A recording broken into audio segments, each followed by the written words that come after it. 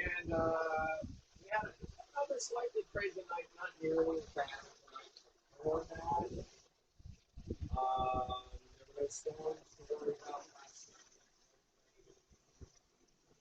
But the seas continue to be very, very big. I'm happy to say today, we're about 8 days, but the space so it's more comfortable. We're still rocking and rolling, but not nearly as bad as the first couple of days. We've opened our ports a little bit to the north, by staying at the water factor system and not drive into it. So where we are right now is the sweet spot. We're rocking and rolling. We've still got 18 to 20 knots of wind. We've still got 2 weeks in May. The seas are not bad, and buzzing along at 7 and 10 knots. Bounce between 6 and 8. And right now, our wind speed is 20 knots. This is a lot of wind. Morning. There, now you can hear us. Hopefully you can hear that, but now it's better. Wait, you didn't hear us before? You didn't hear you? Well, I had the aft cockpit mic on. Morning, everybody. Good morning, good morning. A little Meghan Fabulous update. I had a rough fall last night. I fell on my neck. And at midnight, I was getting up to do my watch, and it was dark in my cabin, and I couldn't turn the lights on until I got out of bed. And a roller hit me and knocked me into the cabinet, and I hit my neck, and I heard the crunch. So, I don't want to cry, because I'm really upset about it, and trying to stay positive, but at this point in my life, I just need the boat to stop moving. I do. I need the boat to stop moving, and to be settled, and to just let my body heal from all this turbulence. And it's not stopping, and I mean, thankfully we only have 870 miles to go, which is probably about 6 days, I think, if we do our math, based on what we're doing now. So, I mean, the only good thing about all this movement is that we are moving very fast. Yeah, you nailed it, 6 days. I mean, I don't even know math, and I look at that. Anyway, so I'm icing, I'm going to be resting, maybe do some minimal press. I will not be in the kitchen today. I made enough pasta for Steve to eat for like a year. I'm just going to be taking it easy. And, you know, especially, like, I know this, and I know that in these rough seas, the best thing for me to be doing is not standing and just laying down and laying on ice. But it's hard because I want to contribute, you know, I want to contribute to the boat. I want to be a good boat bitch. Contribute to keeping your body healthy. Yeah, I mean, at this point, at this rate, if I just continued like this all the time, I'd be paralyzed, and I don't want to think about it. But here we are, and we're going to have a great day, right, Cappy? 6 days away to being on a beautiful, still anchorage and chilling out. And so your mission is just to stay safe and not hurt yourself between now and then. Yeah, so that's the plan. I don't care if I live on cliff bars between here and there. I have great ones, but they're not cliff, they're like macro bars. Or whatever it is, I don't care. Steve's gonna do, there's a pile of dishes more about you. in the sink, and he's gonna do that. We should run the wet dishwasher today. Yeah. If that's the case, then I want to put in the silverware and things to get some extra clean. Anyways, you guys, hopefully I mean, I know the drama adds to people watching us, but right now I just really cannot handle the drama. Yeah, all right. Lie down and rest.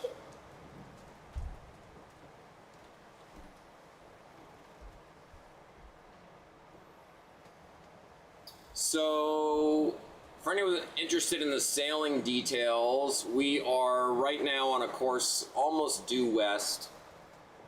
We are broad reaching. We're sailing at a true wind angle to the boat of about 150 degrees. Got my wind angle autopilot set on 150 degrees, what that means for non-sailors is that the wind is coming from behind us on our aft quarter, 150 degrees. So right directly to my left would be 90 degrees, 150 degrees to the aft quarter. 180 degrees would be directly behind us, right? So that tells you where the wind is coming from. I positioned the boat to sail on that wind angle, which is pushing us due west, which is what we want. And that due west course is keeping us north of what's called the rum line. Rum line, R-H-U-M-B, rum line, and that's, the rum line is the most direct straight line course to your destination. And sailors almost never sail directly on the rum line for various reasons, wind angle, everything else. In this case, we're sailing north of the rum line specifically to keep things more comfortable and give us more space between that high pressure system, which is down to the south. The center of pressure is several hundred miles south of us. And so right now it's giving us great wind, but of course the waves come with it. So that's why we're a little rolling. We got to be a little careful. But yeah, as Meghan said, as of right now, I think what we're going to do is we're going to do our daily update for Countdown every day at noon. We'll film it at noon, and we'll, based on how many miles we have left to go at noon our time, we're operating on Pacific time.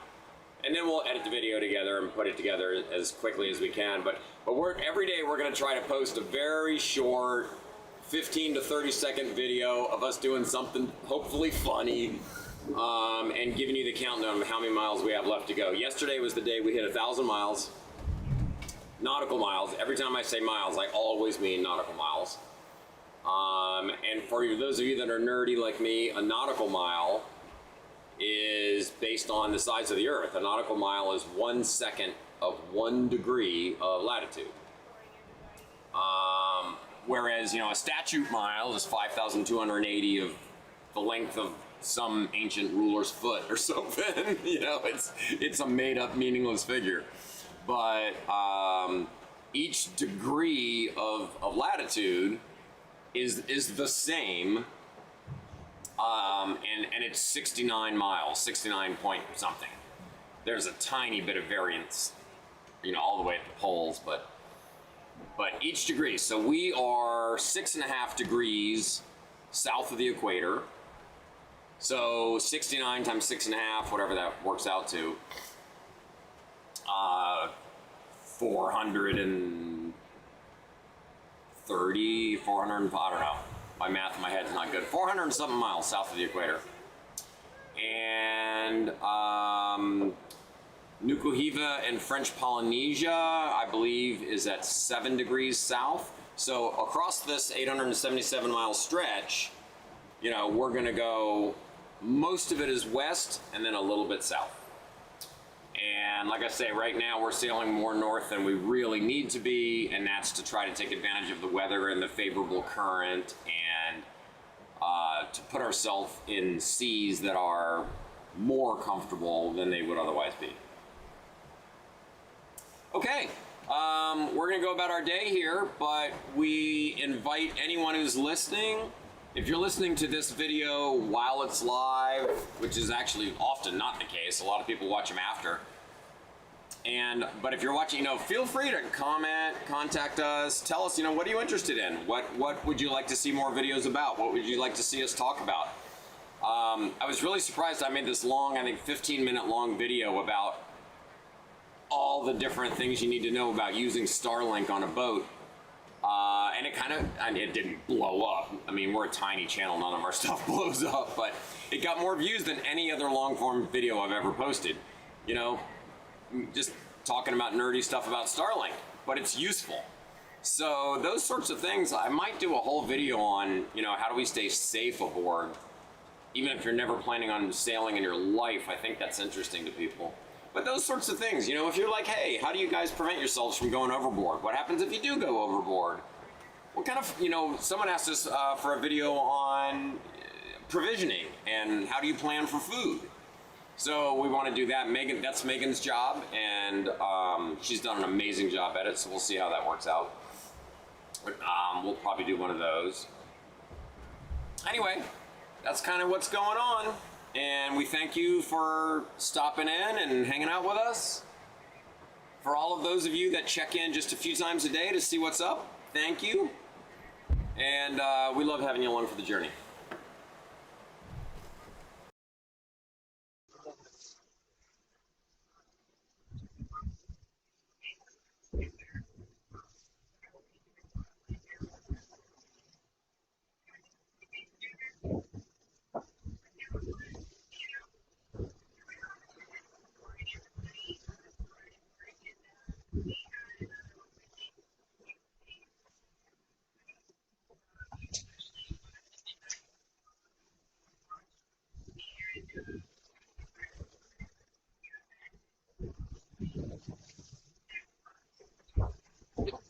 Did you just ask me to do something for the dogs or for? No, I did the dog food. All right, I'm just making sure that like I've done the stuff you asked me to do. The only thing that I need for you to do today is do the dishes.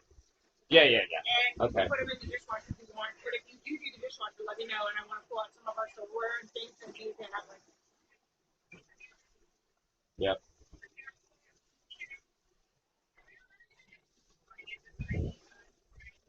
You want more coffee? I can pour some.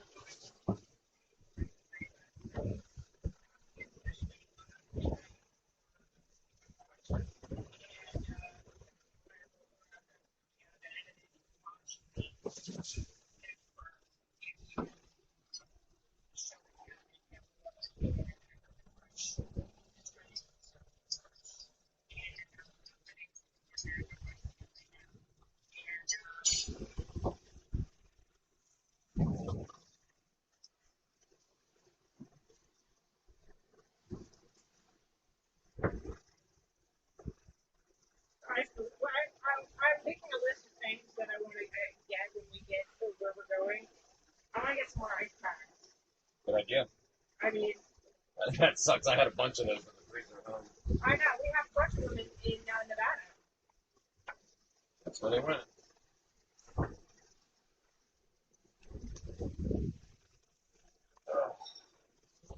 I really love you guys. You do? I mean, I'm here. I love you too, babe. I know.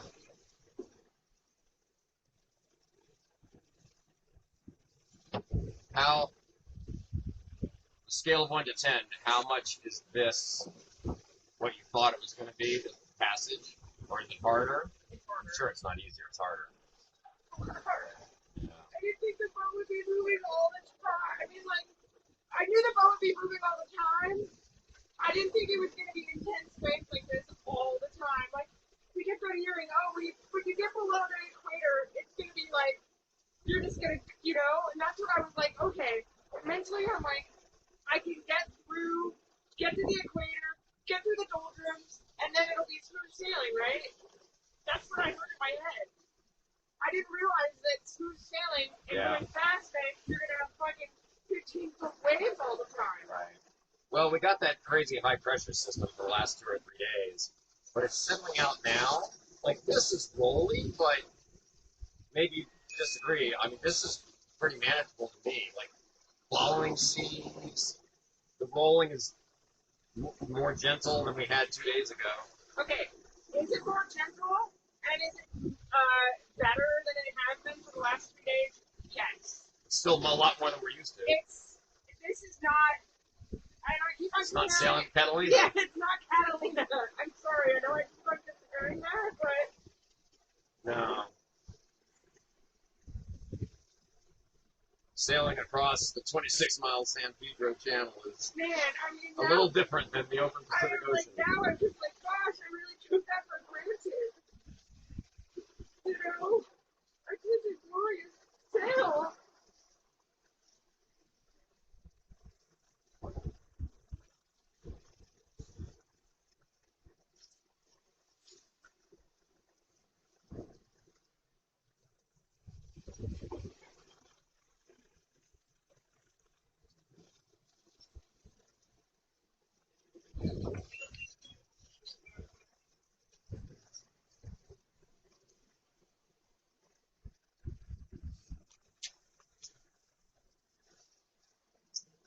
Well, we're in the home stretch. I guess we got that going for us.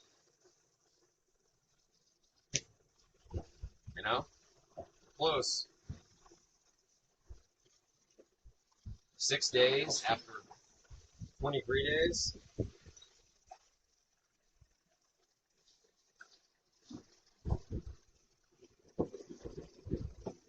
It might even be less than 6 days. We averaged 6.6 the last 24 hours. I mean, that's. But then again, that was with crazy wind, so. That's the only bright spot that I feel right now is like, okay. Almost there. Well, yeah, I know, right? If it means that, okay, we gotta deal with this shit for. I wouldn't even say 6, because I feel like the closer we get there, it's gonna get more Catalina-like.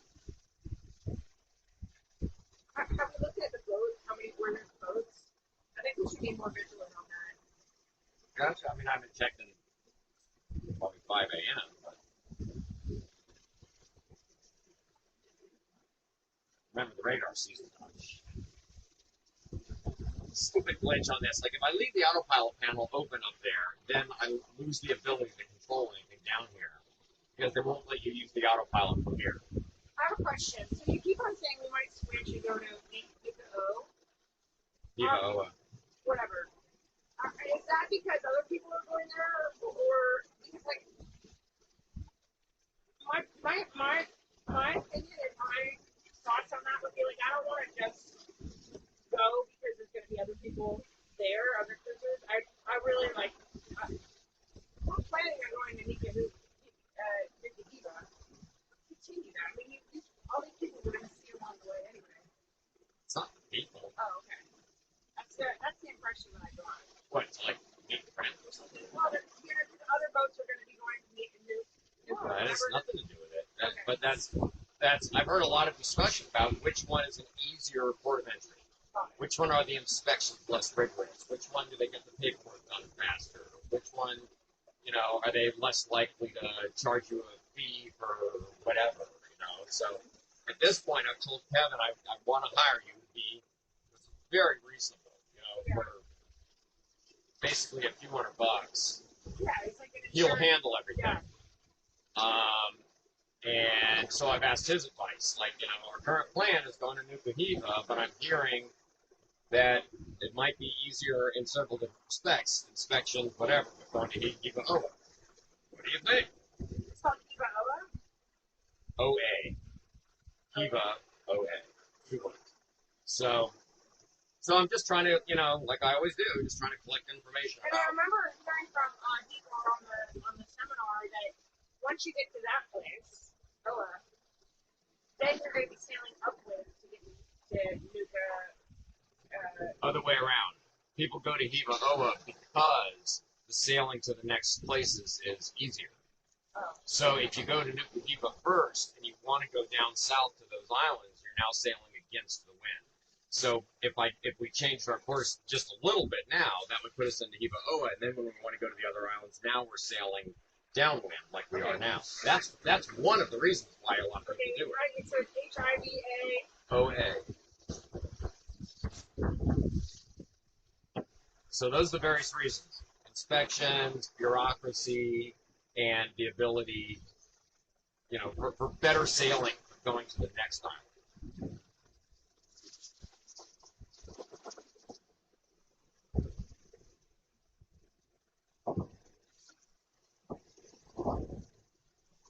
Everything's in French now. Yeah, I know. It's funny because on my phone, when I'm on the internet at night, the phone thinks that I'm in Peru. Yeah.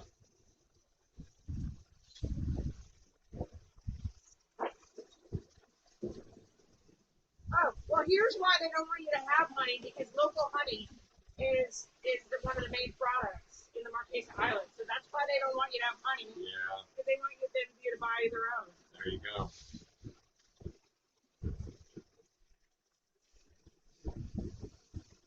I mean, the forecast over the next several days looks really nice.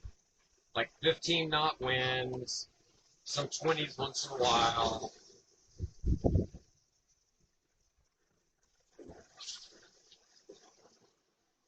All right, well, I mean, at this point, I don't care. I'm looking at,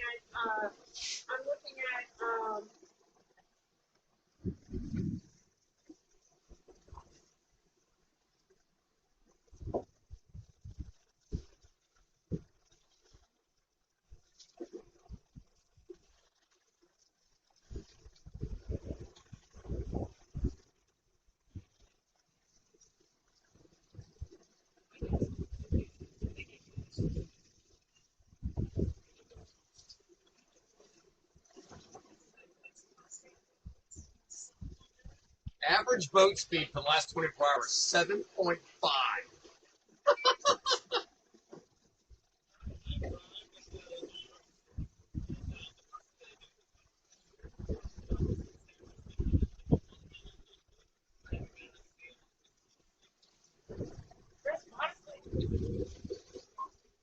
Oh, yeah, I hear that a lot.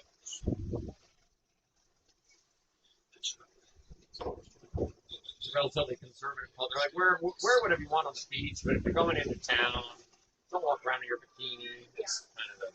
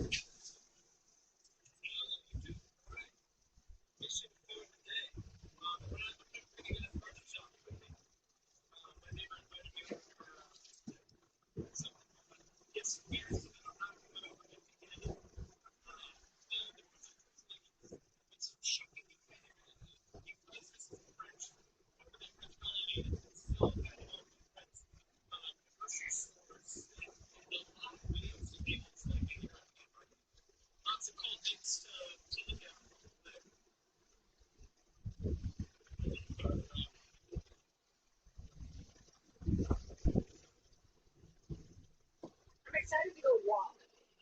yeah.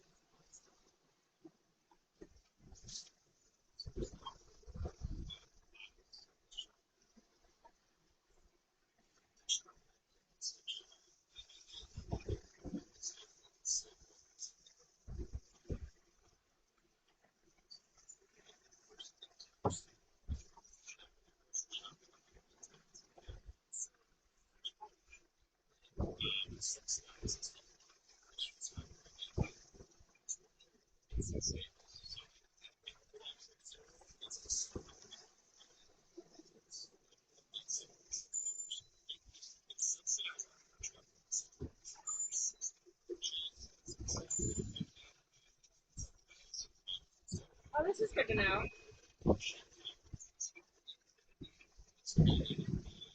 So,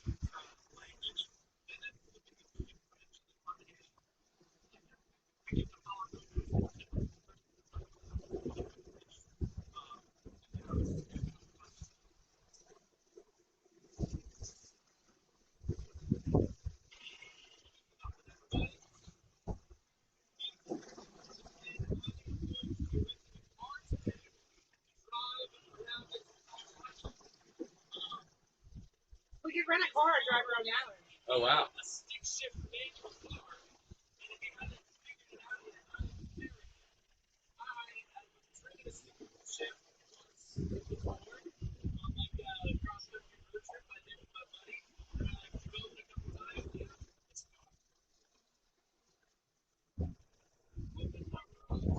We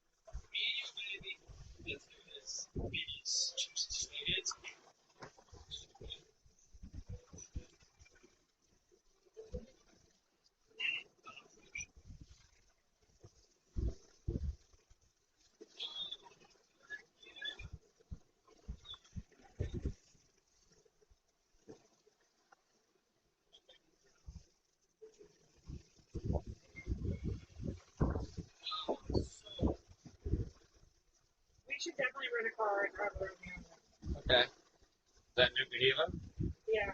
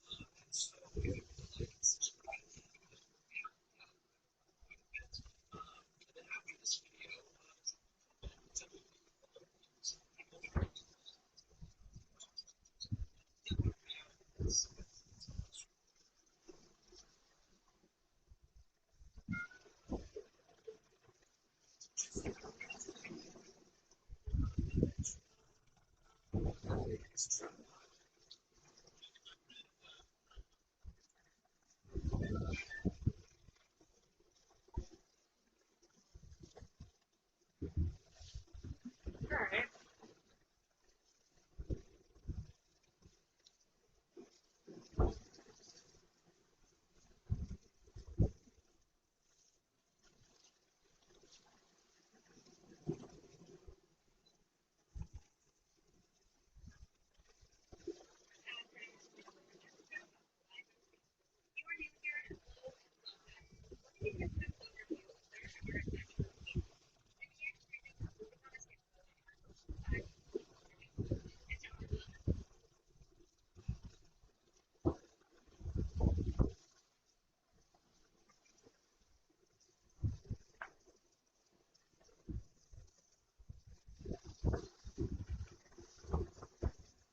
Alright, well, I mean, after reading this, I don't have a preference on where we go.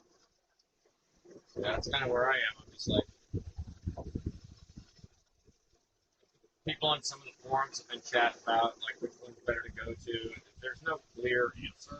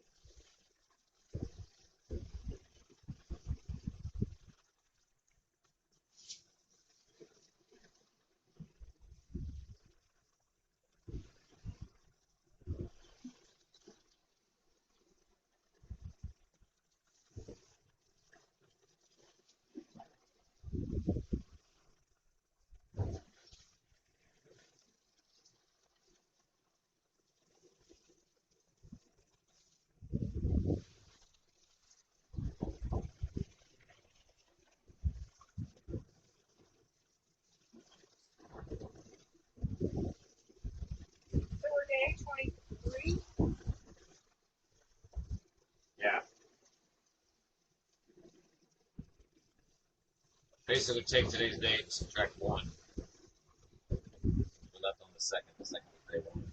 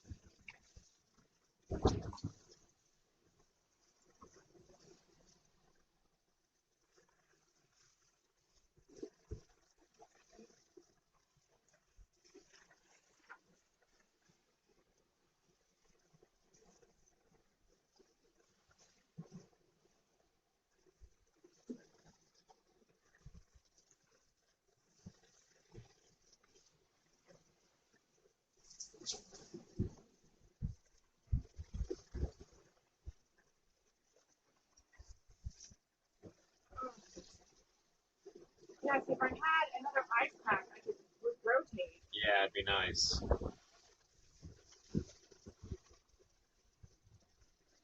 And honestly, like I would have iced this more if we had more. We haven't iced it much at all. And it's still really slow. I'm like, when is this going to go down? This is 2 weeks. Mr. Pickles did not like this either. How about here? Okay, I got you.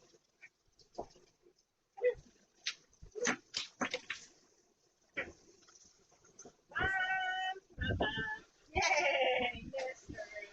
Hi, Mister. I love you. Let's have a good day today, buddy. Let's have a good day today. You got some more, just loving on pickles. Oh, you're my baby. This is my baby. Oh, we got each other. Where you got the baby? Where you got the baby? Oh, okay. Push me away. Push me away.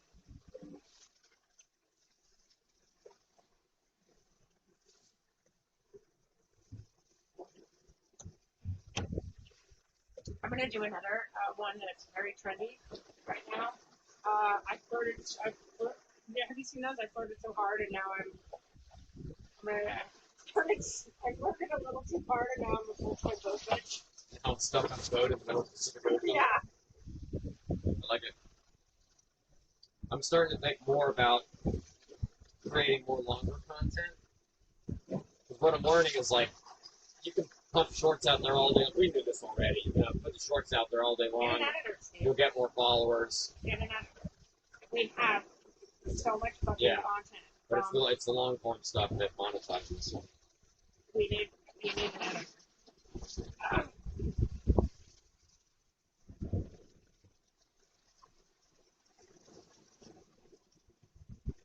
You guys don't get up. I'm not getting you. I'm just getting ready.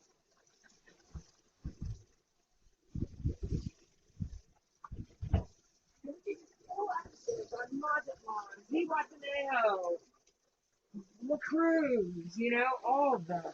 Yeah. I just watched a video, a 20-minute video of a guy walking around a supermarket in Neva, Hookah Neva, whatever. And, you know, what?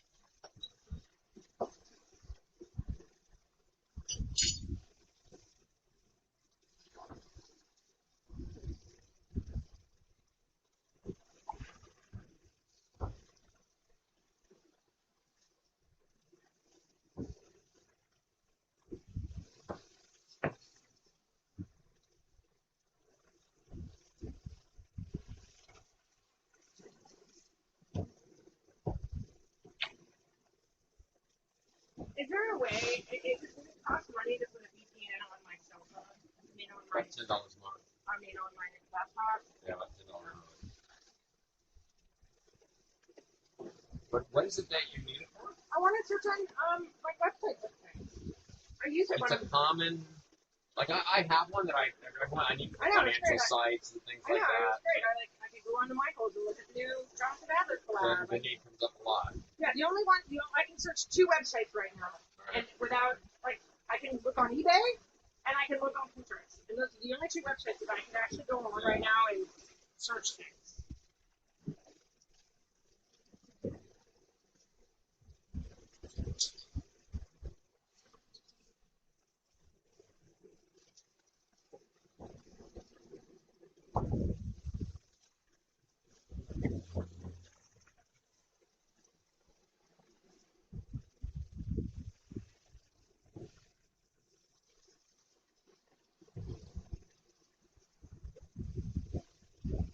Steve, Yeah.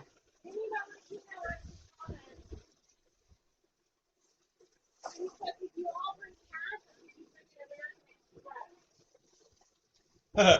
What does that mean? Is the question from a trustworthy person or a scammer?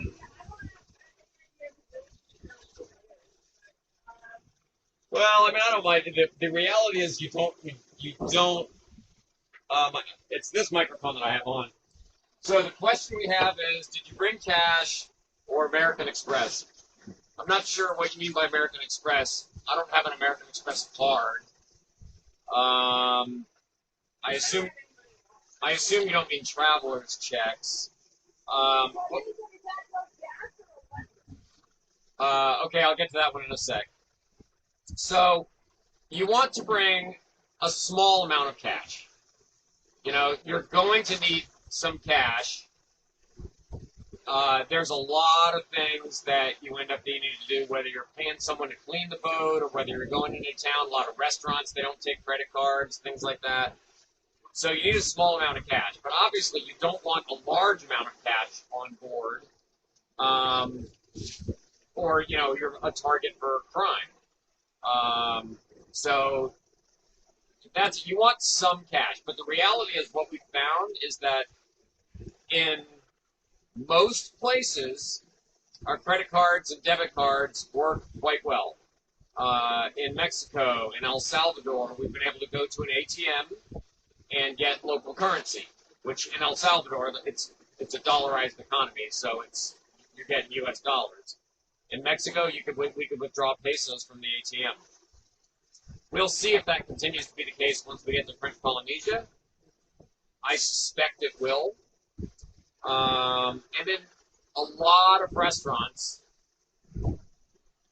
in our experience so far, probably 70% of the restaurants we've eaten in have accepted cards, and so we'll use cards. And if you use a card to buy a meal or anything else, that's how you get the most favorable exchange rate. You know, your own bank will give you a more favorable exchange rate than the local one. That's an important little trick when you're taking local currency out of an ATM. It'll, at least in Mexico, it would offer you the option. The bank that owned the ATM would say, would you like us to convert this currency to U.S. dollars? And then they'll withdraw U.S. dollars from your account instead of withdrawing Mexican pesos from the account. If you're ever in that situation, you always want to say no to that question, because the bank is going to make money by giving you a really crummy exchange rate. So just withdraw Mexican pesos or whatever the local currency is, withdraw that directly from your bank, and your bank will give you the more favorable rate. And they might have a small fee, but generally that's the way it works best. So yeah, that's the short answer. Credit cards and debit cards work in a lot of places, but you do need to have a little bit of cash. Just don't. Yeah, I mean.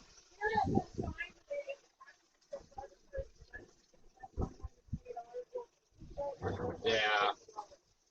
You don't want to make yourself a target. That's the bottom line. What was the other question? Is the boat gas? So, the the boat is powered. Yeah.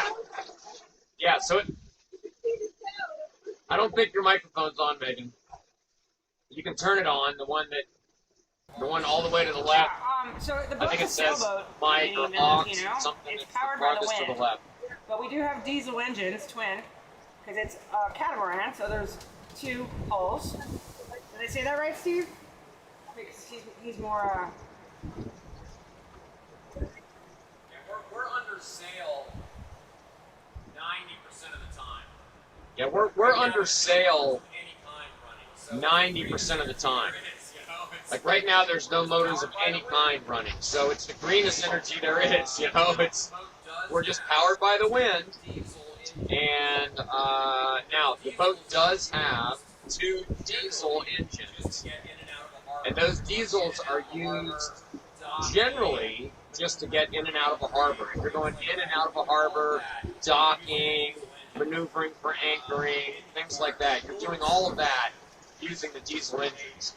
The engines are enormously efficient. They're 57 horsepower. You don't need a lot of power. The boat never goes fast. So we actually don't use a lot of diesel. This trip is different than most because this is a 3,300 nautical mile passage, and there were significant portions of this trip where there was no wind and we just had to motor. So we left the dock in El Salvador with about 300 gallons of diesel fuel on board. and only $50 in our pocket. Yeah. We're broke. And so far we've used about probably 55% of that diesel, which is good. I thought we would have used more by now. We've had more wind than we hoped for, although the wind also comes with waves. That's part of the reason why we've had rough conditions. But yeah.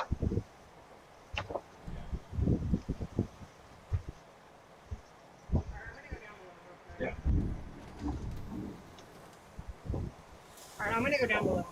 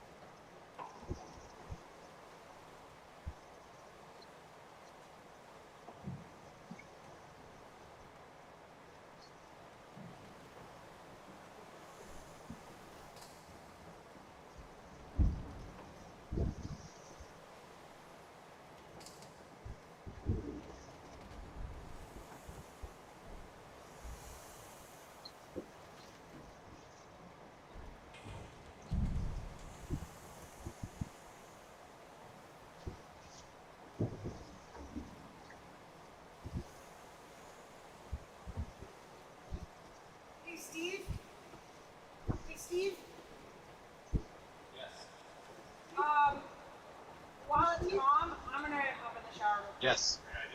While it's calm, I'm gonna have to get a shower. Great idea.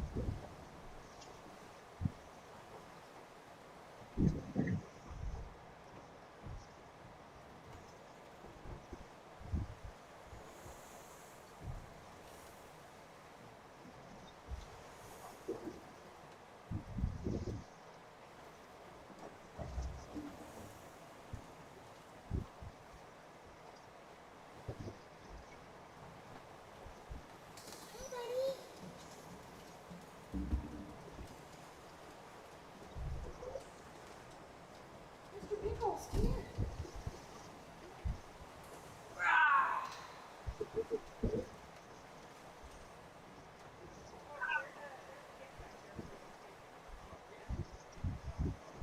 Oh, there's a gift back there for you, Steve. Come on. I literally just cleaned up 2 this You wonder morning when I why I woke up just at jump like 6. in? No, that is not what I'm saying. Don't dare touch it.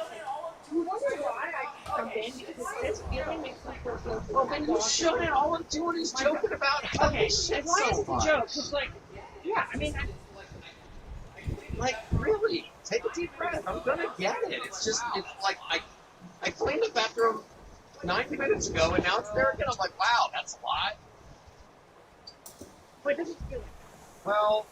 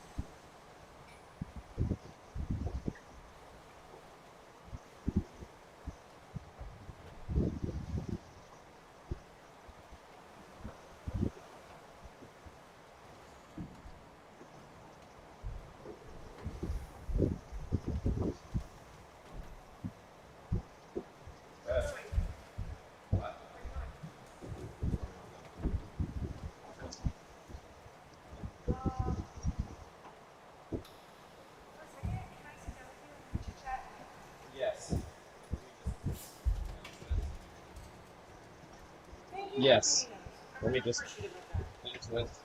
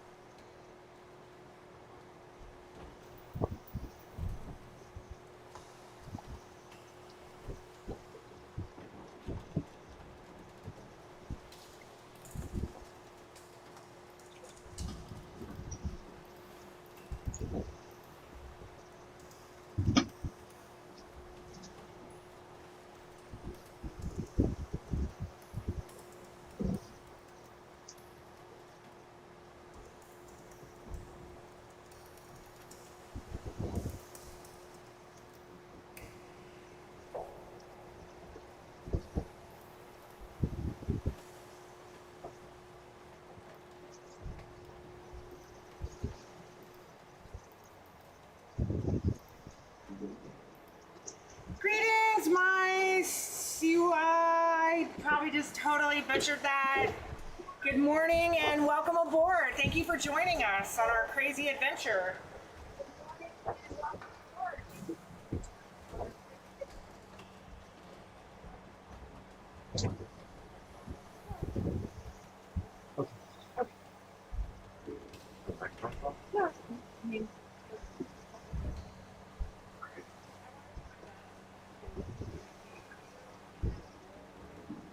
I want to do my best.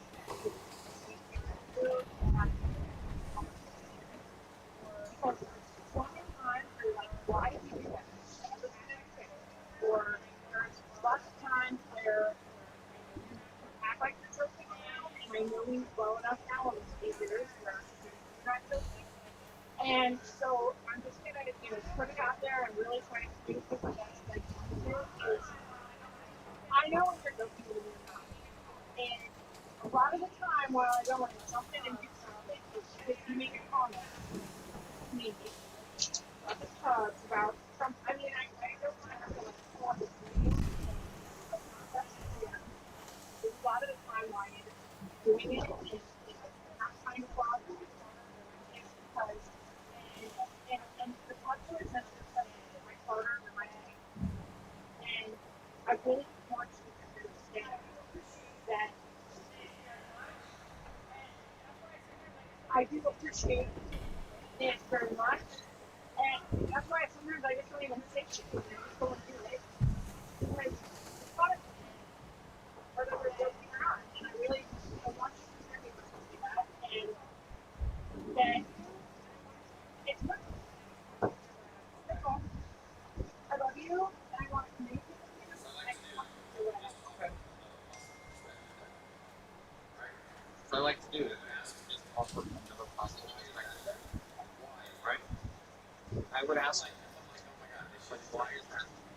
Why is that? Right? If I'm like, oh my God, this shit again. Did you ever say Okay. it was not? It was like a ha ha ha. Obviously, it wasn't. It's all right. You just asked me why is it so. You asked me why is it so, and I'm responding. My response is because I know what you want. My question is, never be funny or feeling when I get that pressure.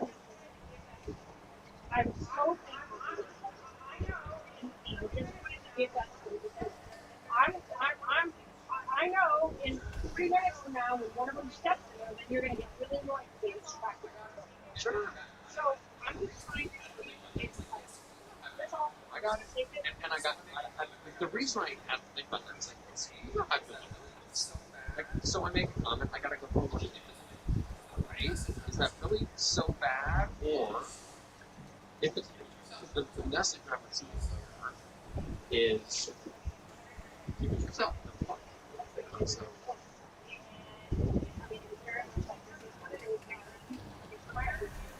And, I was very proud of you. I was proud of you complaining about this. Like, that's what it was. Like, if you want to be with me, this is my life, this is how it is. And look at the things that you did. You're messy, it was stupid. And you got to know it. Like, every time I would bring it up again, oh, the dishes on the sink, the laundry is piled up in the wash machine. It's taken up. Like, it's physical problem. So I'm just saying that that's why I'm just telling you why I often jump into it because I don't get lost. Just like I just think it's hard. I'll edit myself. I'm not saying anything. I'm just asking. Well, you redirect and look at it like, wow, like why don't you like look at the class? They shit over there and not in the middle of my pool. You know? I mean, It's hard for me to imagine a world where I'd like cheerfully jump up and go, yay, I get this. Like, but I mean, I get what you're saying. So it's like maybe it's my actions more than my words. So again, like, you never stop. But I mean, I always knew how annoyed you were about murder. What happens actually? You guys want to get your big picture. I love it. Watching it, my words, all very complexity that they bring to this. most cases, it's very experience. So, like, I would suggest weighing all of that against the comment here. Like, I hear you. I understand this. You don't like hearing, you know how I feel. Why do you have to say that? You're absolutely right. It is. You know what it is. Why you're bitching.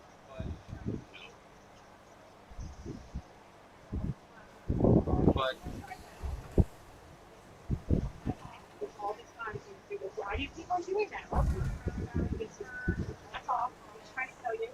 And you keep on going round and round about it. Third, I'll deal with the comments. It's fine. I just wanted to tell you myself. I'm going to communicate here. I thought he did. But does communicate mean Steve just listens and doesn't share his point of view? No, I'm listening to the point of view. Okay. So, like, that's just like, what are you going to do? Like, that might count for something. And all of that versus me if I roll my eyes because I got the whole. But it's like I understand it's so hard all the time. I don't understand. But it's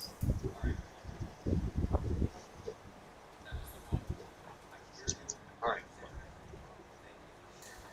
That was the wrong. I hear you. I understand where you're coming from. Thank you for sharing. That's I knew that. Okay. Great. All right.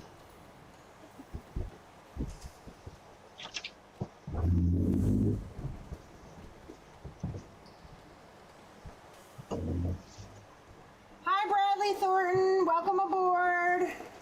Hi, Bradley Thornton. Welcome aboard.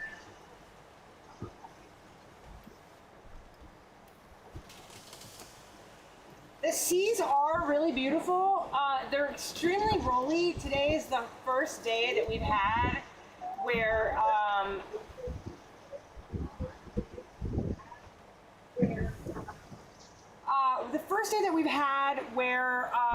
we're not being slammed.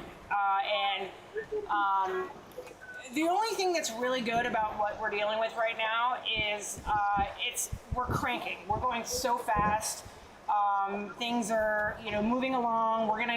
Originally we thought, wow, do we have 12 more days? And now that we do the math, we probably have 6 to 7 more days.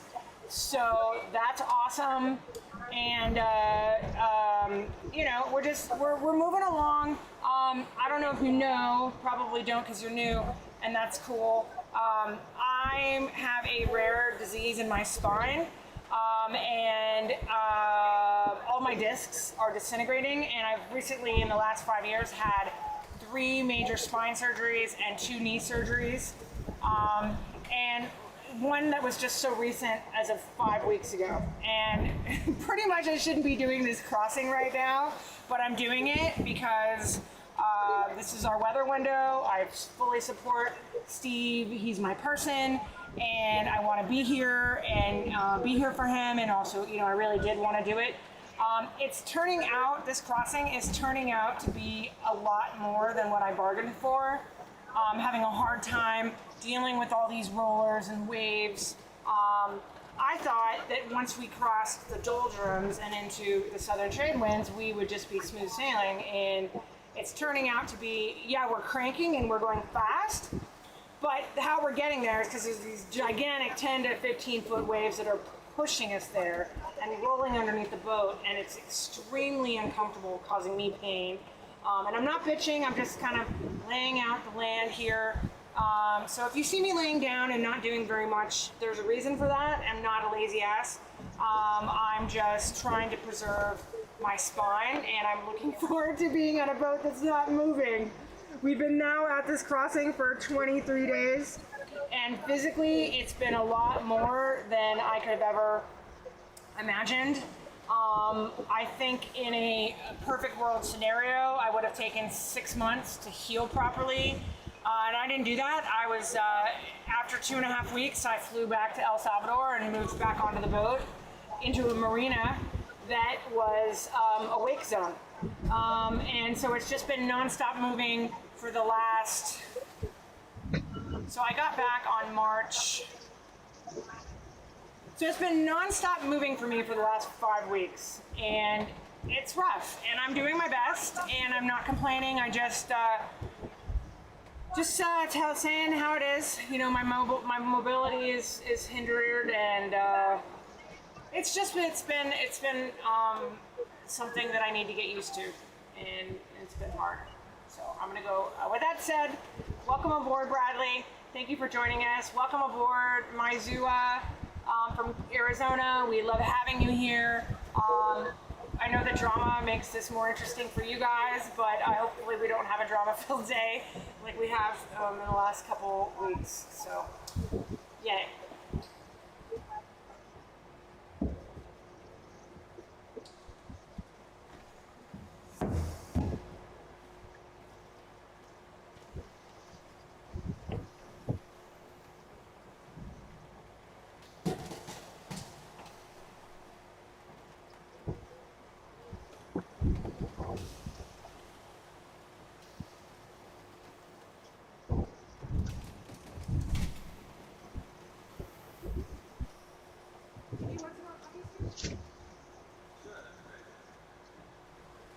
Did you want to know puppies, Steve? Sure, that'd be great.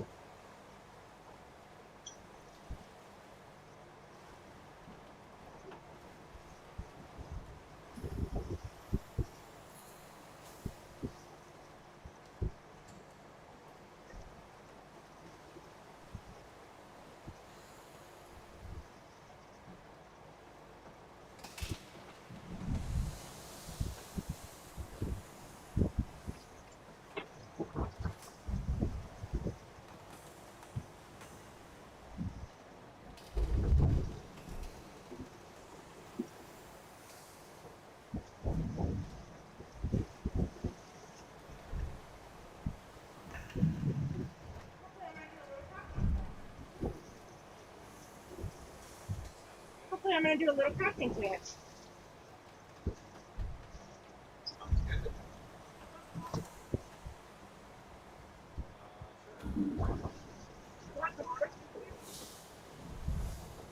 Sure. Great. Crafting? Yes. Just commenting, this feels like it needs to be smelling. Just commenting, this feels like it needs to be taken out. It smells.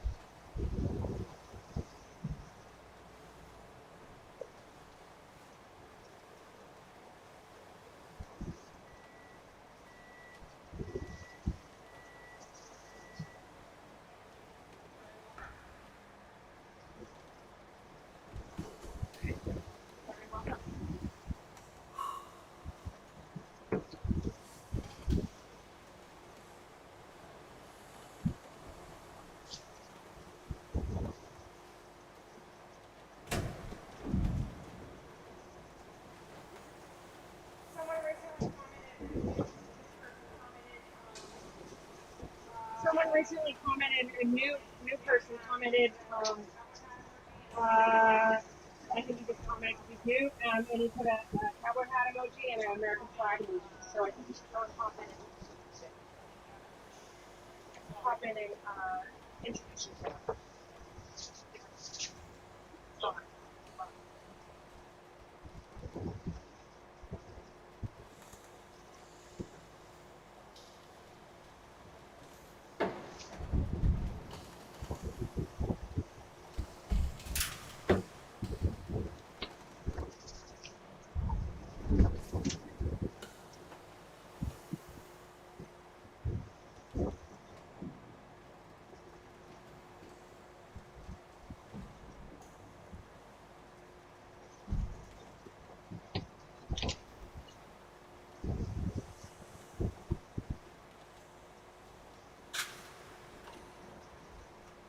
Mr. Pickles, you want to come and sit with Mommy?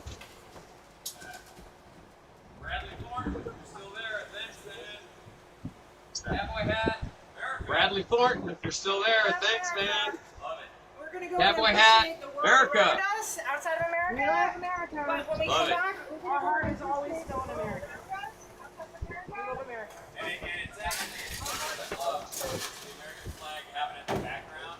And it's actually, it's one of the things I love too, is the American flag having it in the background. I mean, it's required to be there because we're a U.S. flag vessel, so it's there for, it's We are required proud anyway. Americans. But mine's bigger than Proud required. patriots. That's what we are. We are proud Americans. Proud patriots.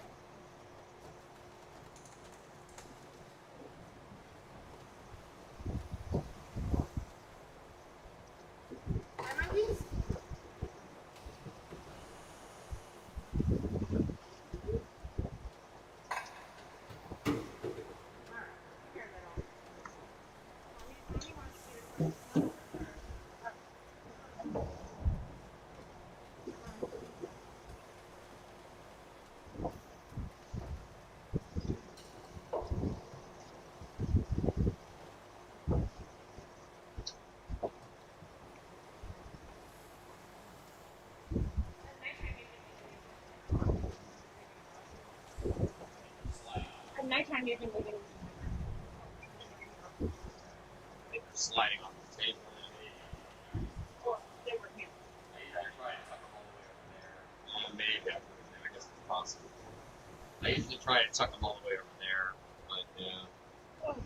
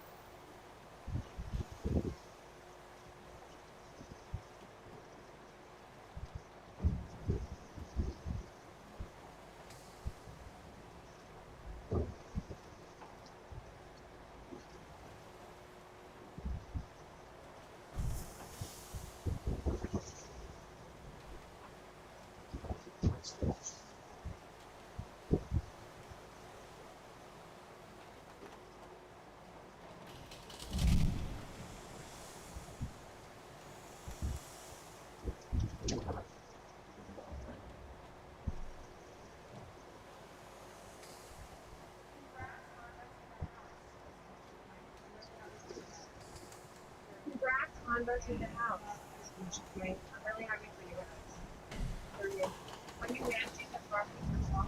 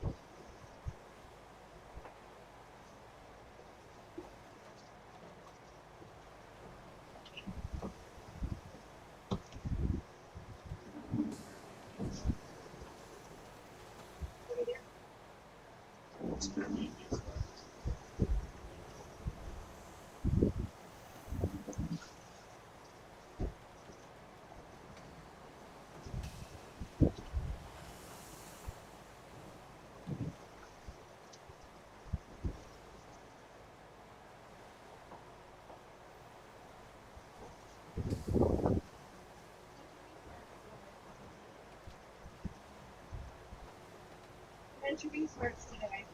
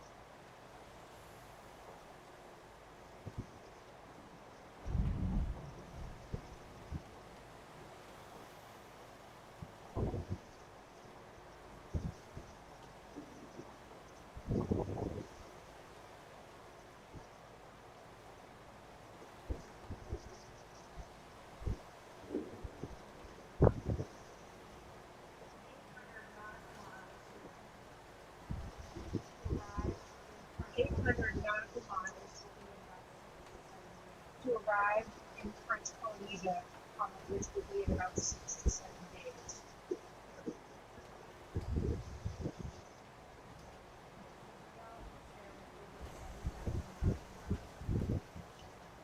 We've now sailed over 7,000 nautical miles since the beginning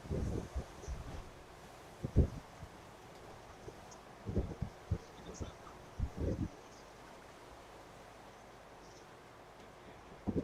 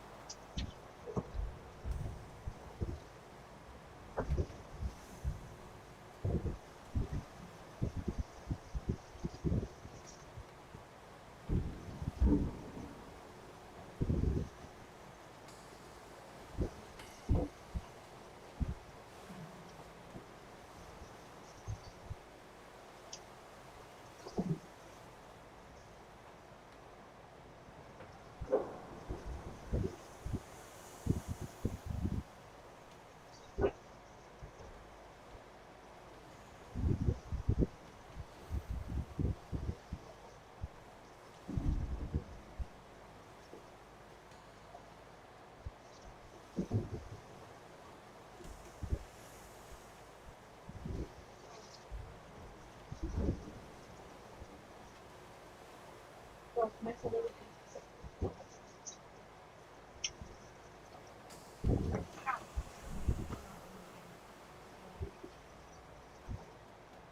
I can't wait and stand on the ground.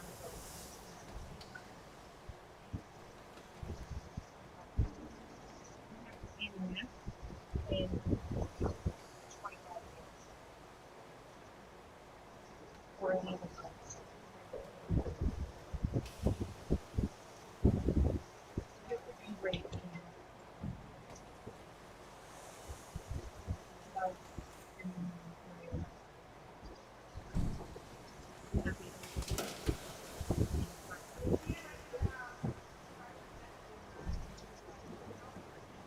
she interrupted her house, started messaging her, and she's like, how are you doing? I said, I prefer not to put that in text. Yeah. I let her read it.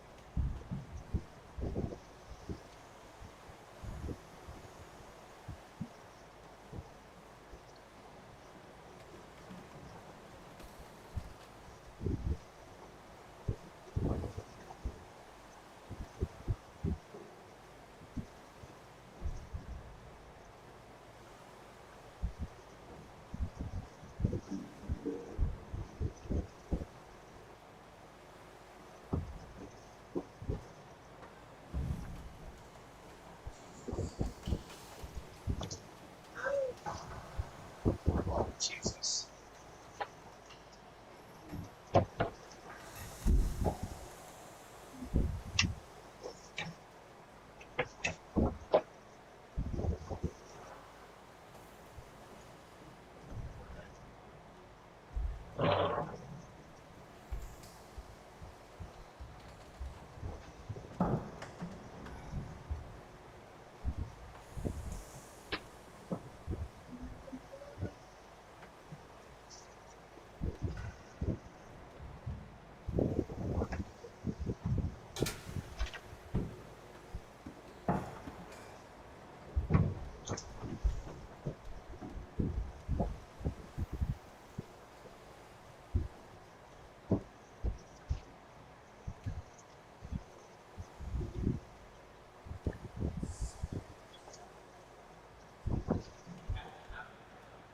Some way that's important. We have to have them. What? Find some way to get those boards more organized. It's just, if we have to have them here, but they keep. Yeah, I took them every day. What? I mean, I mean, I'll try. I have an idea to put a clamp up there and try to. It's. Yeah.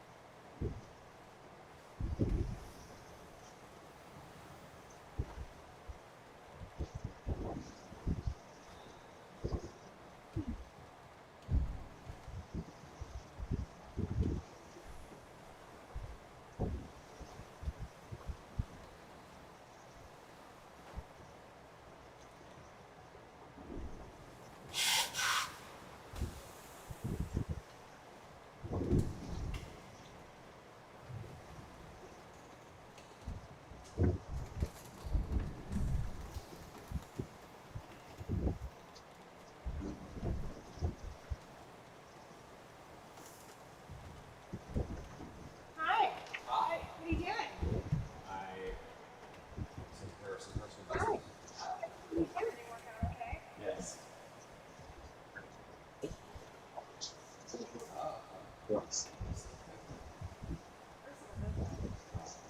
Oh,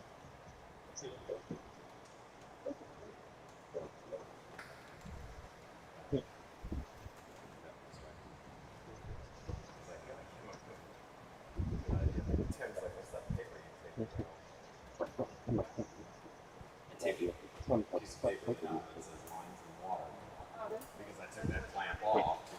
Things for that. I wanted to use plastic to take that clamp off. Oh yeah.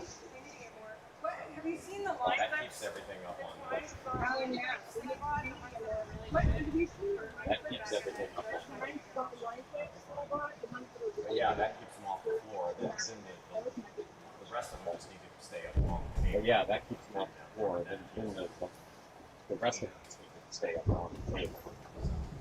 Be aware of anything as they're running around the desk.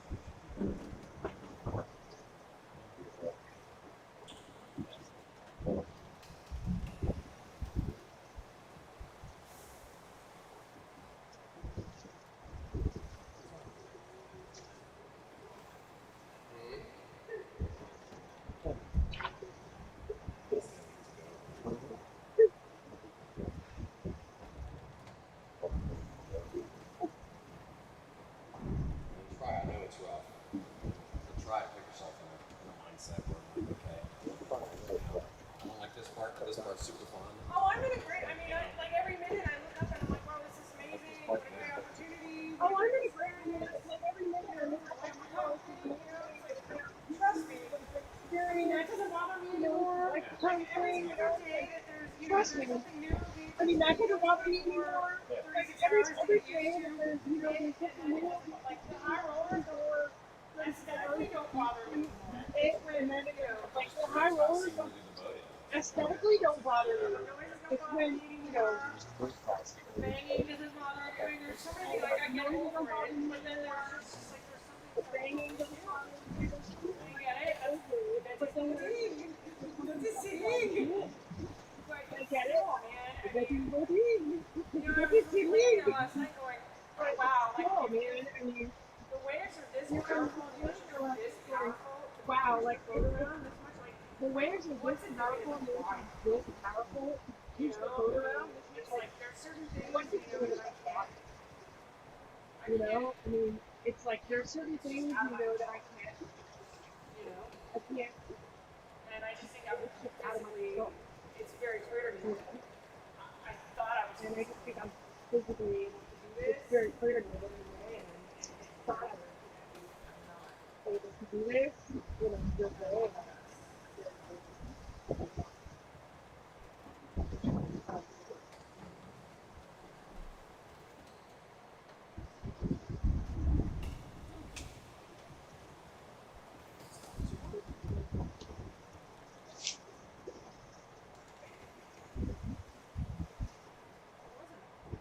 Yeah, okay, no. I'm just trying to listen and Okay, no. I'm just trying to listen and enjoy.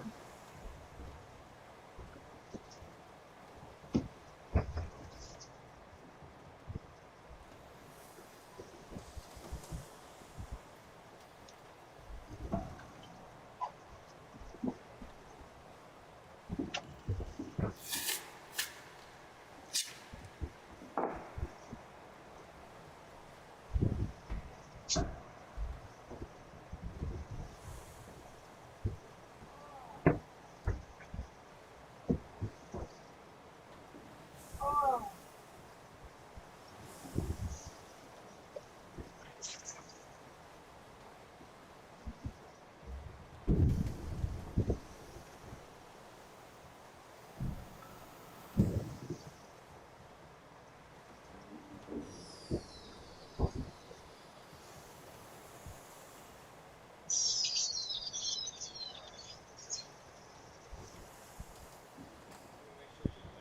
Alright.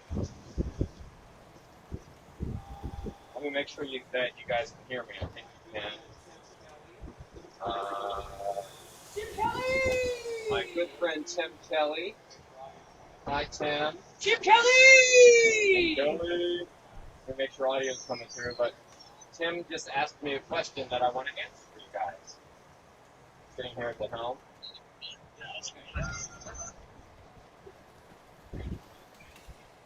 Yeah, okay, audio's good. Okay, so what Tim asked me is, what is that piece of paper that you just put on the helm? So he saw me walk up here, whatever it was, 20 minutes ago, and put this piece of paper on the helm, and I just added a little bit of, well, I'm going to take it back off and show you. Here's what it said.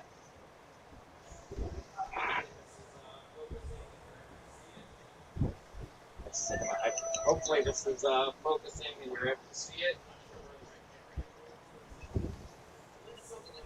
I'm not sure where the right camera angle is. So at least something out of focus here so you can read it. But what it says is lines in water. And the reason that's there, and by the way, for what it's worth, I'm taping it to the helm with a product called gaffer's tape, which, if you're a fan of duct tape, And it's perfect for crafting. and you Gaffer's don't, tape is greatest ever. masking tape. No, this is that painter's ink tape, That's right? painter, yeah, it's painter's masking Oh, tape. it's not the same Gaffer's tape is a different thing. I'll show Oh, you. sorry. I Yeah. retract my comment. But gaffer's tape is very similar to duct tape. But gaffers, I guess, are people who build sets and things like that for movies and plays or whatever, I think. But anyway, it's basically as strong as duct tape, but it has an adhesive on it that's easy to remove and doesn't leave a residue. Duct tape leaves, crappy adhesive all over whatever it's sticking to. This is very clean, and I can put it there. So the reason why I take lines in water right over top of my helm is because, and I'm actually working on a YouTube short video explaining this and demonstrating it. But in order to deal with barnacles that grow on the hull, along the side of the hull and below the waterline, as I proved the other day, if anybody saw that, but I tried to go in the water and scrape them off, and that was an absolute fool's errand. I mean, anybody that's done this passage or saw me, would have been looking at me going, bless your heart. If you've ever spent any time in the South, no, bless your heart. Yeah. Anyway, there's no way I could have done that. So the only way we can kind of fight against barnacles growing on the hull is I take a long line, a rope, and tie it to the bow and let it trail along the entire hull. And then the sea, the water pressure, holds it against the hull, and it sort of washes up and down like this based on the motion of the ocean. And that knocks the barnacles off the hull. At least some of them, not all of them. But it makes it, better than it otherwise would. So that's a nice little technique. However, since you have a line running down the side of the boat, you can only do it while you're sailing. If I were to start the motors right now and start turning the screws, that could very easily wrap up in the prop, in which case the motor will stop running immediately. You might damage the output shaft of the sail drive. If you've lost the motor, you've lost your ability to maneuver without the sails anyway. So very, very dangerous. And when the lines are in the water for days, like I haven't started the motor in, I don't know, a week. So it's really easy to forget to walk up here and say, oh, okay, we need to do whatever, turn up into the wind, or when it's time to come into harbor, fire up the motor and start motoring, and then before you know it, you wrap the prop and then you're screwed. Or if there's an emergency, too. Or if there's an So, emergency. like, if for some reason, if Steve were to fall overboard, God forbid, Good example. and now I have to go and retrieve him, it's going to take me 15 minutes longer to retrieve him because I have to go now pull those lines out of the water before I even start the motor. Yeah, that's a great example. If I were to go overboard, you can always sail back to me, but that's hard, and you have a lot less control over the direction of the boat. So if you I've always told Megan, just fire up the motors, furl the sails if you have time, but frankly, if you destroy the sails saving my life, so be it. But if I was in the water, and she were to start the motors and then wrap a prop, boom, she just lost her ability to rescue. So, pretty important stuff. And I've actually thought about trimming them shorter so that it wouldn't be a risk, but then you lose the benefit of not being off the hull for the last 8 feet. But Steve's not going to fall. Where does this stone fall over? Well, I'm just not going over. Anyway, that's what the paper is. Thanks for asking, Tim. Hi, Tim Kelly. Say hi to Kimberly. Whit just asked on WhatsApp, not on here, but he said, how's Nick connected? So I guess I'm going to tell him I'm fucking... I'm in so fucking right now. But thank you, Whit. I appreciate it. Tell Maria we said hi. Tell him I took... Maria and I are now friends on Instagram. Oh, really? Nice. Yeah. I like her.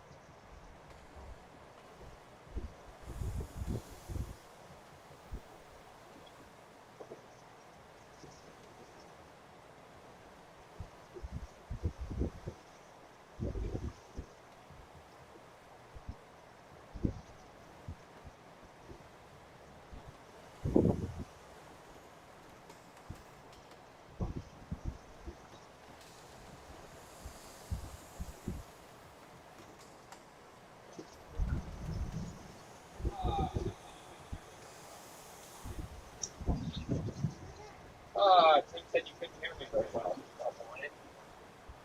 Pretty good. Yeah. You try the microphone.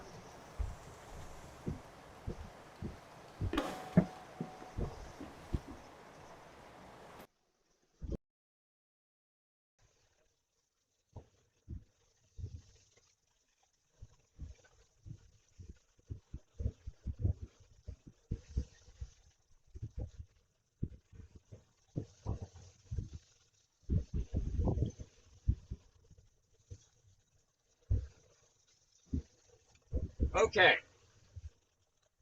Tim said that I was muffled and you guys couldn't hear me during that explanation, so I will do it over. But Tim, message me and confirm if you can hear me well now. I changed the microphones. Now I'll wait for the 20 seconds for that to go through. I feel like I'm calling from the moon.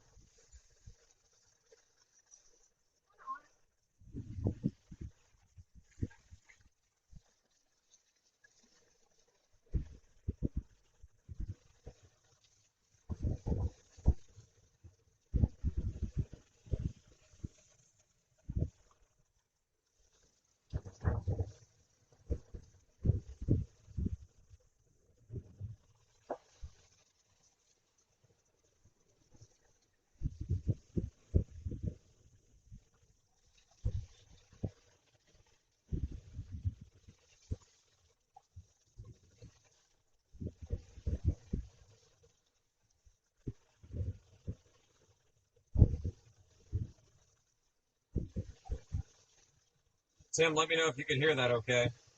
Oh, I see you typing.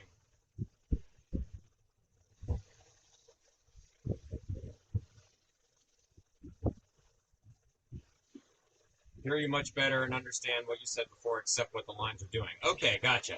All right, so I won't re-show that. The paper says lines in water, and the point of that is so that we don't forget that there's lines in the water and start the engines and wrap a prop. Hopefully everybody kind of understood what that was about. The reason the lines are in the water is because, you're right, Tim, good guess, is that barnacles, while we're sailing through this nice warm 84-degree water, barnacles grow on the bottom of the hull. So by tying a line to the bow and letting it run alongside the sides of the hull, the motion of the boat causes it to wash up and down the hull, in a way kind of scrubbing the hull and knocking the barnacles off. So it's not perfect. It's not as good as going down there with scuba gear and a scraper, but it's the best we can do for now, and it'll make me have a lot less work once we get to French Polynesia. But somewhere after we arrive, I'm going to have to put on my scuba gear, take my scraper in a nice calm anchorage, and go down and spend probably an hour under the boat scraping barnacles off. So that'll be fun.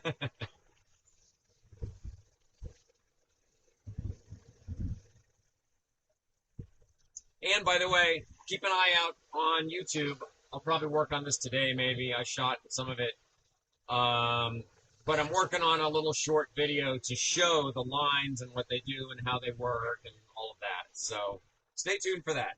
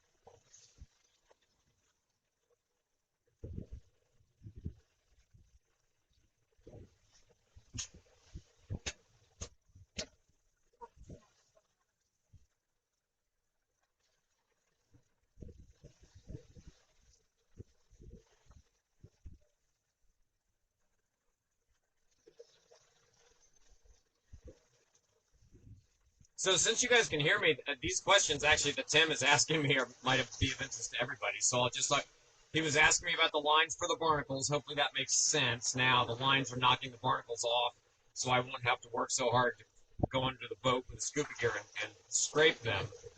And he was also asking, do they check your boat before you're allowed into the harbor? And there is a biosecurity government agency in French Polynesia, and you have to I think you just answer a questionnaire. They're much more concerned with what you have on board: food, organics, house plants, pets, all of which we have. So we're going to be a complicated clearance. But they're not so concerned with, my understanding anyway, with, the bottom of your hull, because I guess it's pretty typical there. However, if you want to go to the Galapagos Islands, my understanding is that to get into we chose not to go to the Galapagos. It's minimum of $5,000 to take a private sailboat in there. They almost certainly would not clear us because we have dogs on board. Overall, and it's much farther south than we wanted to sail. So all in all, it just didn't make sense to go to Galapagos. But they are very strict about you cannot enter within 40 nautical miles of their waters, of their shore, without a certification of a clean hull. So you have to get your hull cleaned professionally, I believe. I didn't study this because we're not going, but you have to have professionally cleaned offshore within some short period of time before you arrive, and then be able to present certification that your hull is clean when you arrive in order for them to allow you into the country. I've also heard stories about them doing inspections of the hull below the waterline using GoPro cameras mounted on long poles.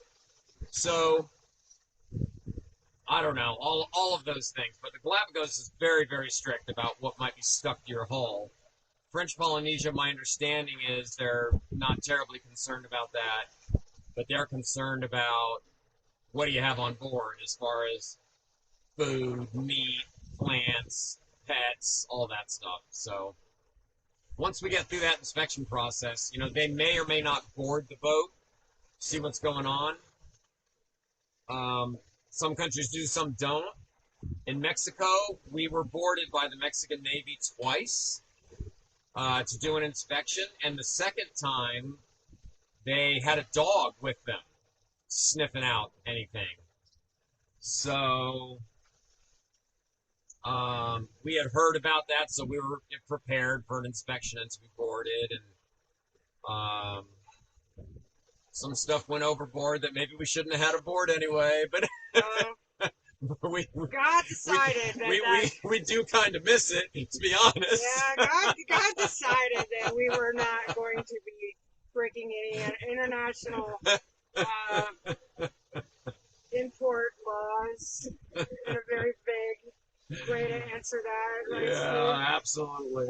I mean, once we heard about, dogs. the Navy coming on board with a dog to do an inspection, we're like, okay. And we later found out from somebody, now, the fact that a sailor would know what level type of dog the Navy has means he's into some shady shit prior to becoming a live-aboard sailor. But after the fact, we then found out from a fellow sailor that the drug and firearm sniffing dog was not really, like, he's kind of there for show.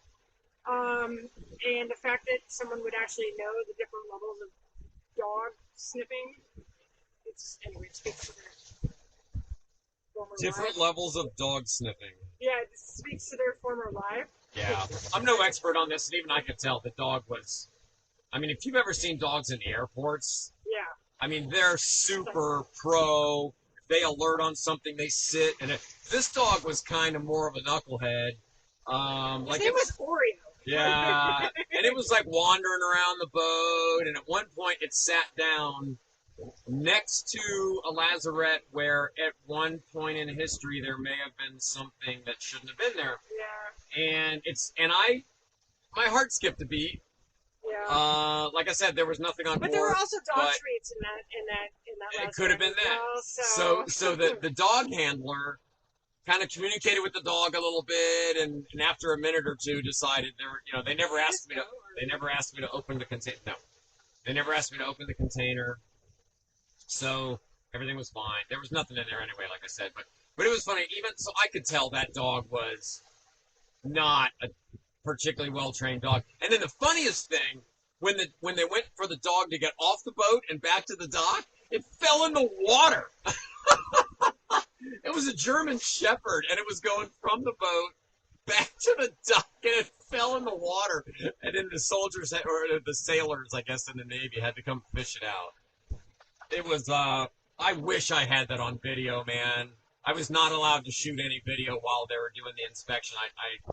I wish I'd had a pair of Meta glasses or something, because it was hilarious. When that dog went in the water, oh, it took every ounce of strength in my soul to not laugh my butt off.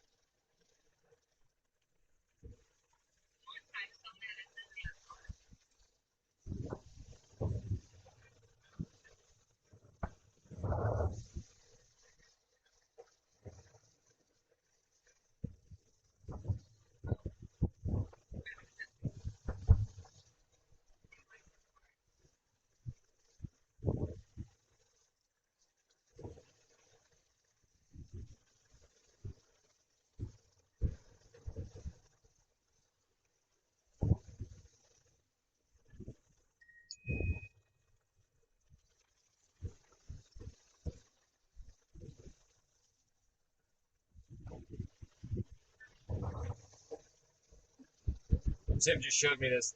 There's a channel. There's two girls crossing the Atlantic, streaming 24/7. Only one camera though. He was telling me that their cat is so full. It's a problem I have.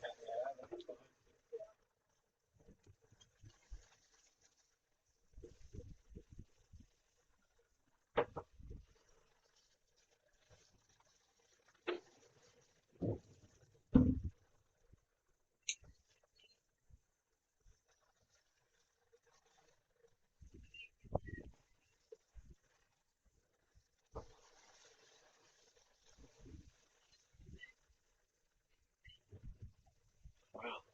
They have a little thing right down at the bottom of the frame that says, help me support the crossing with Venmo information and stuff like that. Oh, yeah, I kind of like that. It feels like sitting there with a tin cup. Yeah.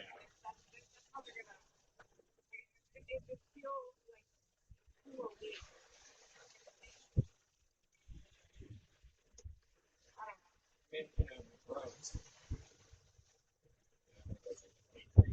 Yeah, but that's different. That's a very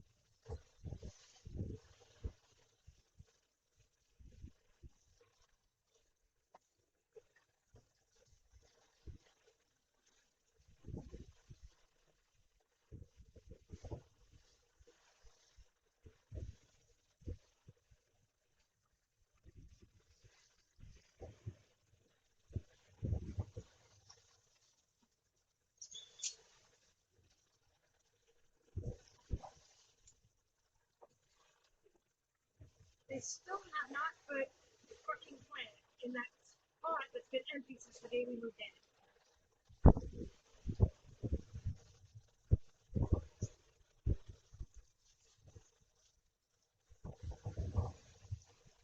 It's great.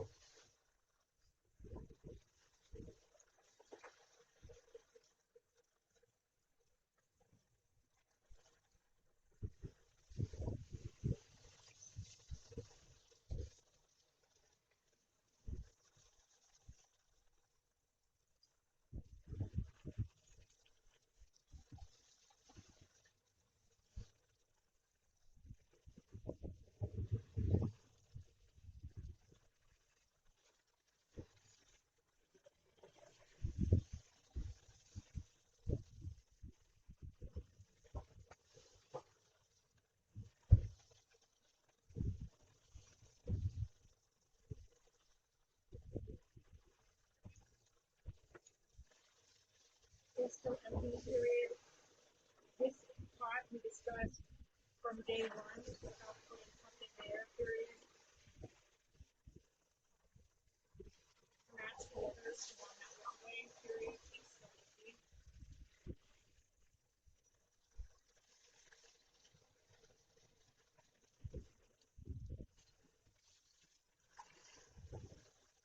I'm not sure if this is the one that you replaced or what's going on with this question mark. Really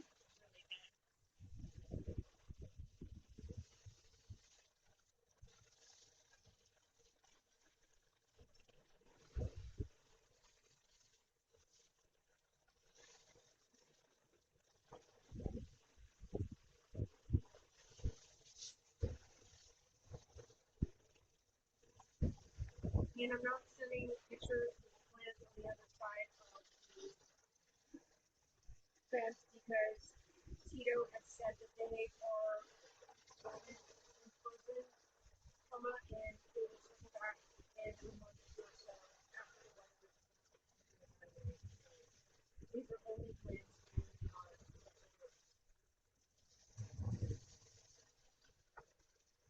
discussed.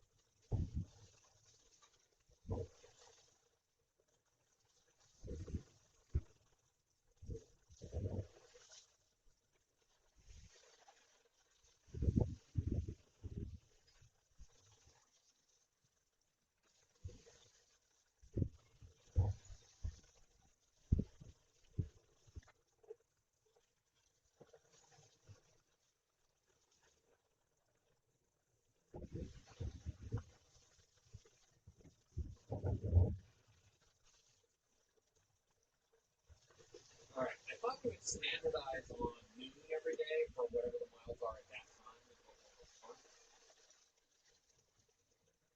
That'll give us time to shoot a quick video and get it posted. You know, like, it seems like we perform better if we post between like 12 and 5. You know? What do you feel? Yeah, so I mean, all the graph shows, you know, when are your people active? And YouTube at least apparently bases a lot of the algorithm decision on what happens in that first hour. Yeah, so on Instagram, our hot time post is Oh, okay. it's always in the morning. So that's why Well, then maybe we do it one day later, the next morning then? yeah, I'm not gonna like we've been voted yesterday. So I think we don't need to share. I mean, just stories. I don't think we need to share anything on Instagram today. Yeah. Unless we do our update on story. Yeah. I think what your messages for your telling me what to do.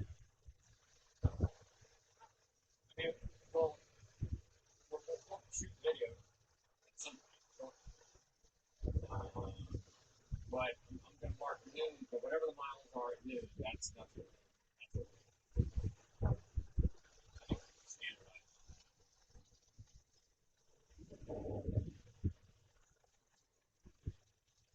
Well, yeah, I had seen in the video that we're doing the countdown on YouTube, right?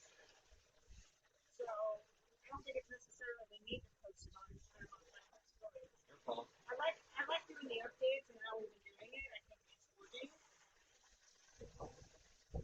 So that's what my feeling on that. Yeah.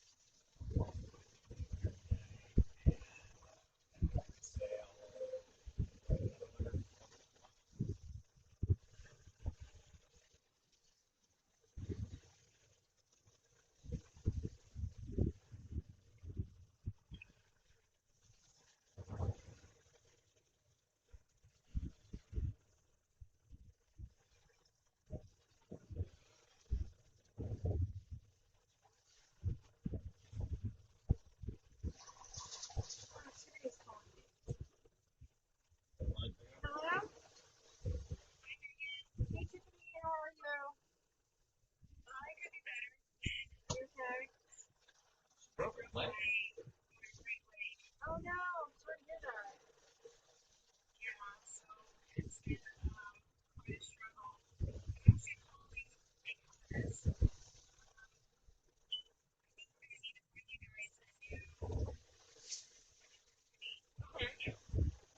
Okay. And so your guys' mom is because I know everyone was twice and it was Tino and then I broke my leg and Tino fell off the bar and it was just okay. And the project is just too big for him and I'm so sorry. Like I stopped to thank you. Yeah, why don't you shoot them in the text here, and then so I mean respectfully understand your decision. We would hope that you would at least tend to the property as best as you could until we find a replacement. Yeah, for sure. He didn't say that we got much of a crowd for us. He said there's no way to build that crowd without that bush. So we would have to replace that bush quickly. Okay, that's fine. But I mean, at least like, so it's more about like it's growing out. Like it's fine if it's in there, you can't get rid of it. But can we at least trim it back? You know what I mean? At least to make it look. Yeah, just make it look nice. Okay, yeah. And then you have like plans yesterday. I came one day and to just water everything. And I noticed that the plants that I got they didn't plant those. So they planted those yesterday. Let's see how more common plants. And so it's been slowly like been pretty decent picking weeds, grass, landscaping, and everything like it just out of house. Like it's just it's if we have you on a rough day and everything, you don't go anywhere else in Malaysia. Right, no, I understand. So our property is too much, it's bigger than your business can handle. I understand that. And yeah, so I understand. I understand. Our business is too big for it's too big for your business to handle at this time. I understand that. So where we're at is if you could please just keep up with the weekly maintenance until we can find a replacement because obviously Steve and I are in the middle of the Pacific Ocean right now. There's no interviewing and we're gonna have to have Alicia, the property manager, do it on her free time, which she manages a handful of other properties. So this throws us a curveball, especially since I was there and you said give us a chance. I guess the frustration comes from I was there physically with you, and at that time you said give us a chance. I had a stack of business cards from other landscapers that Star Nursery gave me that I could have interviewed personally while I was there, and you said please give us another chance, which we did. And now let me finish. I just want to finish. I just would like to finish. Okay, I understand you broke the leg. I understand that happened. You broke the leg, you got a speeding ticket, all these things. I understand that life happens. But I'm standing in front of you, and you told me that we can handle this. We fired the guys. We got this. All these things. So we did give you a chance. And here we are now. I'm in the middle of the Pacific Ocean, and I cannot just get on a plane and fly home to interview gardeners. So, out of just respect, business respect, and respect for us giving you another chance, if you could just continue the maintenance until we can find a replacement, that would be much appreciated. Yeah, I already said that.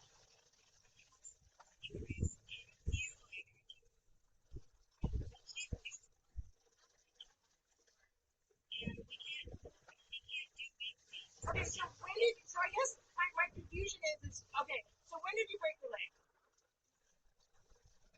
2 weeks ago. Okay, 2 weeks ago. So you and I physically met almost 6 weeks ago. So there was 4 weeks in between that you and I had discussed and walked through the property that we had talked about all those pots, and now I'm 6 weeks later, like I'm trying not to micromanage because you accuse me of micromanaging the property. I'm trying not to. You did. I have it in a text. Then you told me I was micromanaging the property, so I waited waited 6 weeks from when we last talked to have Alicia walk through and hey, what's going on with the plants? And so 4 weeks have passed, and we're still not even up to snuff on where we were when we discussed. So I'm just going to leave it at that. It's fine. It is what it is. If you could just continue the maintenance weekly, whatever you guys can get done, we'd appreciate it. We'll do the interviewing process and finding. If you have any references, that would be awesome. You know, I would appreciate it. Awesome. Okay, Steve, do you have anything you want to chime in here? All right. Okay. We'll keep you posted on finding a replacement, and I hope you feel better. Thank you. Appreciate it. Okay. Bye bye.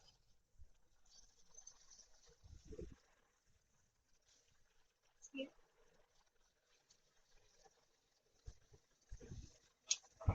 Yeah, I know. I mean, I'm not I surprised. figured they were going to quit at some point. Yeah.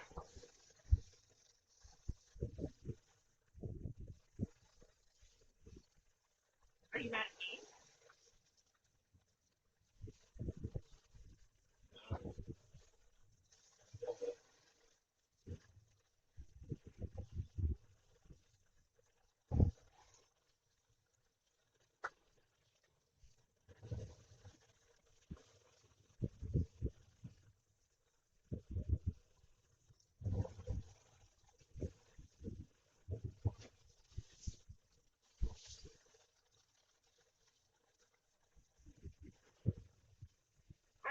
I guess it just, I guess it just sucks because, like I said to her, this is where I feel.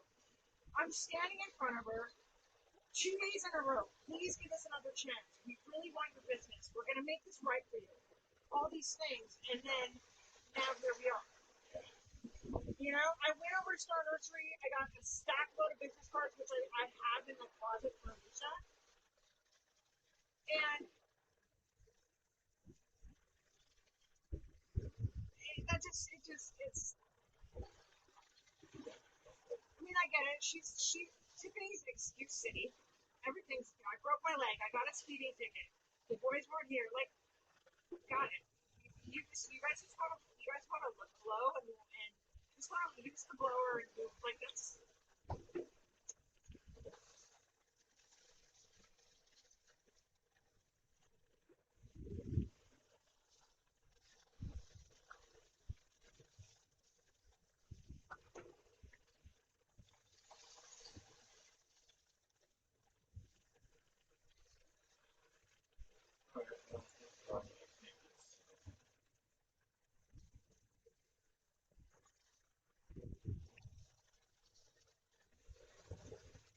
You know where I bet they're at is they're like, wow, we're doing this now for free because they give us a free month. For the last month that they come, they've done it for free. You know. I mean, they never once kept up. So, like, they obviously just couldn't do it. And I decided to work for it for $75 So they're tapping out. Not at all. Like, I saw this coming up. Yeah. I'm not surprised either.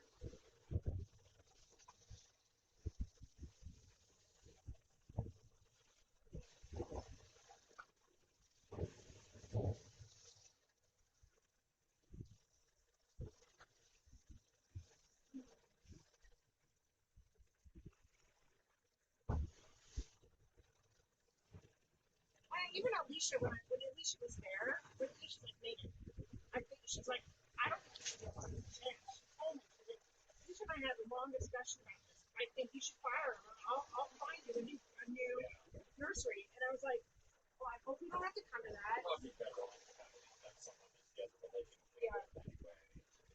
Alicia was adamant. Like, Well. She was adamant. She's like, Megan, this is, she was like, what if Megan inexcusable?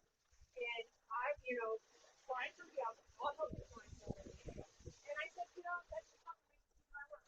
We would much rather, give them another chance. They're asking for another chance. And then go from there. If she initiates a relationship from the very beginning,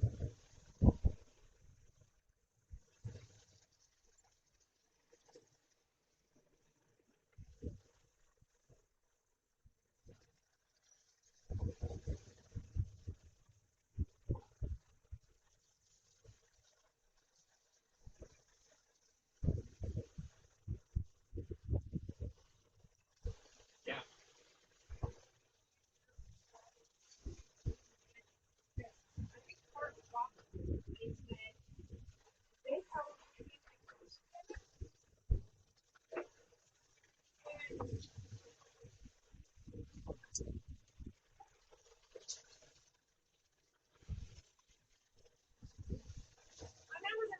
ago. And right, and so from the time that she had said to me, you know, don't worry, it's only going to take a couple weeks for me to get these all implanted. I can't do it in one bang, but we'll do our best to get it done in the next couple weeks. And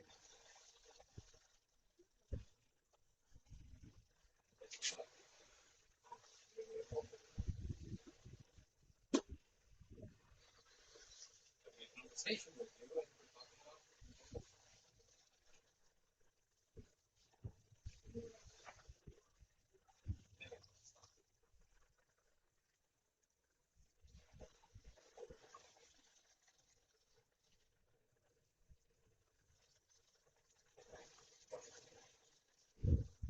I agree. I mean, that's exactly what I said 5 minutes ago. Alicia hires me to start, and the relationship is kind of owned by her from the beginning, and that's the result. And there we go.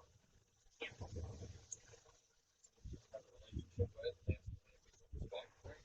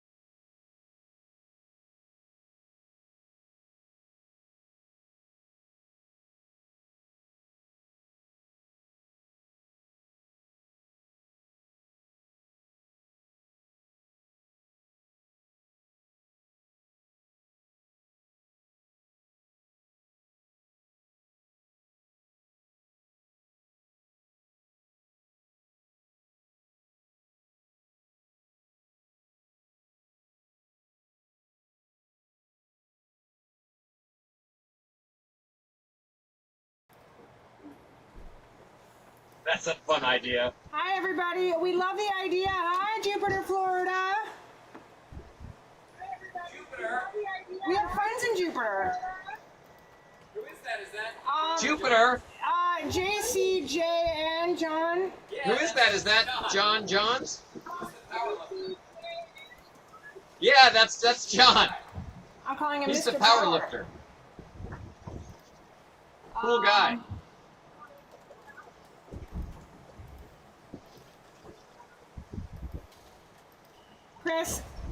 Chris, don't give Steve any ideas.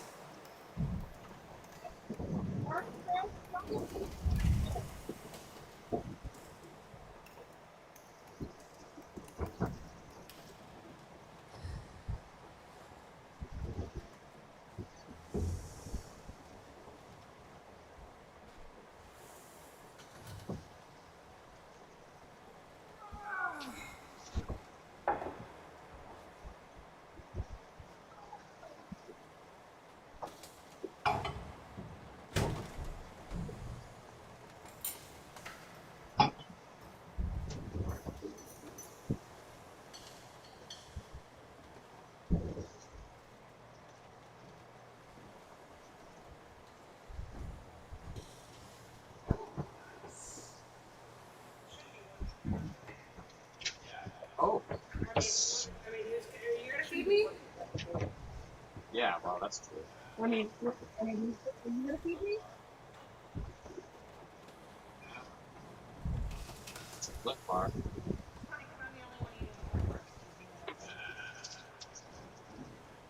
Funny, because I'm the only one eating.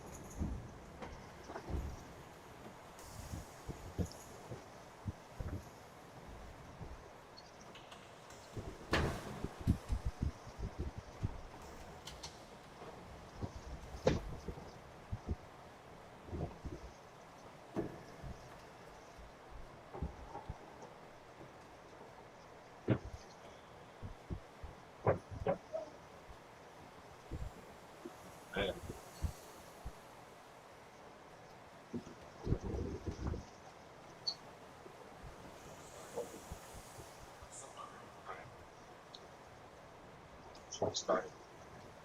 I'm still hungry. I know you're probably thinking this is pretty fun, but trying not to play that. So, now we get hurt. I'm gonna rest a little better.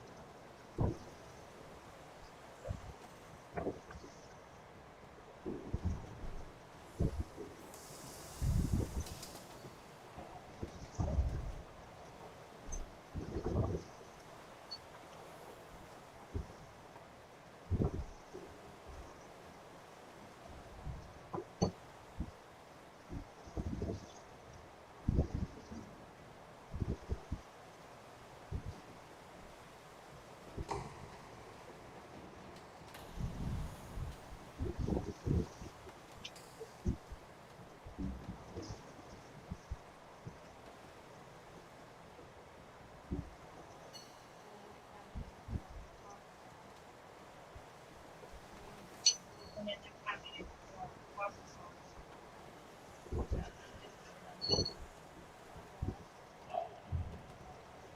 Cabinet. On the little. Well, On it. I would.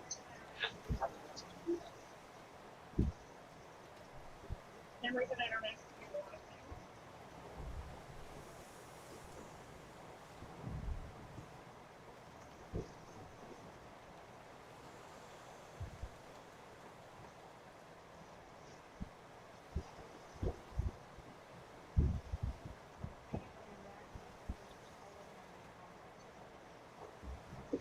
Maybe from your maximum, you do all of your next month.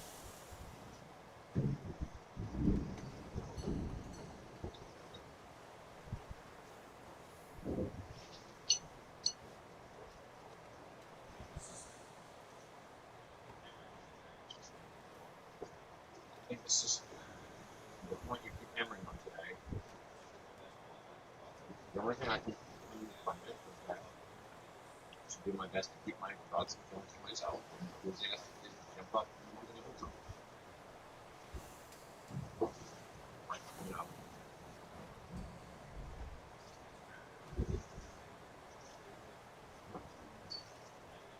extreme around scripture and things that we do that I didn't ask if I forgot them.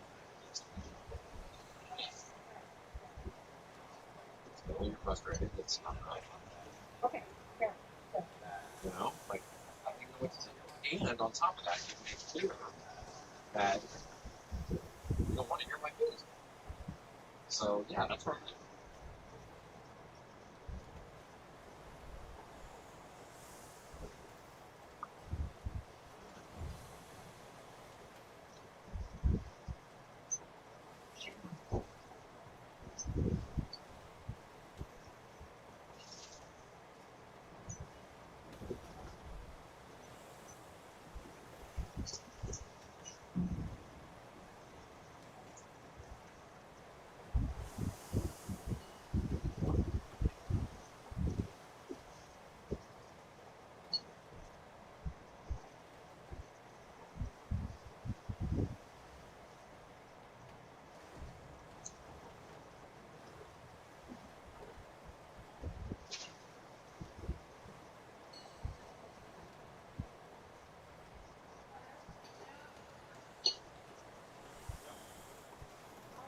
Are those clean now? Yep. What, Number what one, line do you?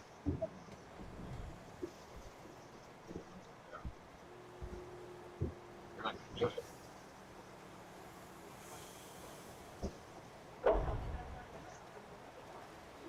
It's fine.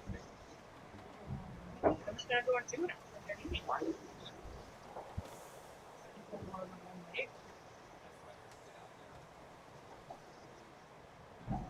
Never do it. That's why they're get out there. And sprints this morning. On my list of things to do.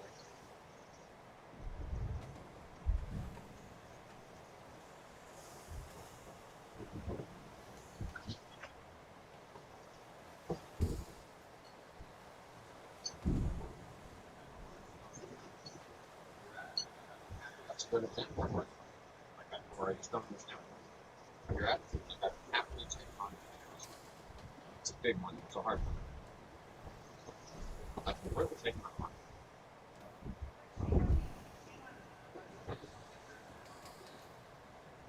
Right, shame on me. Shame on me. I just don't get where. I don't get it.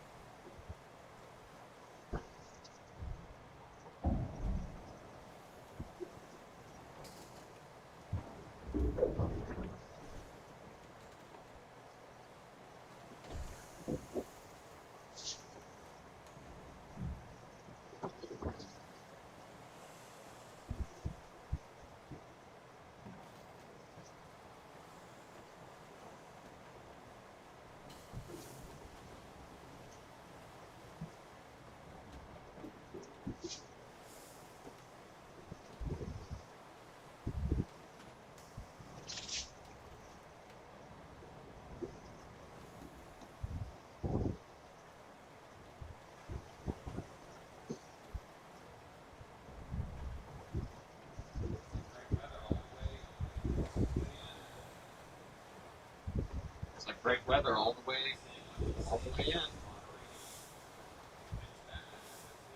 Wind staying much the same, seas moderating. Winds back a little bit to the east.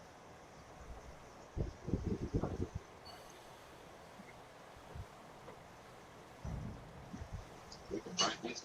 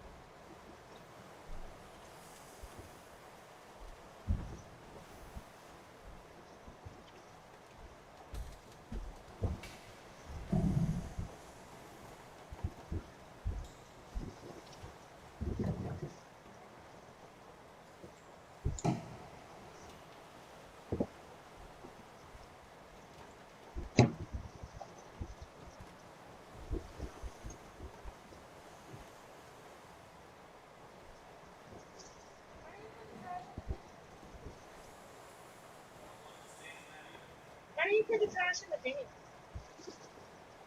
don't want it staining that either.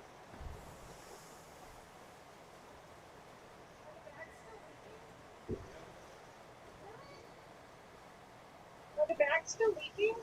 Yep. Really?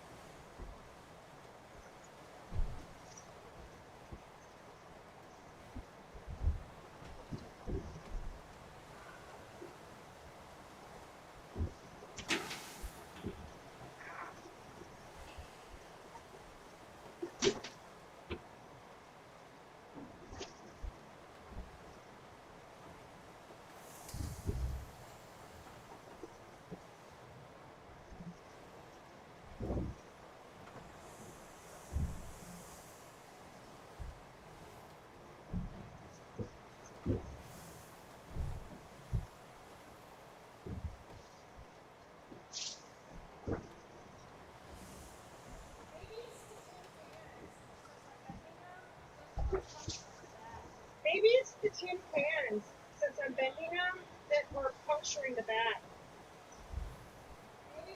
Yeah, maybe. Maybe we put the tin cans in a different bag, so they don't puncture.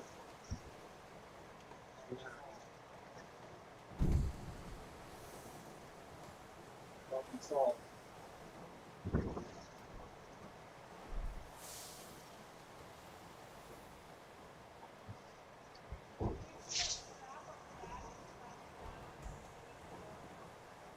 Do you see that strap on the bag that's flapping around different TV floor?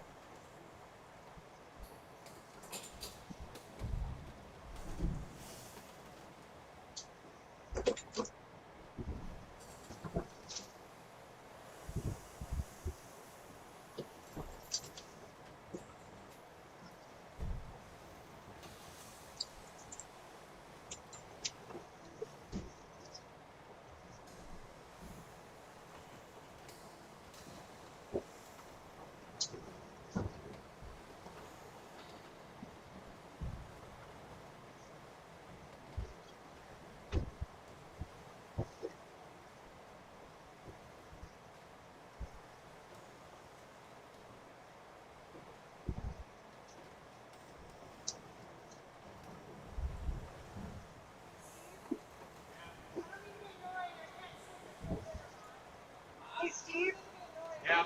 I don't mean to be annoying, I can't see if you're put dinner on. Huh? I don't mean to be annoying, I can't see if you're put dinner on. I can't hear you. Are you clicked in? Yes.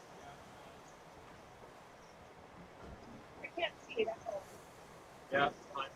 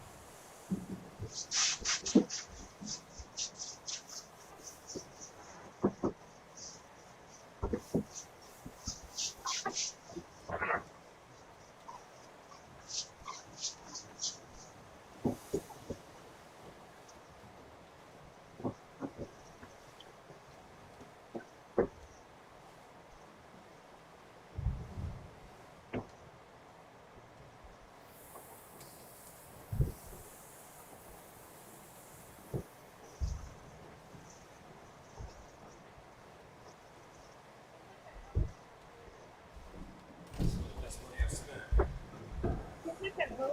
It's a really good purchase. Some of the best money I've spent.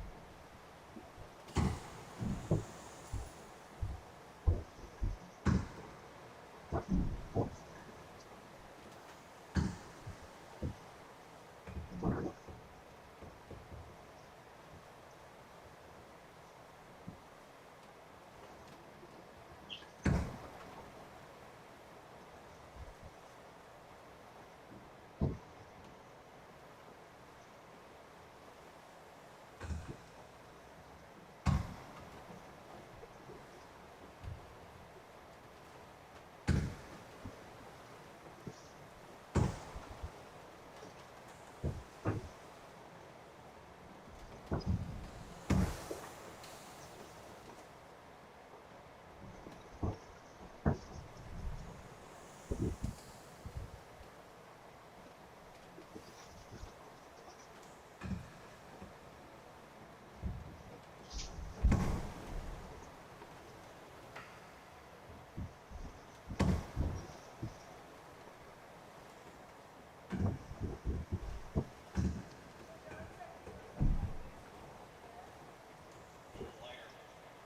John said it's supposed to be like this all the way there.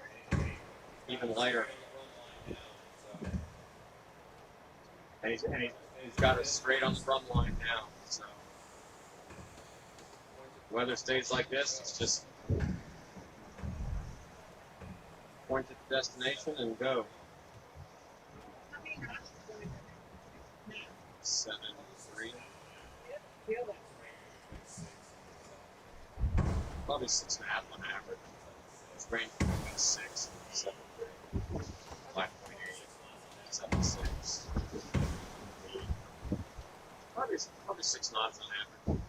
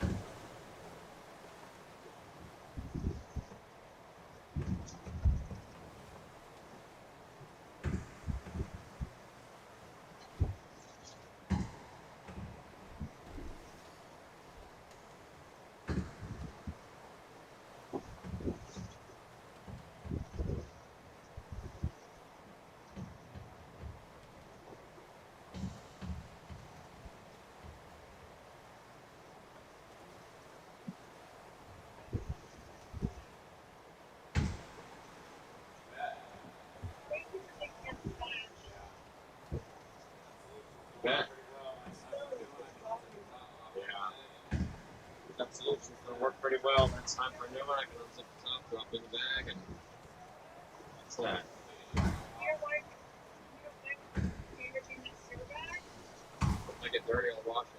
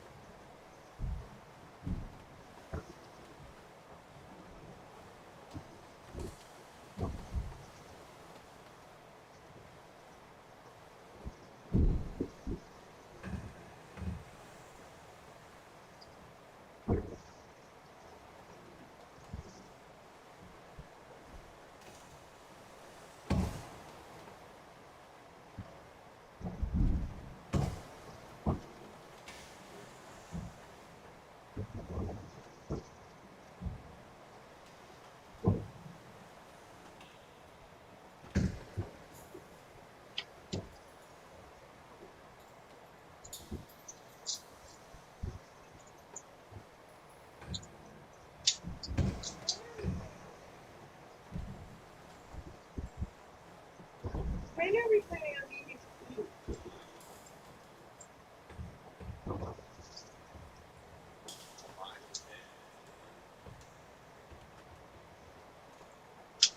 Give or take. Time. Roughly a month in the Marquesas, a month in the two Motus, and a month in the Society Islands. All subject to change based on what we feel like at the time.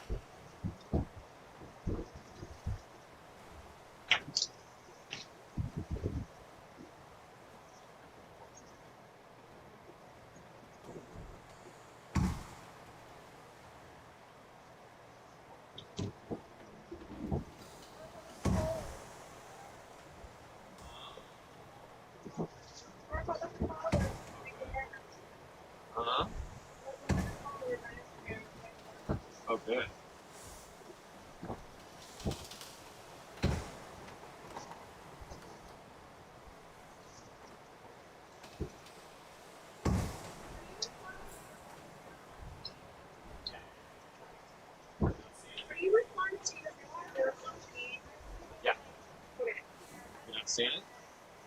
Well, I don't know. I've seen like, messages and then it gets the message. Yeah, they chat.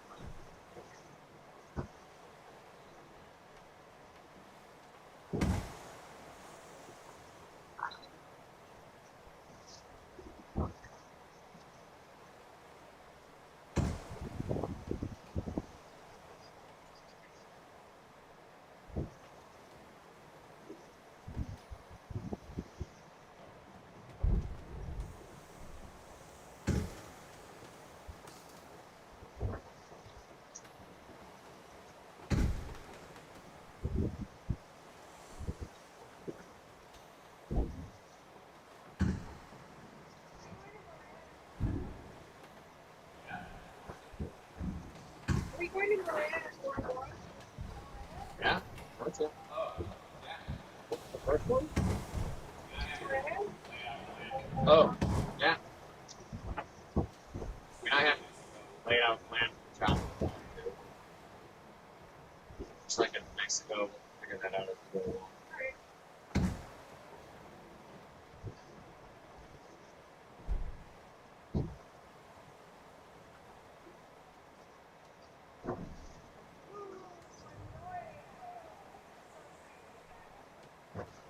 Ooh, Magnolia World. I'm so excited to get that.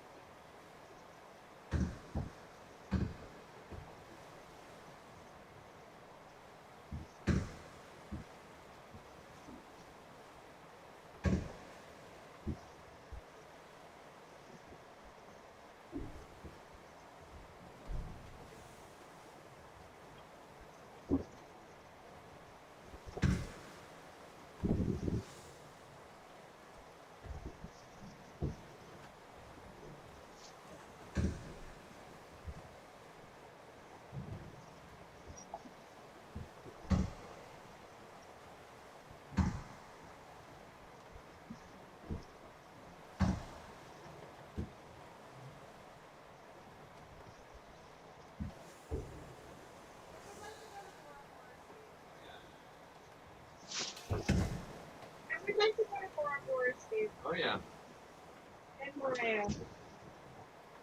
sure we will.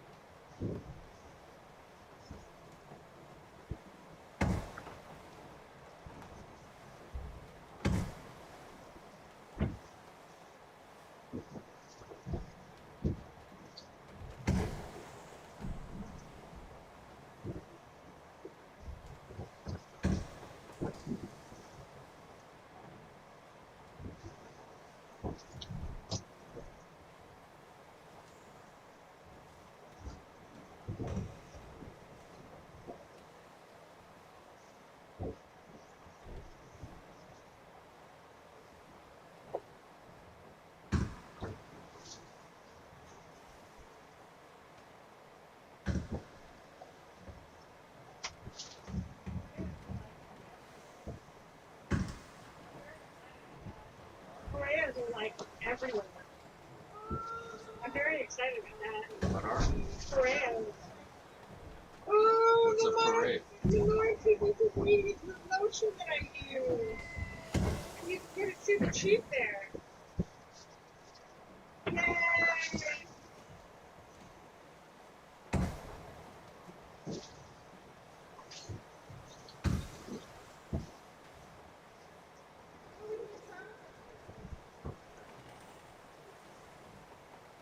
Who we can get travel testing, Steve?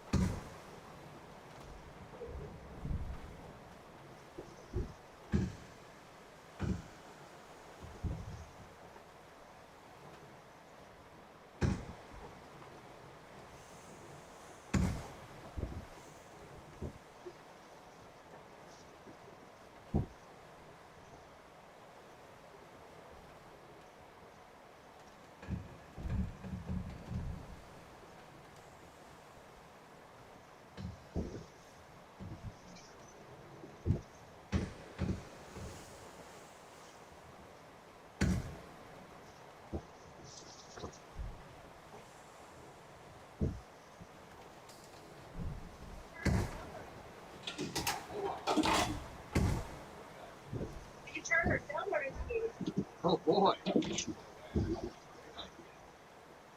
There's catamarans too. No way.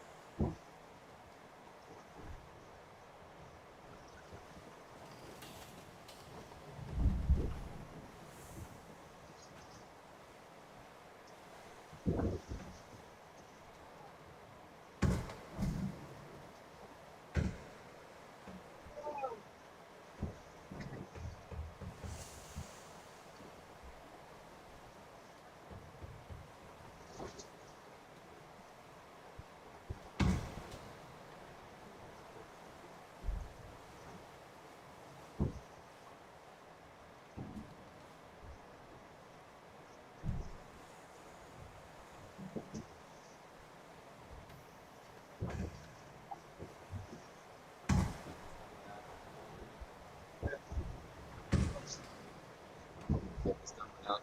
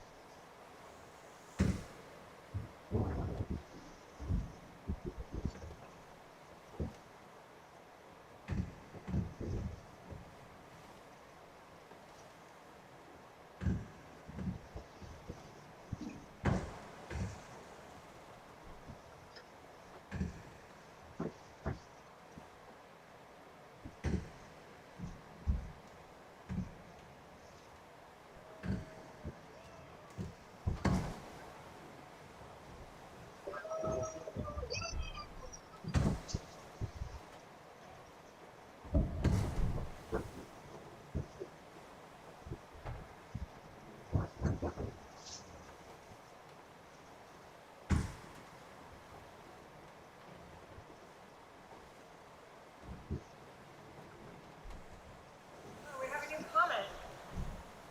Looks like conditions are improving a little.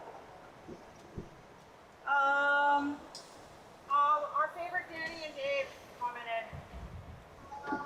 Hi Danny and Dave, we love you.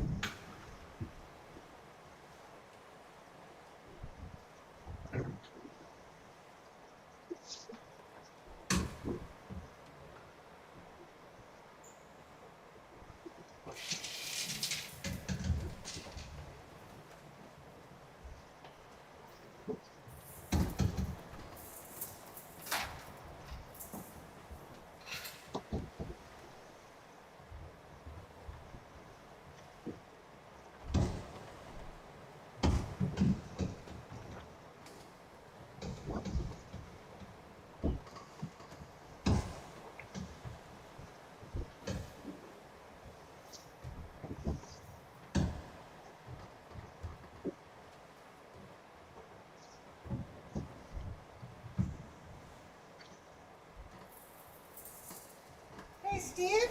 Yeah. I'm not sure if you noticed, but the door down to the active. Yeah, So I'm not sure if you noticed, but the door down to the active. I noticed. I think it's this thing is part, and I don't want. Okay, I'm gonna put it in your coin cup. I'm gonna put it because it's the magnet that sticks. To repair it. I think that's the problem. That's like. Yeah, Okay. it is rough. Okay. So I'm gonna put that. I put the water in and the in front of it to turn the thing around. Oh, I can't go in there. It's magnetic. Everything's sticking to it. Shit. Oh wow. Okay, well that's a heavy duty magnet. Where can I put it that it's safe? Everything I put up is magnetic and it's sticking to it. The coin cup's fine. I'm gonna put Oh. it in the dish next to the Over on that counter with where I put the wrist and stuff. Okay. So one thing that's a really important goal for me is one thing that's a really important goal for me and one of the reasons Why I wanted to go to Tahiti? It's a big thing with my grandmother with girls. So I bought this in South State in Hong Kong. I don't know, like 20 years ago. And it's not like grade A, perfect pearls. Like these are typical South Sea, but like beach pearls in South Pacific, they're known for these like black pearls. And like we're gonna see them everywhere. So my goal is same size as this. Like this, if you were to show this to a pearl person, they'd be like, oh, that's not even pretty. I don't care. I love it. You know what I do? I want to buy. And I was just doing some research on how much a real teach pearl necklace.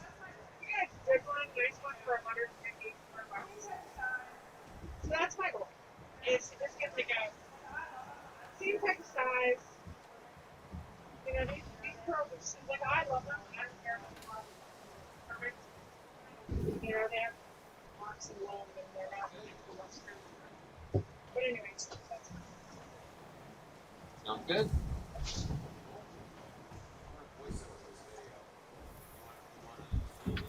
Cool. I'm gonna voice over this video. You want to speak in it? Want to mark the 859 miles to go? sure. What would you like me to say? Like I just took basically a whole bunch of B-roll clips and stuff showing sailing like. Now, we see these squalls and whatnot on the side of Yeah, there was something on the radar that was headed again, but I mean, we might get rained on. John said there's some more rain showers.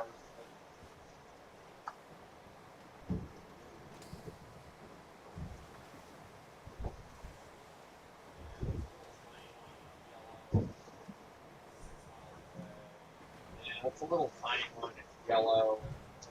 6 miles away. It goes northwest before flying.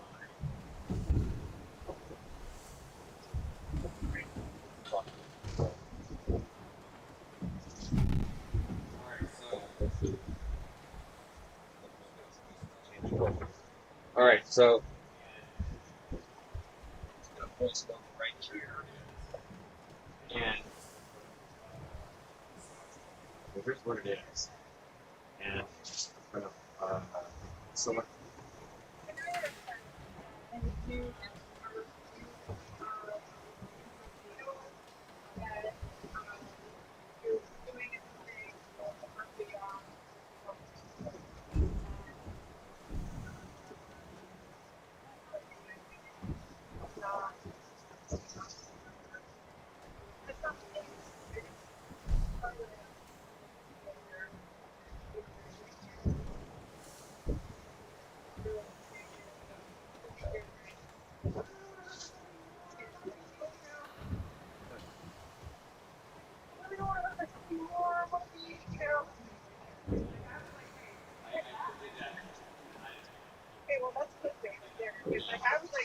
I did that.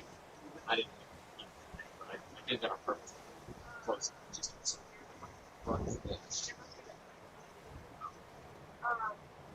Here.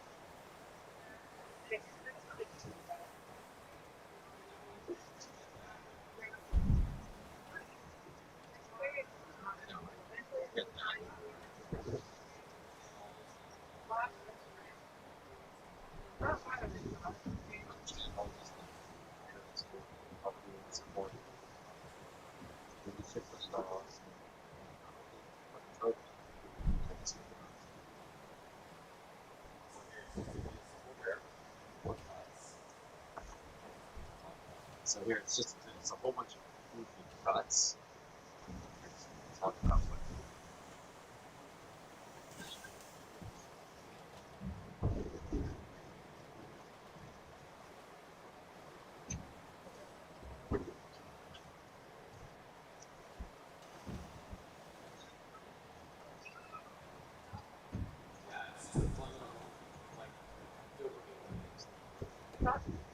Yeah, it's just a fun little, like, dopamine hit.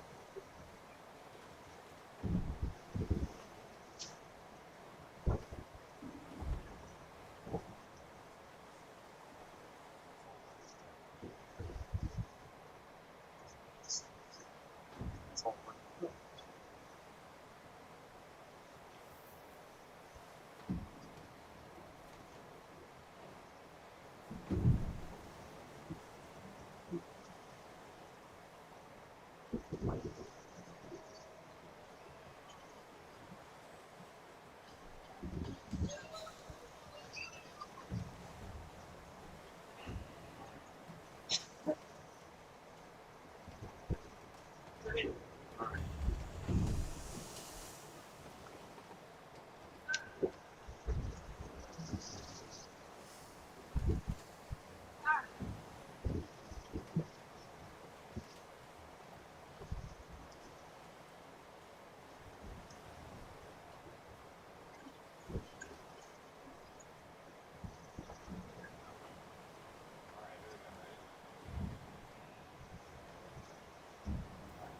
Alright, here we go, right? Alright, so I'm watching all the way through and I'm just gonna push it over. Waiting to do that while it's just talk. Just record while it's playing. So it'll take several cuts before we're gonna try to time it to what's like on the screen. You know, it's just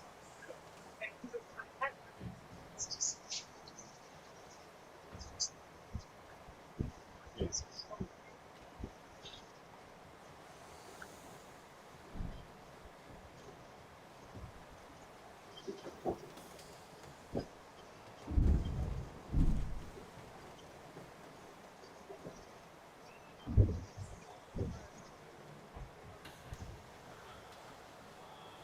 Simple.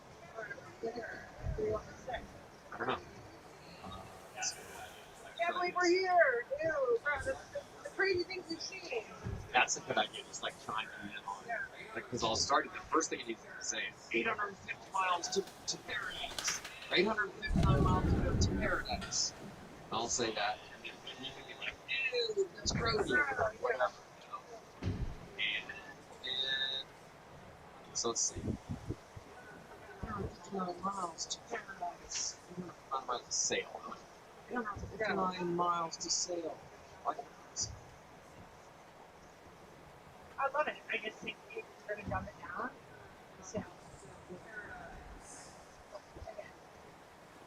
859 miles to sail to paradise.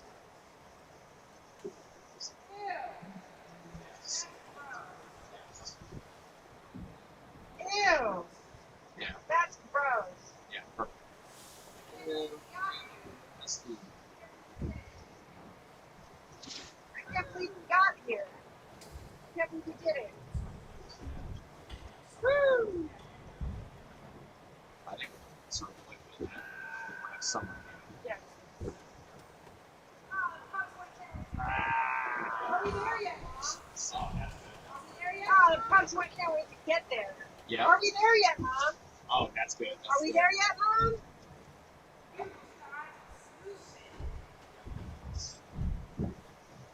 Beautiful skies and swooshing. Yep, good. You say are we there yet, and I'll say something.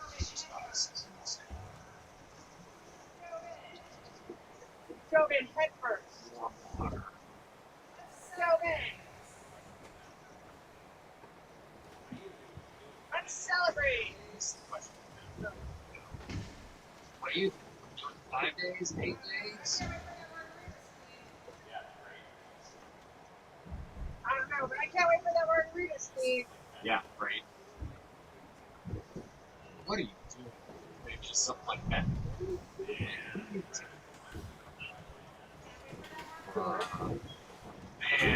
ready to find feet on dry land. Can't wait for that margarita.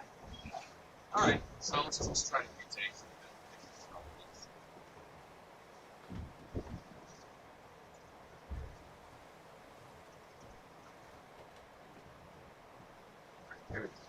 Only 859 miles to go.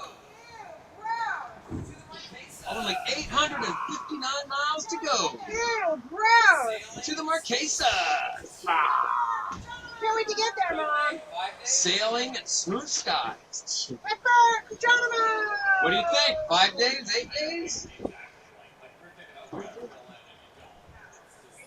Yeah, I know, exactly. Like we're thinking, oh, we got to fill in, and you don't. It's just, you know.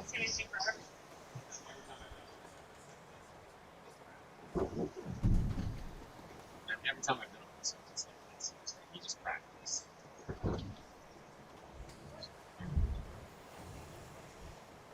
It's basically just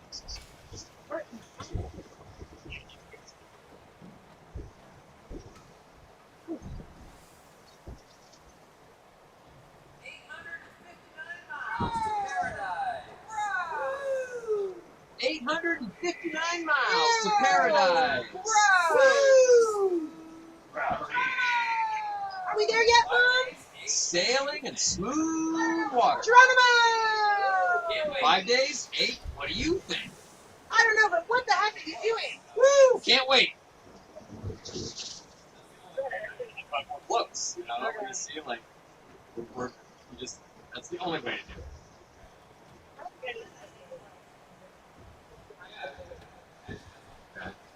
Well, unless I say gross. Yeah, actually, that's not. 859 miles to paradise. 859 miles to paradise. Rowdy! Ew! Are we there yet, Mom? Smooth sailing and clear skies. Geronimo! 5 days, 8. What do you think? I don't know, but what the heck are you doing, Captain Steve? Can't wait. I want that margarita! Let's watch it. I think it's probably not bad. Very close. I don't think that's the cup.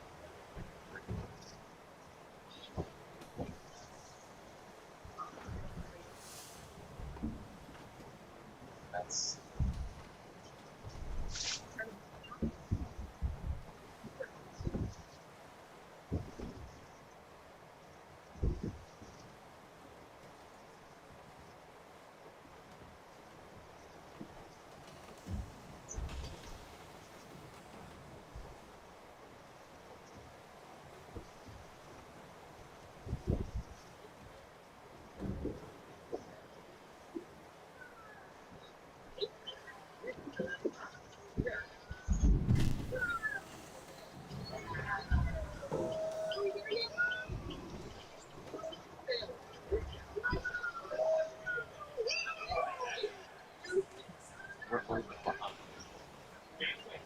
Or I can actually just move the sounds like that. Let's do it again. We need to start soon. Yeah. Only 859 miles to paradise. Only 859 miles to paradise. Ew, grody!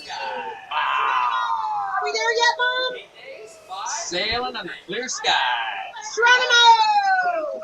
8 days? 5? What do you think? I don't know, but what the heck are you doing, Captain Steve? Can't wait. Oh, my God.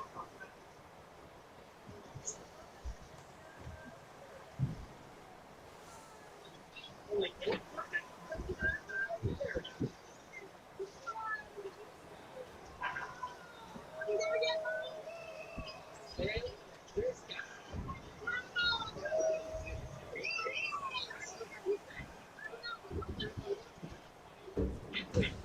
That was a lot of fun, but I thought it would be funny, but it's too much.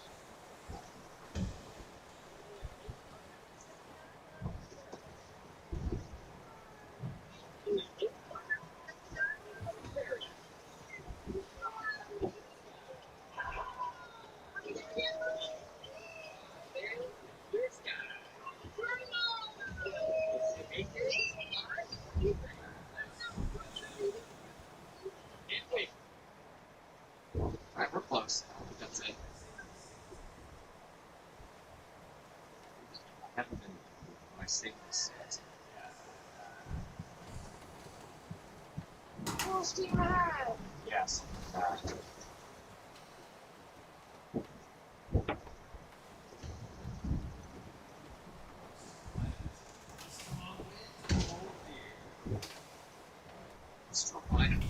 Strong winds and cold beer.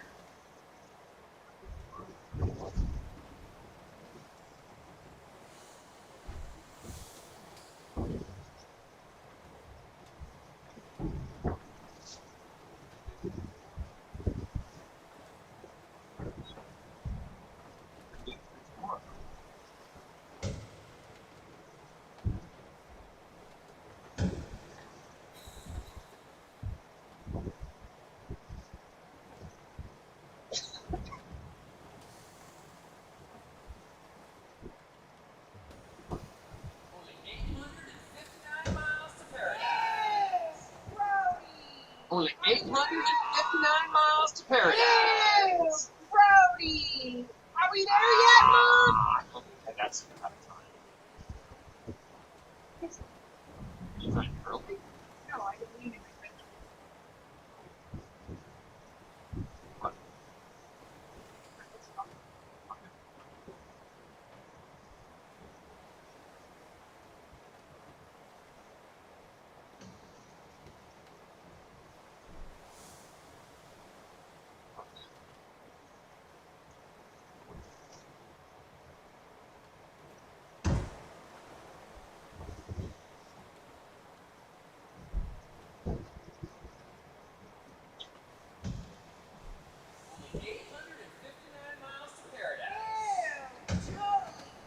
Only 859 miles to paradise. Ew, totally Brody. Are we there yet, Mom? Strong winds and cold beer. Geronimo! 5 days, 8. What do you think? Where are you going, Captain Steve? Can't wait to put my feet on land. Just said can't wait. Why did I try to add that? All right, that was a good one though.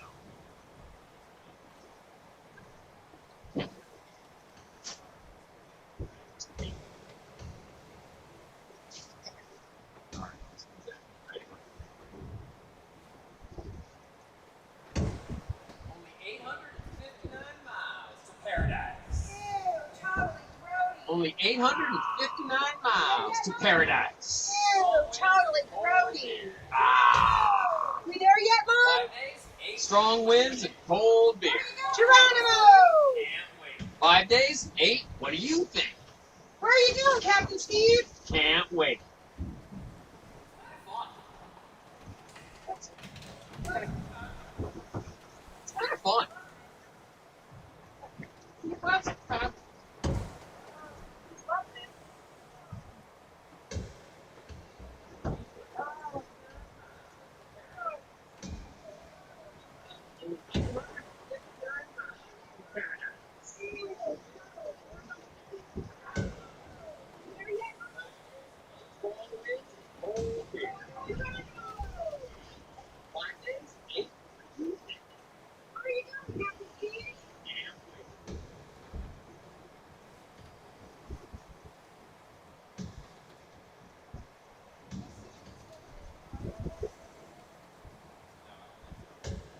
Hey, Steve, is I went back here.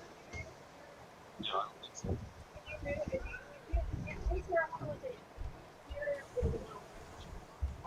Hi.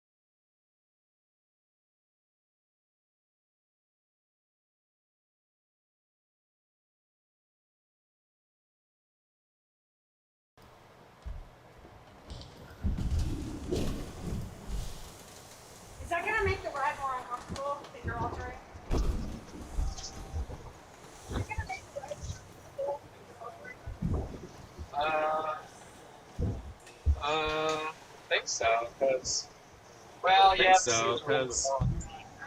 the seas are a little bit more on the deep. Won't be very long, but it won't be very long. But if it's too much, tell me. Well, as long as I can sit down. I mean, well, as long as I can sit down.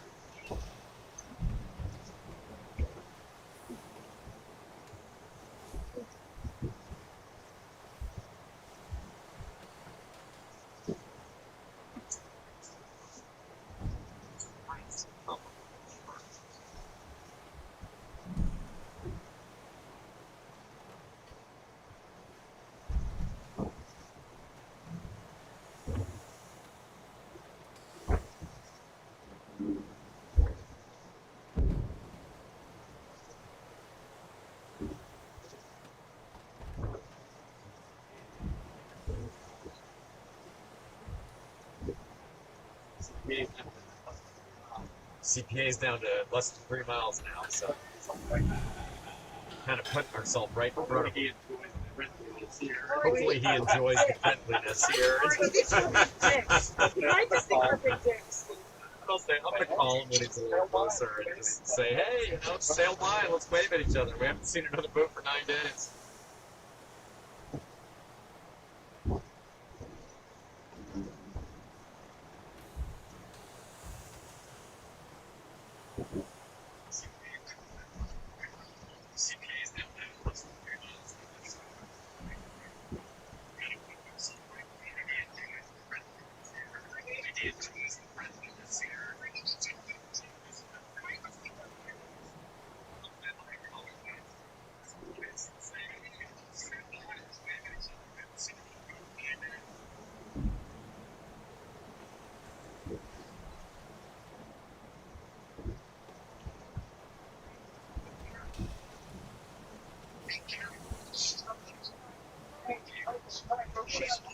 Wait, oh boy, wait, let's see how it goes. Let's roll right. Hold on, let's roll right. Let's roll right.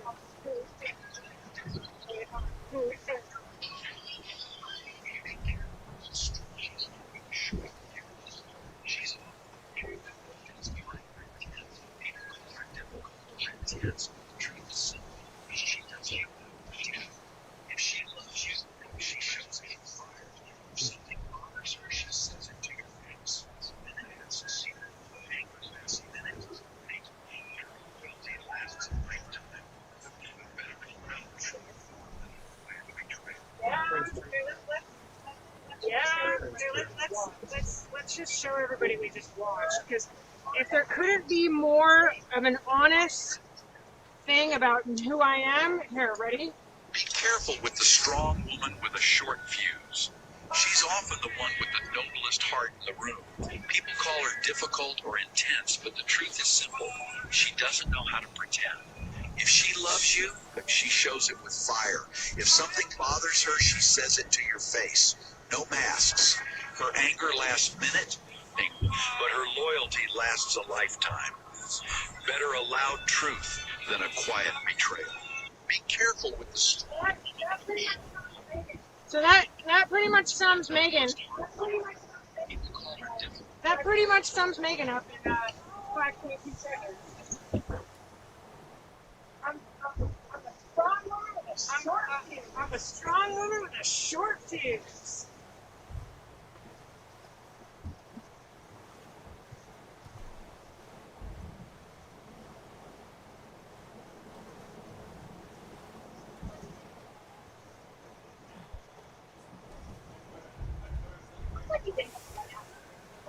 Looks like he's angled right at us. I put ourselves right. Oh, we're big dicks. Why would he be friendly? Alright, let's do what's it.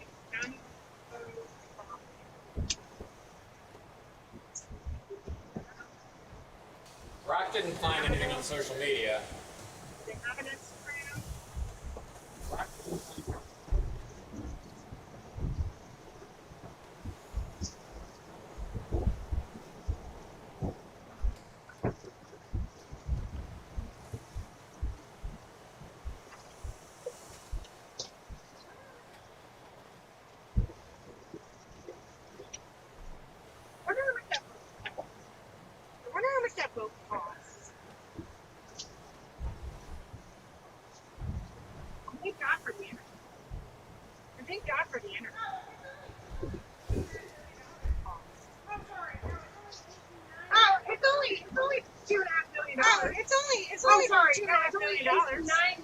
sorry. No, it's only 8 to 9 million. So it's about $9 million catamaran. So it's about $9 million catamaran, Steve. There's a used one for only 2.5 million. There's a used one for only 2.5 million. Oh no, sorry, that's Gunboat. Oh no, sorry, that's all right. We at $9 million. All right, so we at $9 million still. I wonder if we open this because I don't want to be climbing around the boat, but I would like to.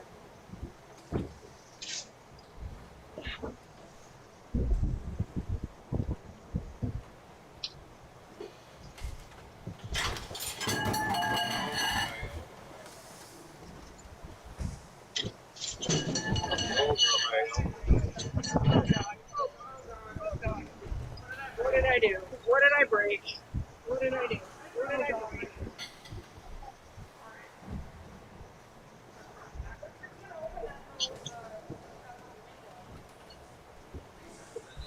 Can open that little Research the games.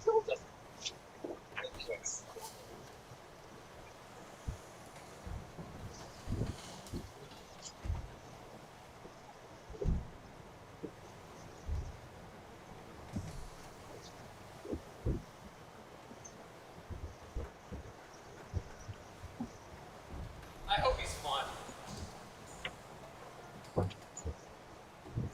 I hope he's fun. I hope he's fun. yeah.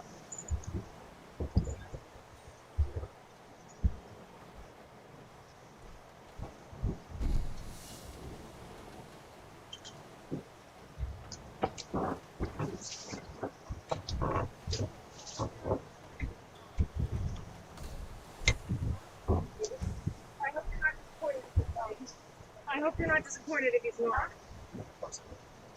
Huh?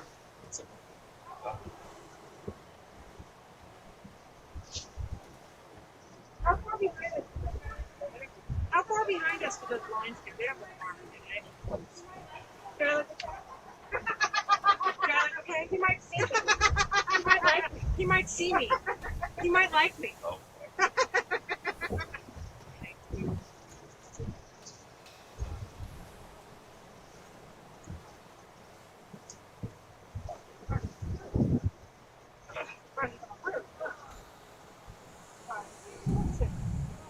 Stick this up. No, notice. I see a little bit of the radar over there. On the radar, not over there. We're not too concerned with that. No, I mean, it might get us. I don't think it's worth trying to juke around it. Is that a bad time? I don't know. I don't know where it is. Juke is like.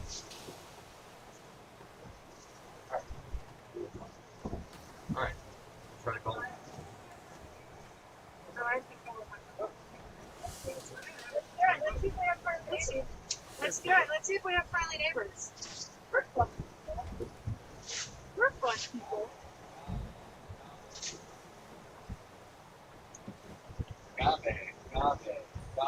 Agave.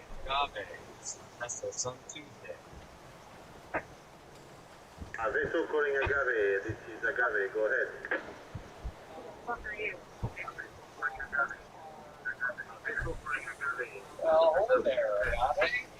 Well, hello there, Agave. We are the vessel just 15 miles right in front of you.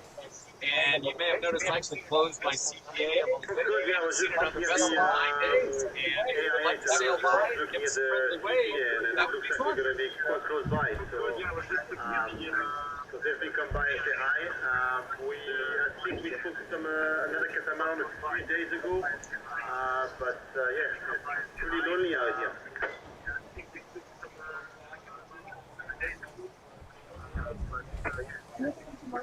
Exactly. We haven't seen another vessel for 9 days. We haven't seen another vessel for 9 days, so we actually got quite excited. So pop up like That's from Panama direct to here.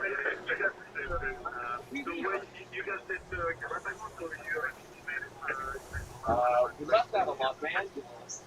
we left out of Los Angeles in December, but we went as far south as El Salvador, and then we departed from El Salvador to cross. 23 days at sea, great. How's everything? This is day 23. Things are going great. This is our first. Things are going great. This is our first Pacific passage, so we've had our moments. The weather was pretty sporty the last couple of nights, as you probably know. And of course, a few things have broken, but all in all, we're just having a glorious time, enjoying the nice weather and the beautiful sailing. How about you? We had a pretty rough start in the doldrums, lots of rain and kind of really shifty wind. And as soon as we got out of that, there was pretty glamour sailing. As always, there's always little problems on board. So 1 hour of sail is not in use right now. And then the big kite that we're flying right now is showing sign of fatigue, and even though it's only 2 years old. So we try to babysit it for the next 800 miles before reaching Nukuiva, I think on Monday.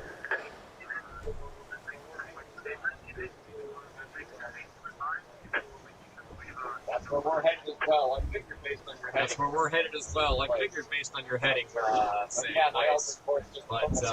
But yeah, and I altered course just to put myself right in front of you. So you're a little faster than we are, so you'll get there first. But it sure would be nice to say hi when you go by. Why don't you leave me to start with? Course that we're trying to aim, so let's see what, when we get a bit closer, we can always change course as we approach you.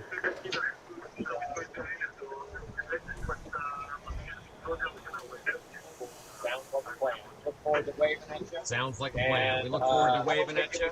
And I don't think you'll be close enough to get to here, but we'll get some video of your boat and have you share that with us as well.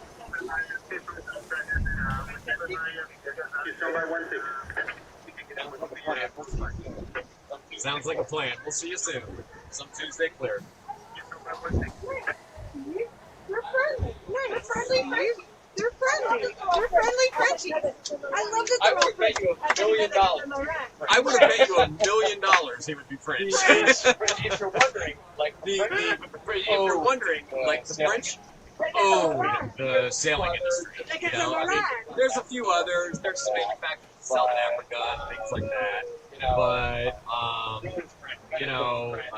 Lagoon is French. Benetton's French. Actually, Gunboat is French. Right? Yes. Yeah. Okay. yeah, so So it's cool. So like everyone we deal with in this industry, our yacht broker for this one, the lender, I mean, just everybody's French. So the French are wonderful people, and as you can hear there, super friendly.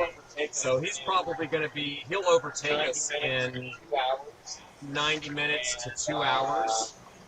And we'll do a pass, with I don't know, maybe within half a mile of each other, and we'll wave and have some fun.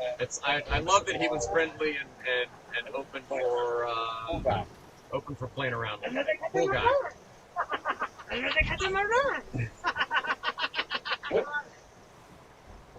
That's great. That's great.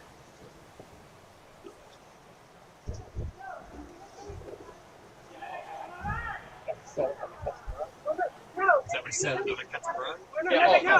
Somebody says catamaran. Yeah, they all do. Catamaran. I remember when I went on a sailing vacation in Nice one time, and we had a lagoon, and we kept calling marinas trying to get a reservation. And we were like, oh, that's right. No. Because of course your catamaran is wide, and you need a side tie or a very large slip, and a lot of marinas just can't accommodate. cool. I'm excited. That's cool. I'm excited. He was friendly. It's a little excitement. Yeah, it's fun. It's excitement we haven't had. It's just Steve been having to put up with me, for the last 20 years. Yeah. I mean, I didn't even get to see the Dole boat. Steve got the Dole boat. This is the first boat I've seen in 23 days, so I'm a little excited.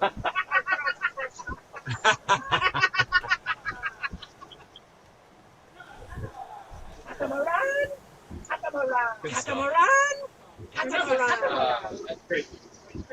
catamaran. That's great news, Brendan. Two thumbs up. 2 thumbs up.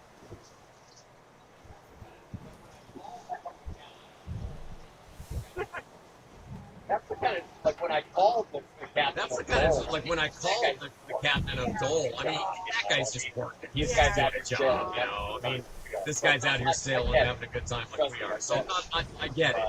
Trust me, I get it. Yeah, But yeah, something. and that storm kind of.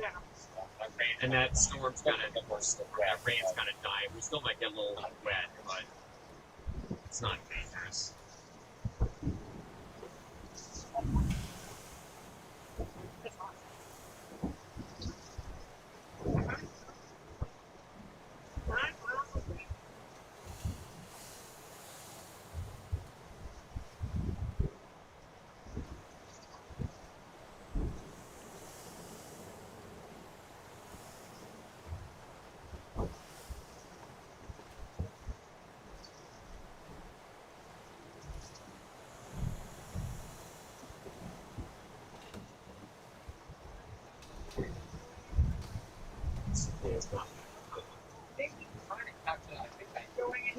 Trying to calculate, I think I need Going in different directions.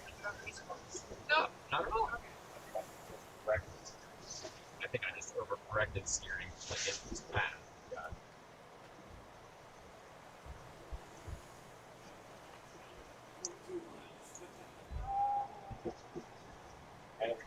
Down to 0.2 miles. Yeah, now it's down to 0.2 miles. Oh boy.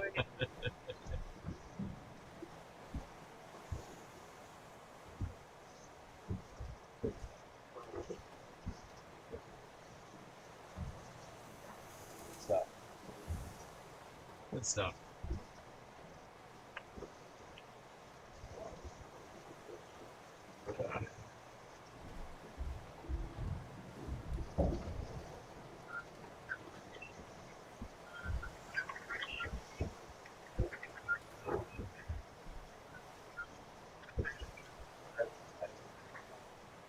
Hopefully audio's good.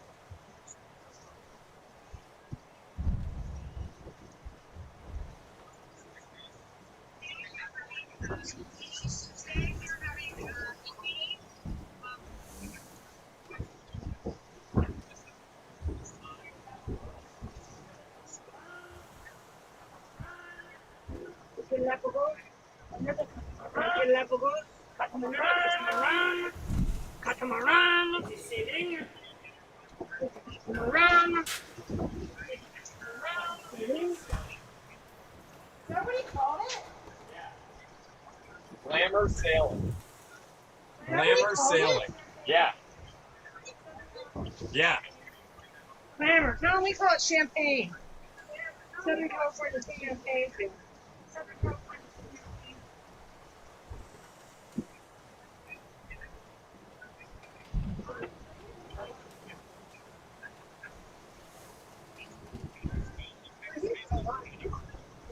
So he has got a lot of crew on board.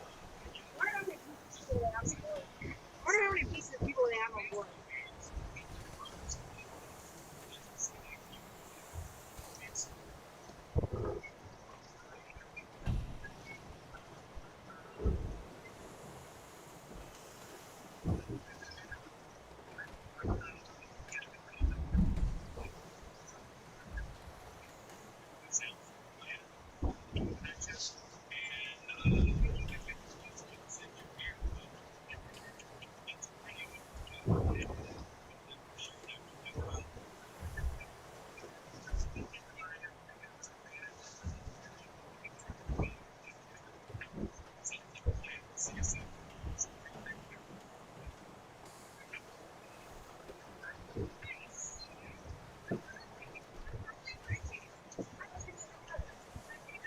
You're going to give me a high five.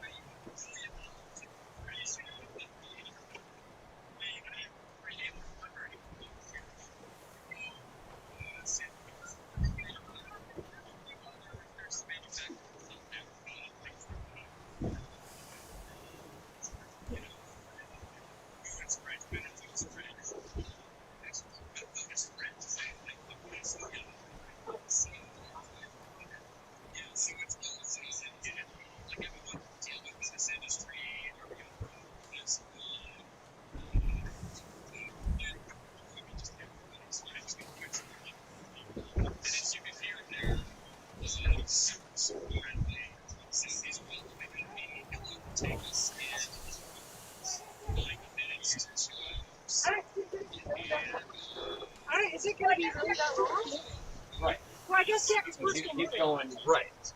Because he's going, you know, 4 to 8 knots faster than we are. I mean, this must be the best thing to This is great sailing. Like, this is great sailing now for us. Yeah. See, I don't know. Yeah, maybe It's like, right. It's like, I oh, don't make wow, like those you know? fire, whatever. Right. It's like, oh, wow, you know? It's not like 98 feet. I don't know if that, I mean, that's what it says It's there. I don't know if that, I mean, that's what it says there. It's But wrong. They listed as 80 feet. Maybe 80.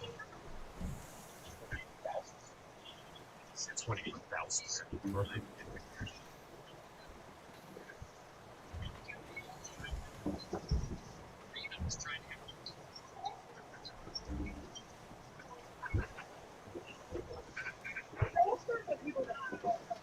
Pollsters are people that like poll for people. Like, Right? oh, yeah.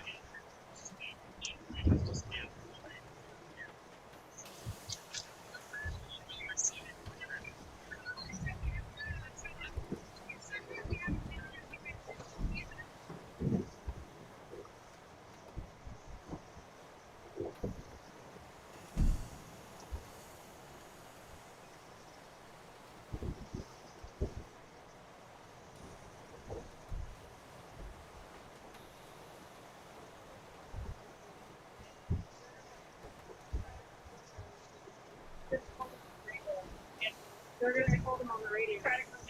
They're going to try to come closer. We just can't. They are going to move that as well.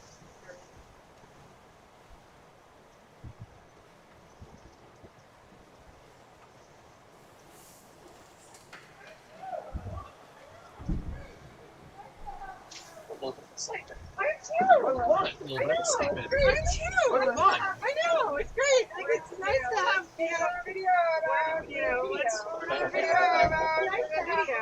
You know, like, it's nice to have a little bit of breaking the monotony.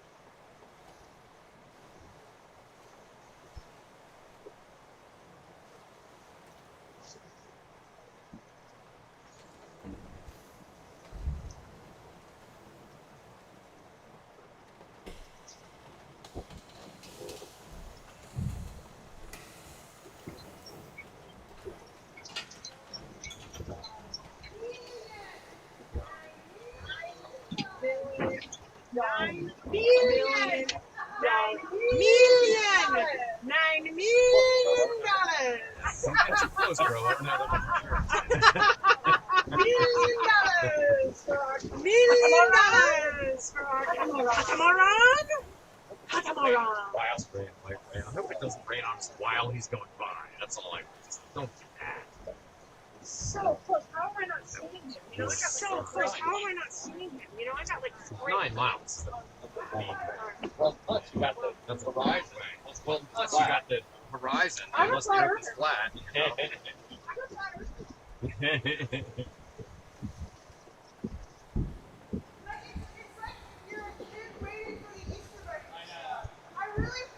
It's like you're a kid waiting for the Easter Bunny to I show know. up. I really feel like I'm a child with the Easter Bunny or Santa Claus coming. Like, I mean, right at the end. Right at the end. You see things.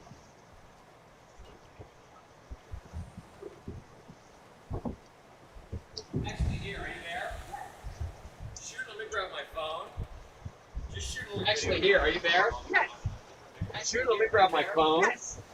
Just shoot a little video of me looking for him on the binoculars. I'm gonna make a whole binoculars. I'm gonna make a whole episode out of this. Yeah, Right up there. Maybe in your pocket. Well, Sitting in the toilet for you. yeah. Know what I Okay. mean? I'm gonna fucking pull over. Know what I mean?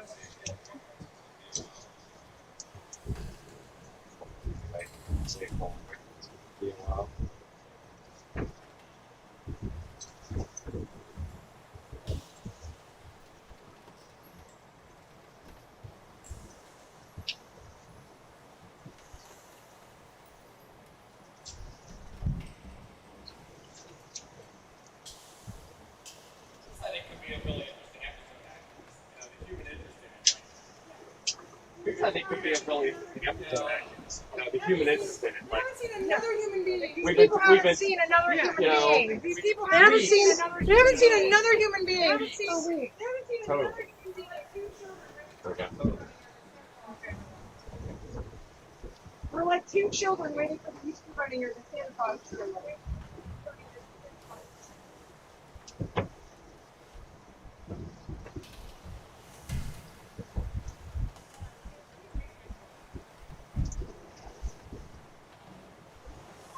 Let me break my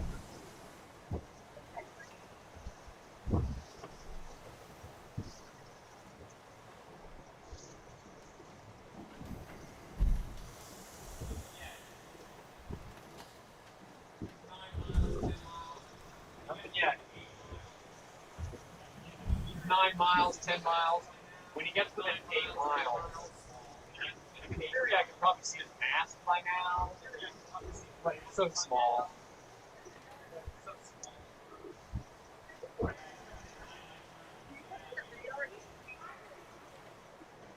Yeah, it's coming at night, I turn. Yeah, I mean, yeah. I think we should do it. Yeah, well, I see him.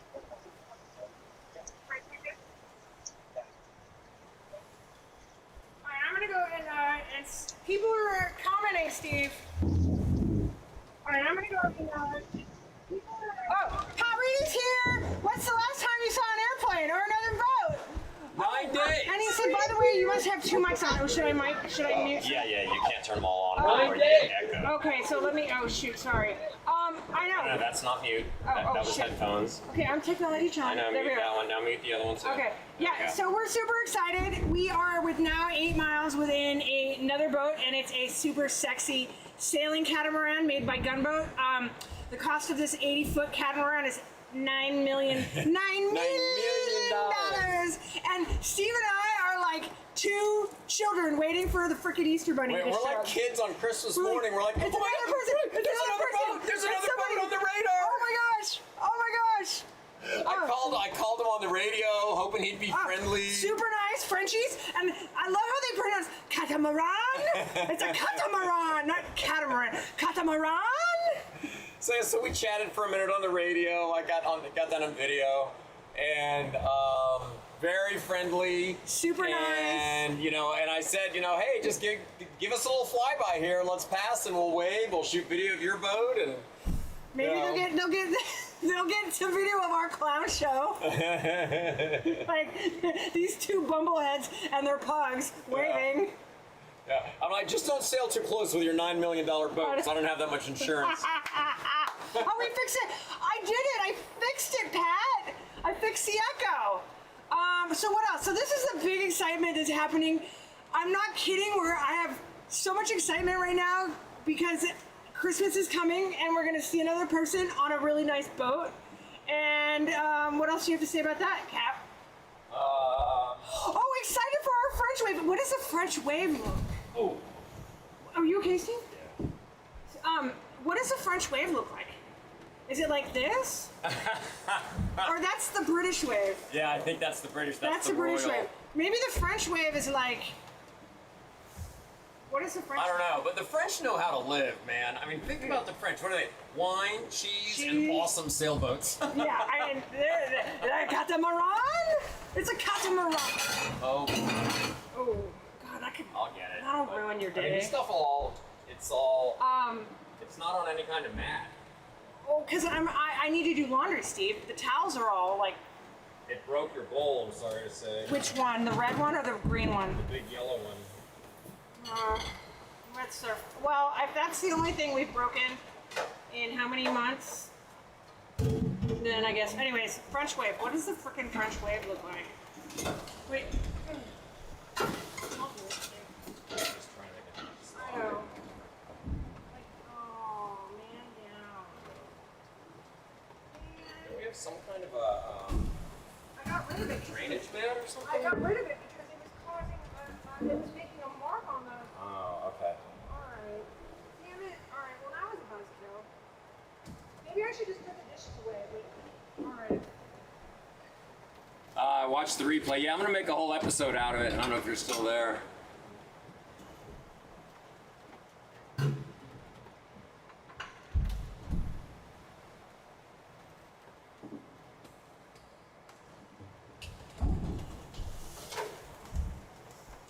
catamaran.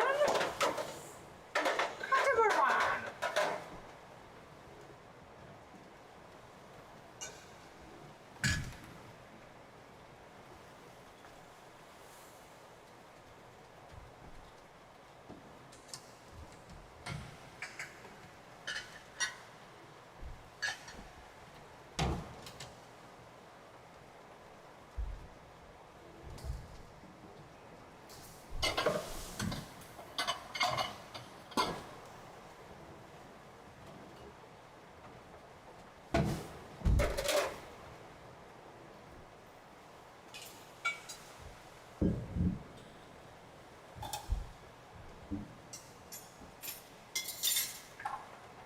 Pickles, what do you want? You want some water down here? All right, come on.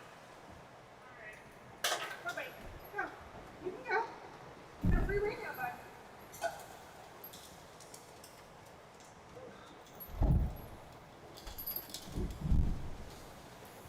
Pat said, "Oh, watch the replay. I have to go now and play tennis." All right, have fun. 4. Yay.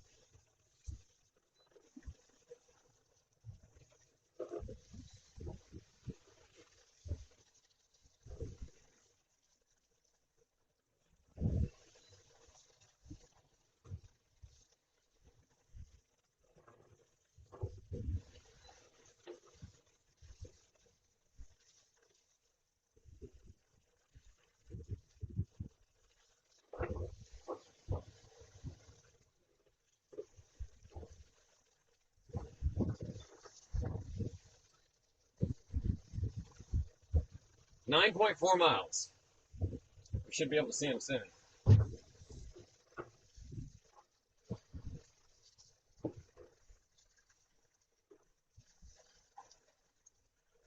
you excited to wait?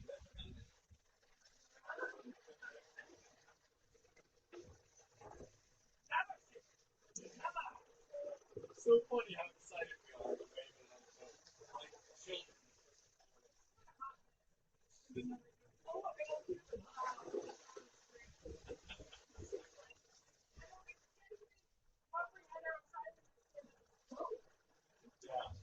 Yeah. 9 days.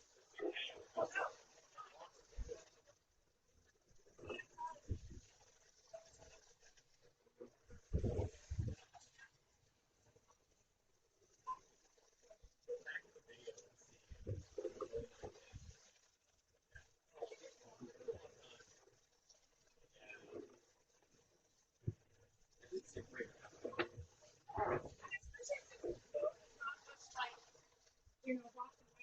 Right. It's like the old words of sailing, you know?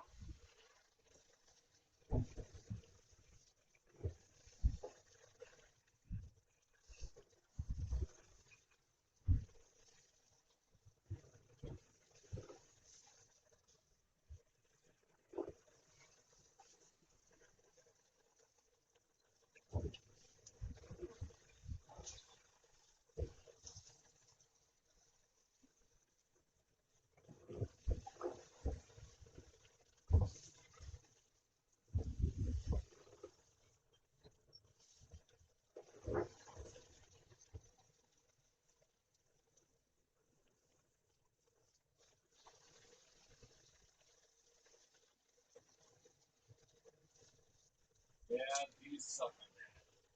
I think I just fucked up thumbnail. Thumbnail was like unintelligible. It's That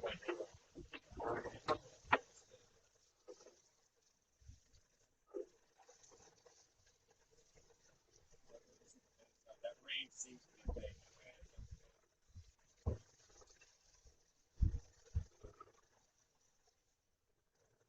9.5 miles.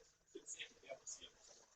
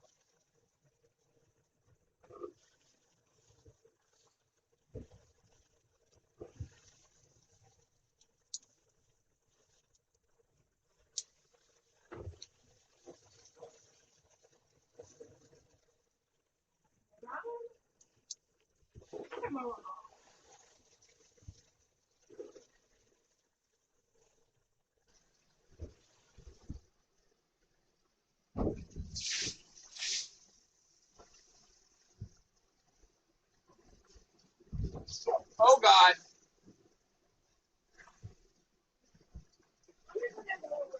All right.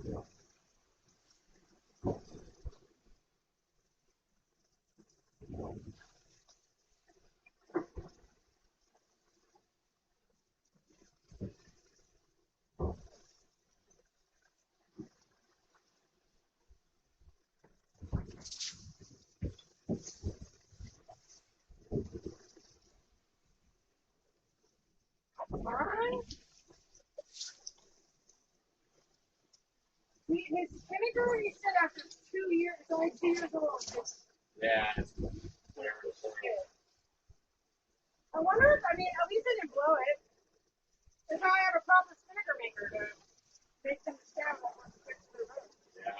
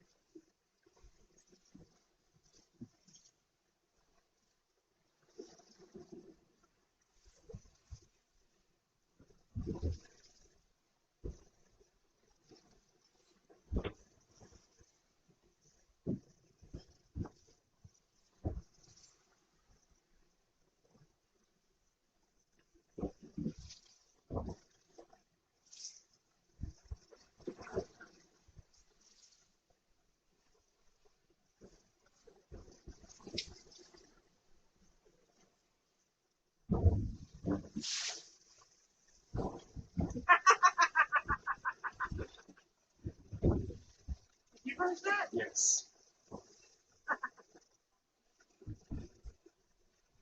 Oh boy.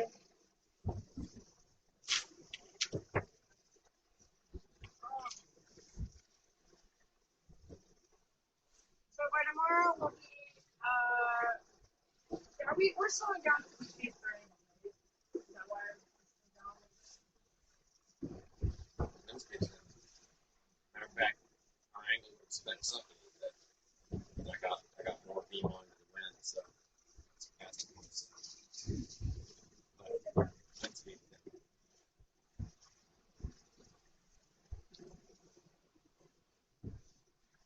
How many hours a day do you think the colonel spends looking?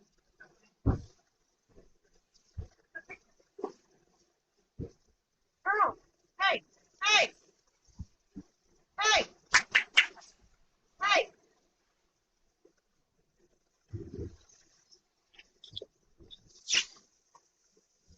Hey, stop licking. Stop licking.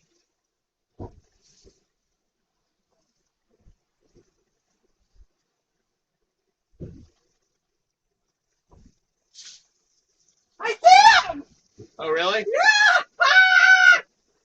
Oh, hang on. You gotta reenact that. Dude, that's so awesome! Okay, ready?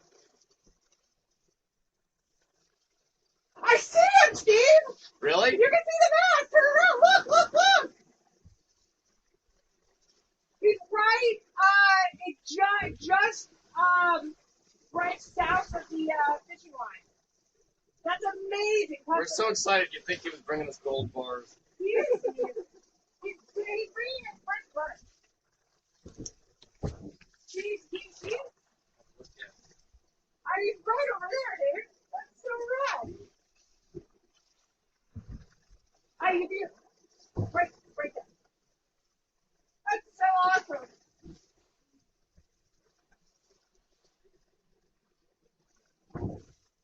You can see the map. It looks gray. I know you can't. I know you can't.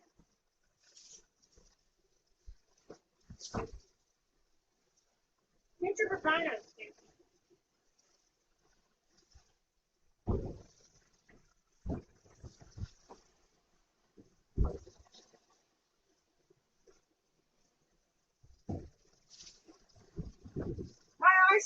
My eyesight is like 10 times better than Steve's. Mine is obviously not as good as yours, so I don't see it. Want to put your little vest on? Yeah.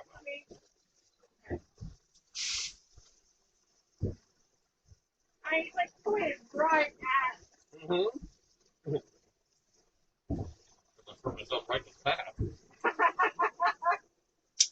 Like, this American asshole.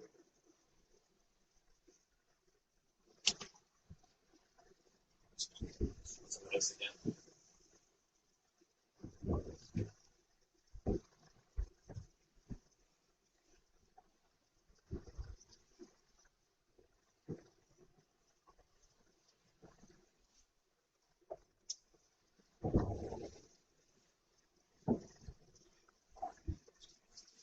Got him! Got him? Got him! See his tight! Nice!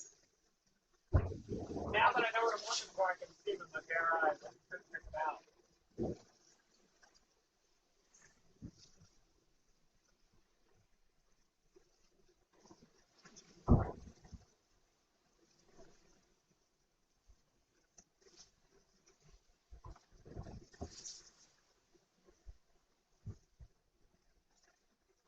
There he is.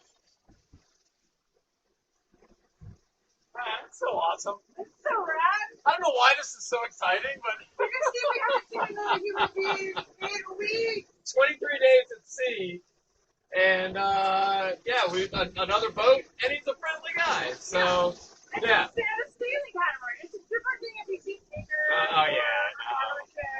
I mean, he's the same guy. He's into sailing. He's into cats. You know, he's a friendly guy. He's one of us. So I'm looking forward to waving at him when we go by. Cool. Pickles. That's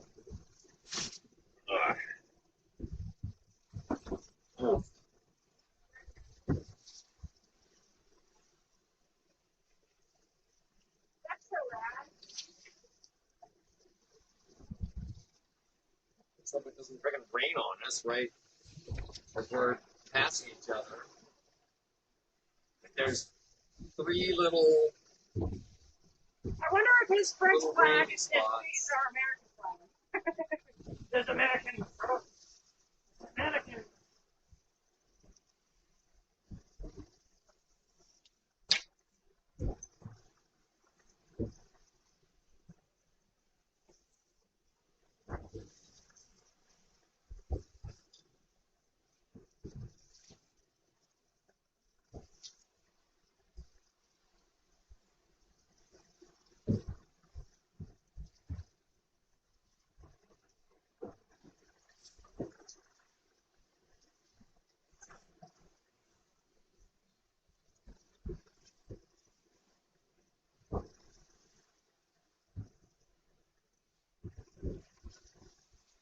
How fast is he going?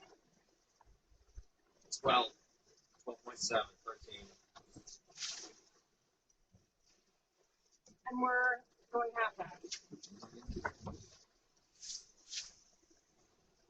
Yeah, his relative speed is 8, which means he's going at 7, which means he's going 7 knots faster than we are.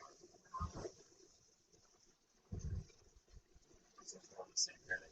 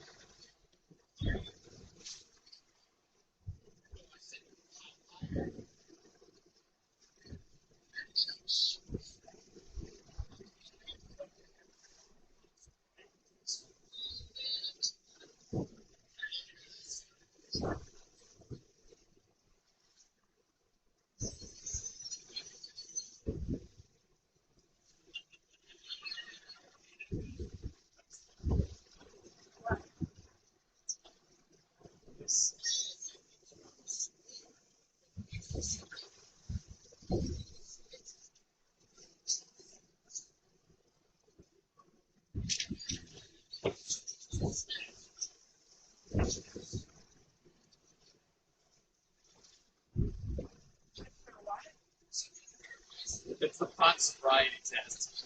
It's like, are you driving high? Oh, so what would you do? That's the joke. They're both so good.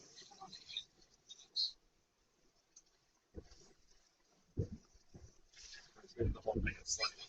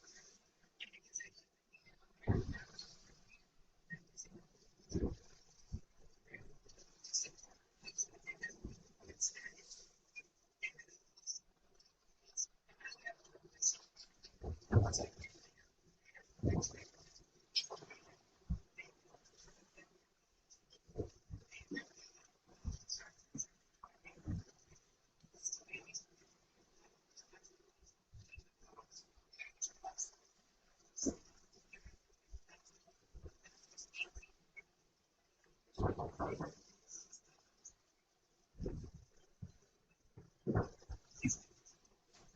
love to see him get elected. That would be amazing. I know.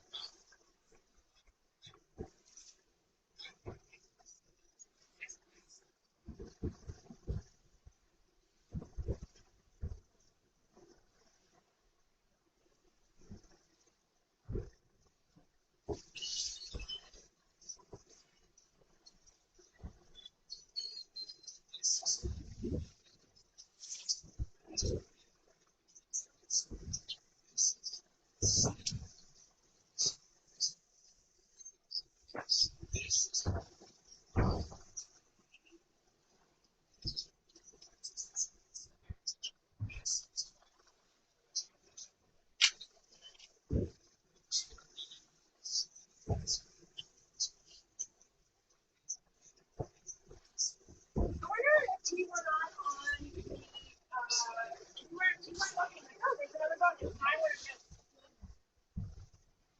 you know what I mean? Because, you know, I'm always like, oh, what is this? You know, wonder if I wouldn't even know. Maybe. And it's been so long, and it's just been so long Yeah. that it's out of my mind. Yeah.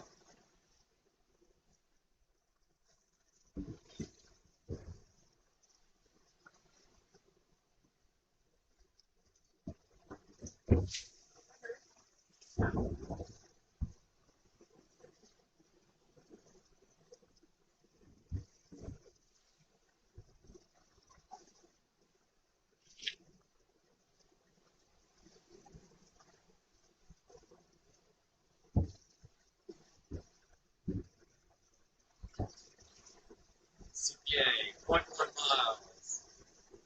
So he's only like 1 mile away? No. That's the closest point of the road. 7 miles later.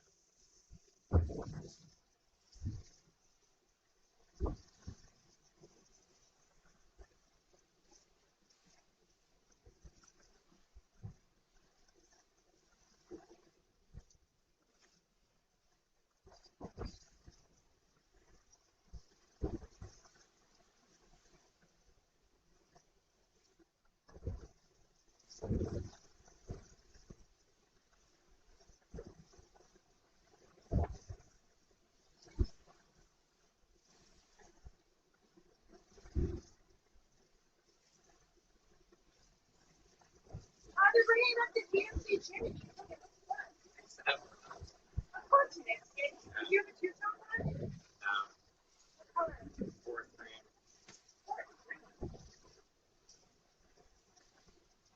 It looks a little bit like the Bronco. Like that plastic stuff. Anything new that's good.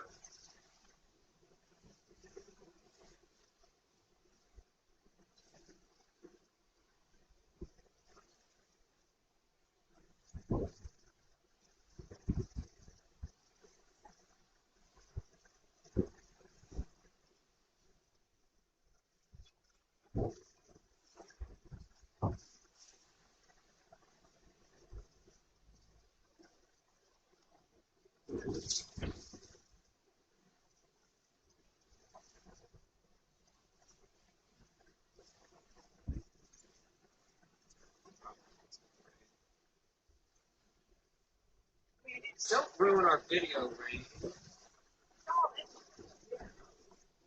It's all right there, and it's sort of breaking up. I feel like he doesn't want to even cut over because maybe Oh, he's coming right now, this man.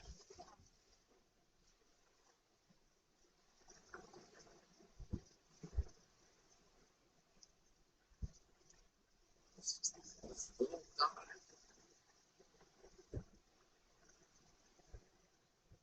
The good news is it looks like it's moving away. It's not moving away fast.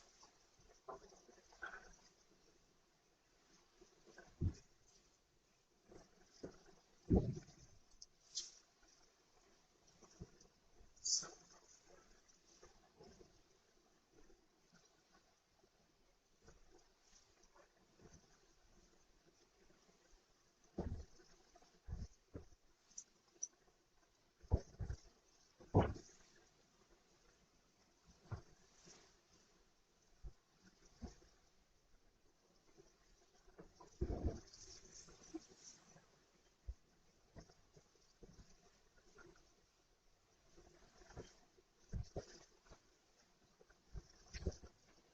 When you said gunboat, that kind of got me scared. Cheryl Winterberg.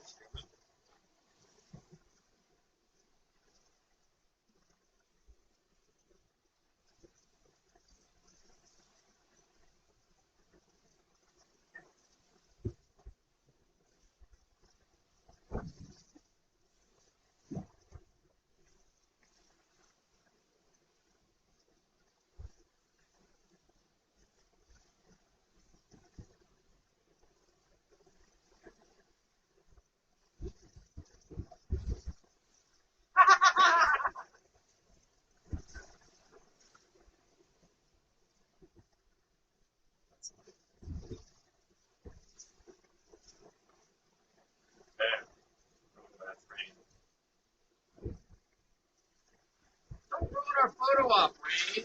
No, Rain. No, maybe, yes. I got it. Yep. There's none on board.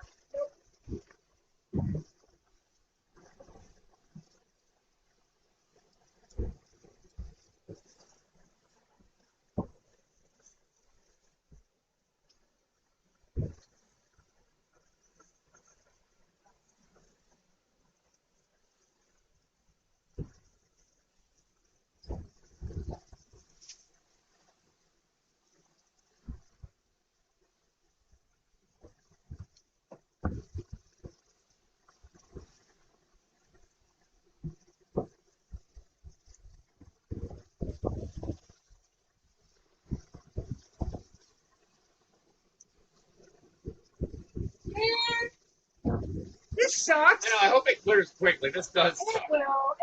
Let's stay positive. I'm right there. Salvador. 7 miles. We're probably an hour away, so odds are it'll clear.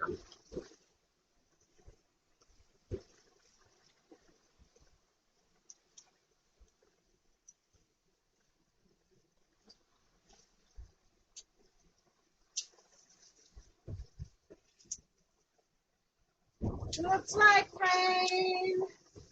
It looks like rain.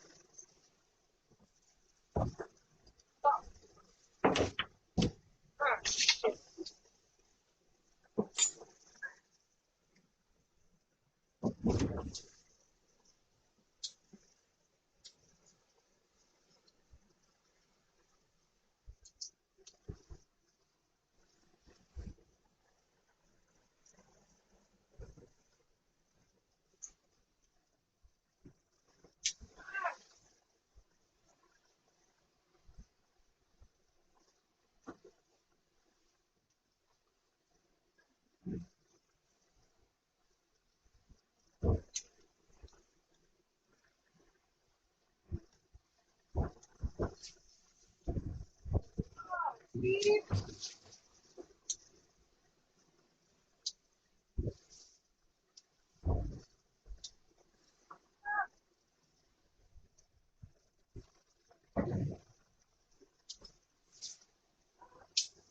Steve? Hey, Steve? Yeah. I need some help with this window here. I opened it. I'm sorry. Too bad.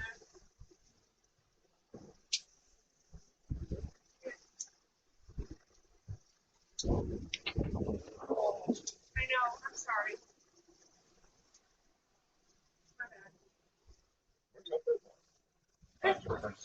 Yeah, I want to give you, Yeah. My bad. Okay.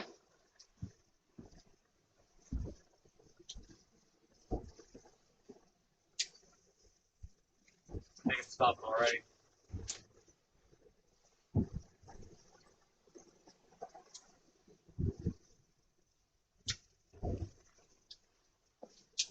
Oh yeah, he's very clear now. I'm gonna see if I can get video up and then like I'm sure I can't use it, but you know the Jaws thing? Like don't. You can find things that are similar there. Yeah. Similar to that are upgrade free.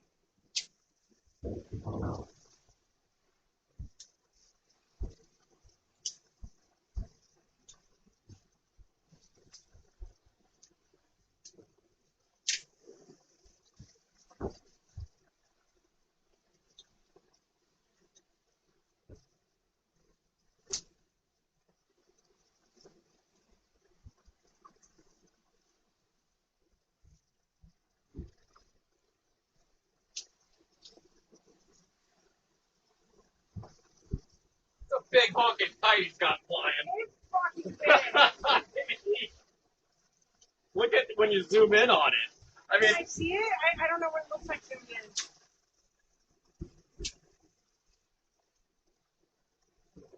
Oh yeah. look at the size of that. Wow. Well, that looks like I see a square top. That's his main, and the kite's up front. Yeah. I was gonna say this is where it helps him.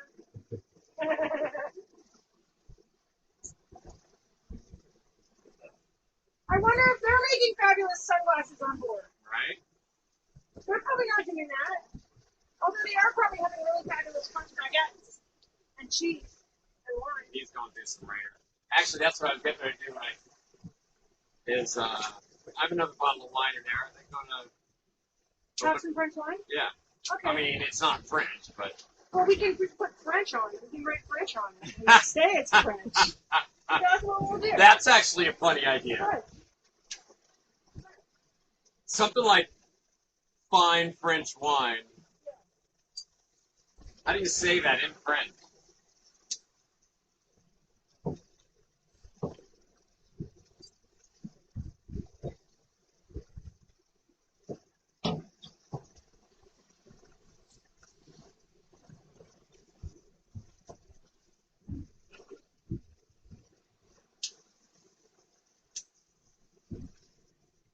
You got it. I got your fine French Don Louis wine. En français de qualité. And we'll put it on with the blue masking tape. That's even funnier. Yeah. Should I cover Oh up my Don God. Louis? I think we should leave Don Louis on there. Were you gonna write it with the marker on the tape? On the tape. Oh, okay. Yeah. That sounds good. Yeah, that works. Yeah, sure. Yeah, leave it on. Put it sideways so you can still see like whatever.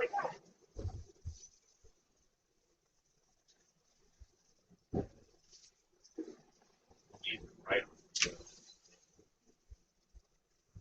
Can you show me what it says? They're all over there? Fine French wine. Vin. François de qualité.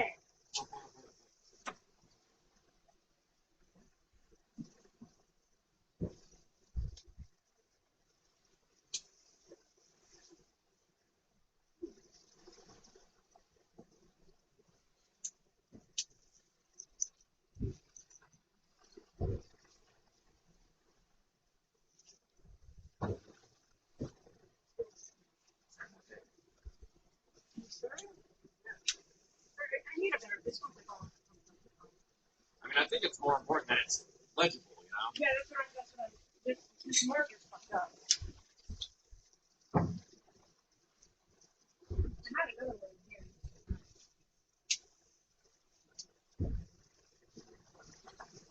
Maybe put it like diagonal over the Don Luis, like almost like it's crossing it out. Do you like that? However you want.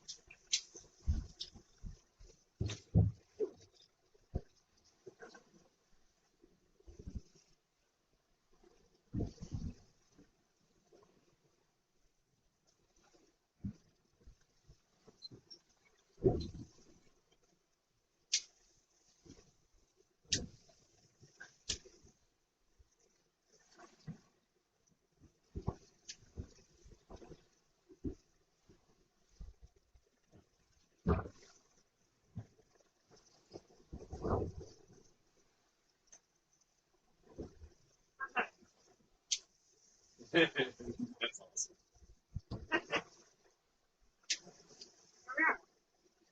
Vin réservé de qualité. Yeah, I mean, I think it should definitely be legible. Here, here's what you should do. You can. Oh. Can you bring up that scissors? The reason it's harder is because you're limiting yourself to space in advance. You don't think it should be the same length as the label? It matters. I think that it's actually funnier if it's kind of soft. You do. You write it. You're writing softer than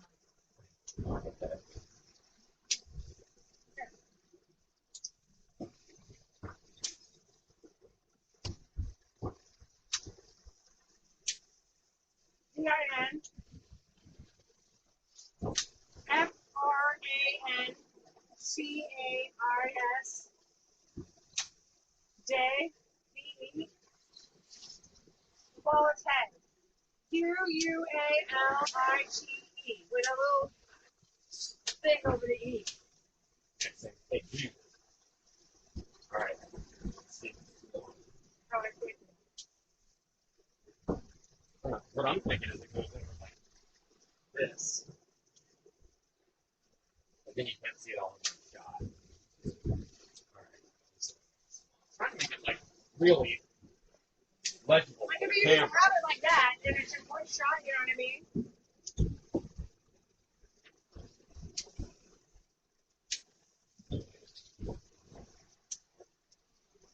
Then you have to do this. Like, you know, that was my thinking.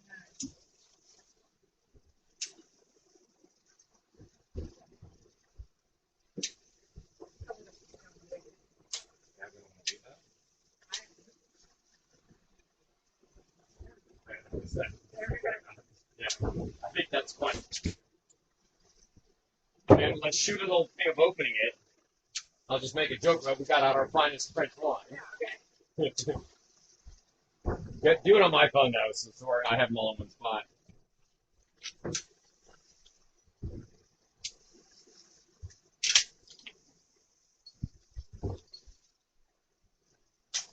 And our next, and then let's get something of you next, maybe with binoculars, or maybe just like there he is.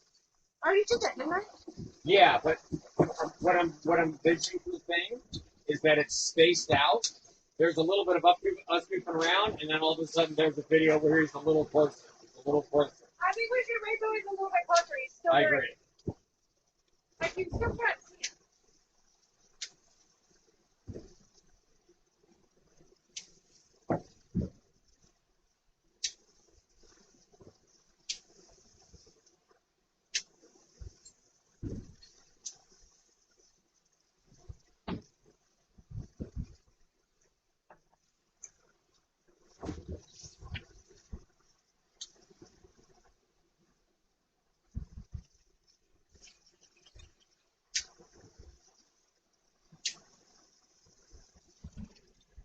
Okay, let's shoot it.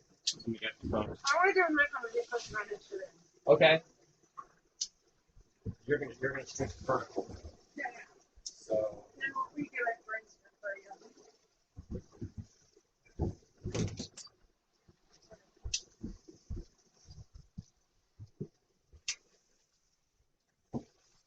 you're sure that I'm going to play? 100%. I don't want to say anything. Gunboat.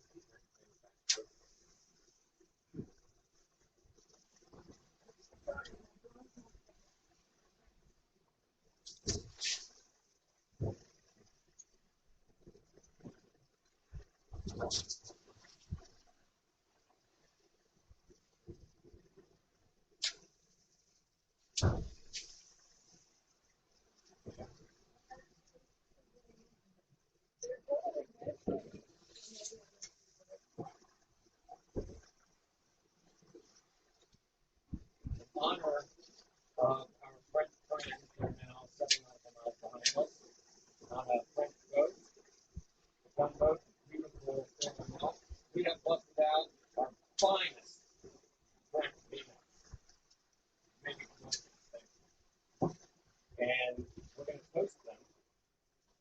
sail by.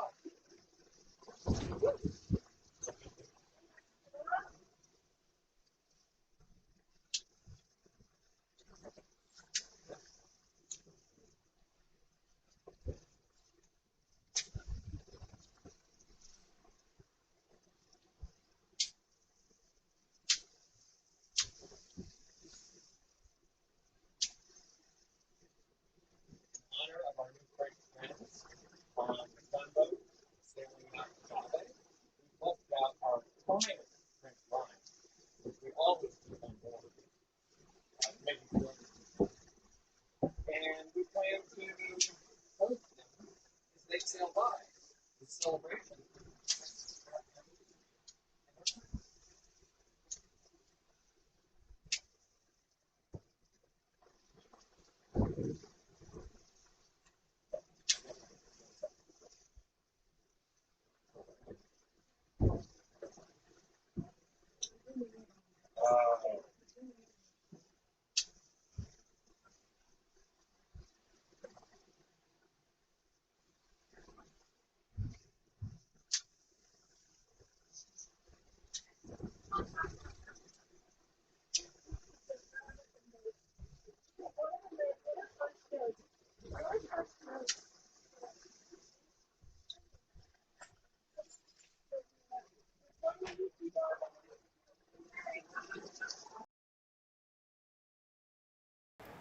Hi, Jill. We're gonna miss you guys tomorrow too.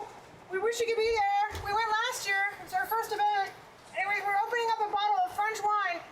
Actually, show them the wine, Steve, on our YouTube feed. If you can see, we are about to be passed by a gunboat, and the captain is French. It's a French family, we're pretty sure. So in honor of our good French friends, we decided to open our finest bottle of French vino that we have on board. We always have the good stuff. You know, it's gotta be French if you're gonna toast the French. Okay, so famous French wines are defined by their region, often boasting notes of red berries, plum, spice, and mineral complexity. Top examples include bold Merlot from Saint and earthy. Okay, so I'm listening. okay. I have another idea to make sense. Yeah, so okay, all right. Tori and Steve, and then we'll go over what notes we were.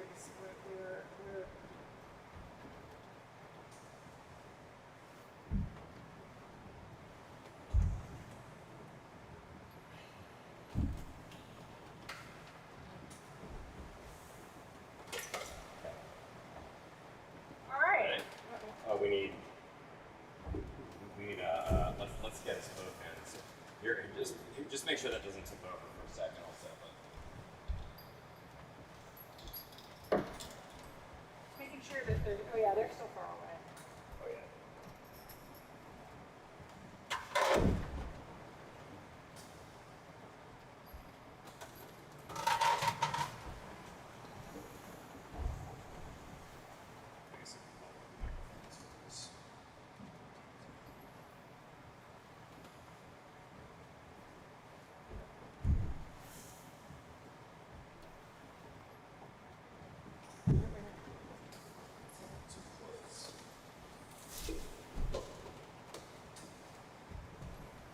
Flip it around.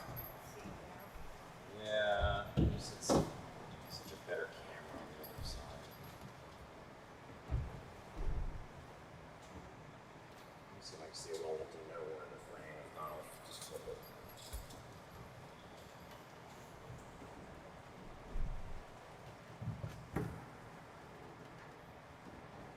Oh yeah.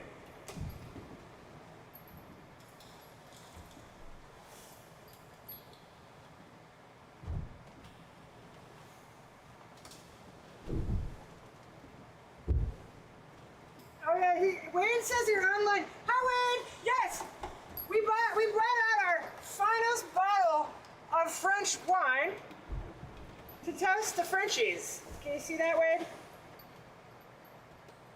I don't want to spill it. But yes, we're toasting as our gunboat catamaran on. Okay. Goes by. Okay, Steve, wait, we gotta talk about the notes. Oh yeah. Hold on. Okay.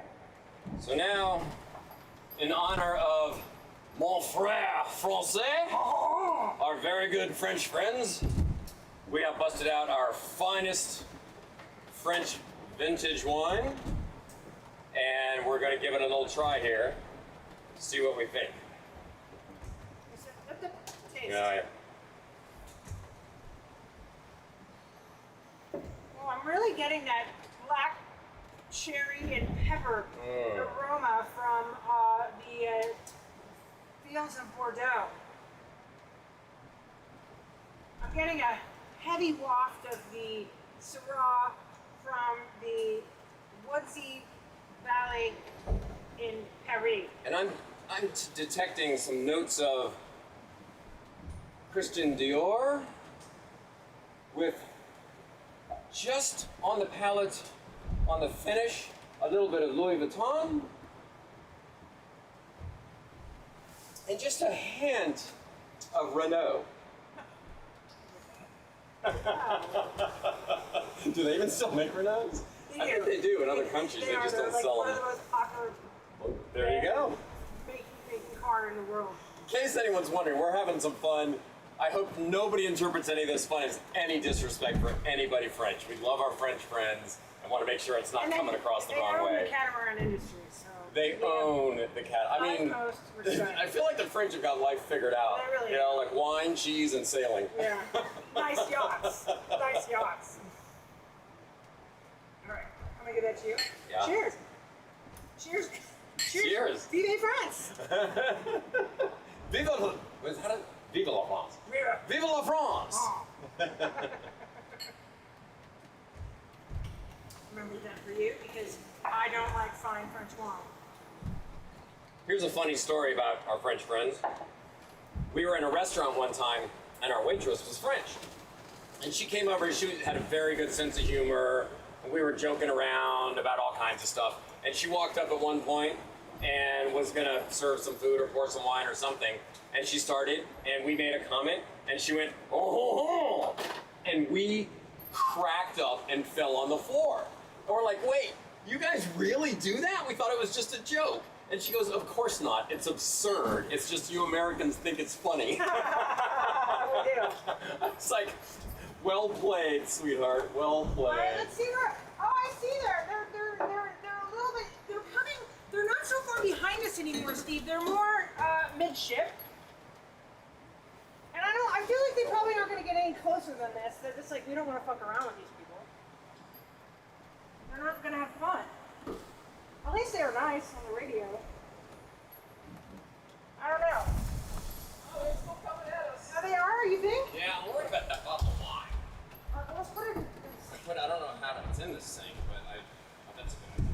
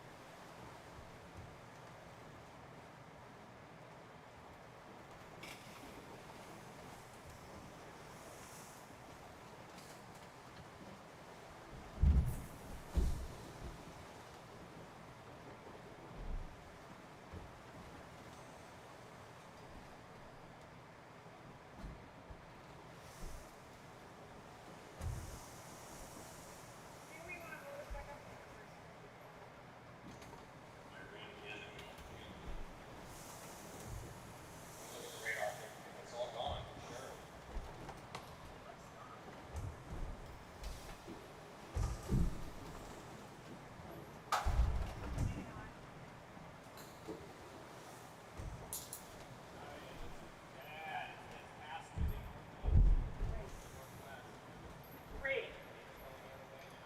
Great.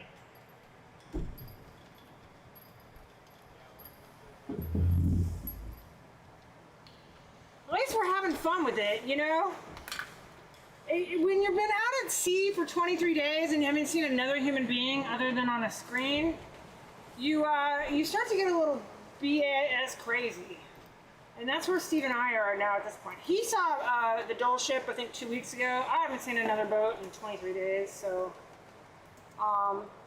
it's a little bit nutty. But Jill, I'm responding to you. We're gonna miss you guys tomorrow too. We are really gonna miss you. So he is now, I guess I should say she, talking about the vessel, 3.9 miles behind us and coming directly at us with a CPA of a tenth of a mile. So it's perfect. We're gonna get pretty close.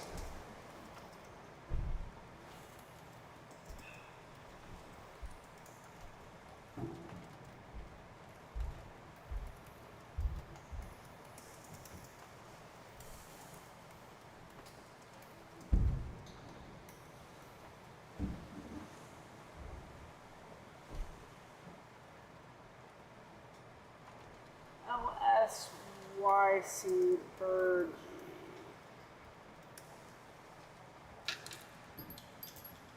Hot as balls. And you can open those again if you want. Oh yeah, because and I've got my neck fan, but I have so much crap on right now. Between my back brace,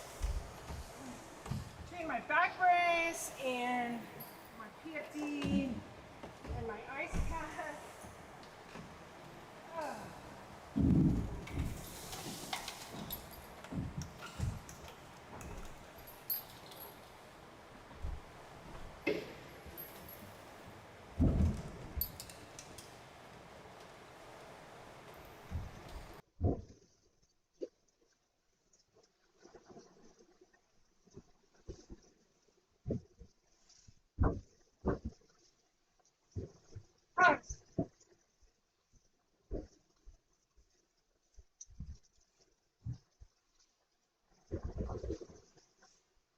This is fun.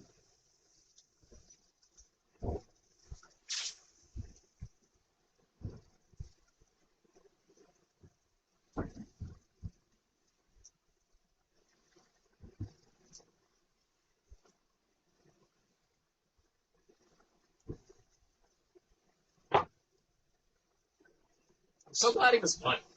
Yeah. You know, and he's like, yeah, let's do it. It's great. He would call if he couldn't come any closer, right? Yeah, why do you think he's not? He's coming right at us. I've been able to cross inside of like a quarter mile. You know, no reason not to. It's like a girl waiting on a date. It's like, I wonder if he's gonna show up. Do you think he's gonna show up? He's late. What's wrong?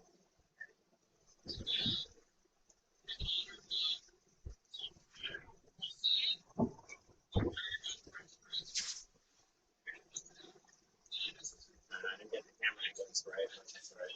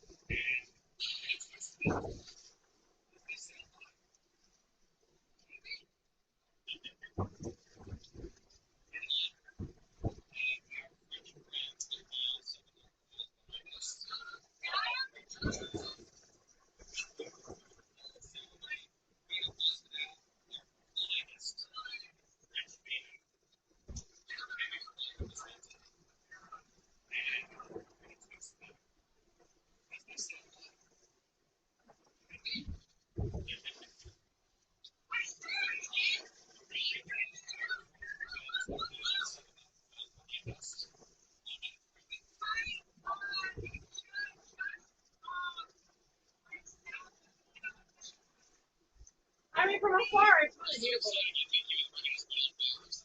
Like, it's almost like a copper color. Hang on. I Get ready wonder, to redo that. I wonder if that's actually the color that's on the pictures on the internet. First, do it all over again.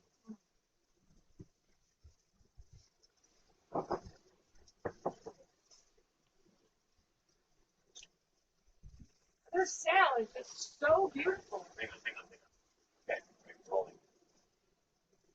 Their sail is just so beautiful. It's almost like a copper color. Stunning. Maybe just zoom right in on the colors. Of course, it's like, you know, I love art, but like, look at that. It's just stunning. It's a pretty color. It's gorgeous. I wonder if that's the colors that they show online. I mean, it's just like, it's gorgeous. It's gorgeous. Let's see if that's the color they have online.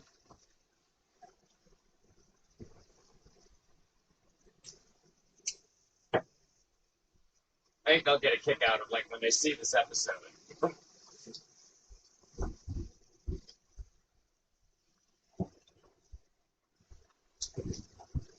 Oh, we're totally fangirling. I know.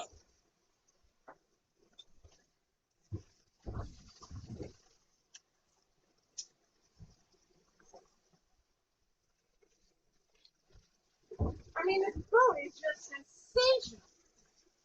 So it doesn't look like that color online.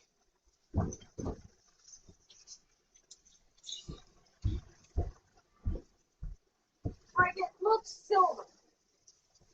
But maybe that's just the sun reflection.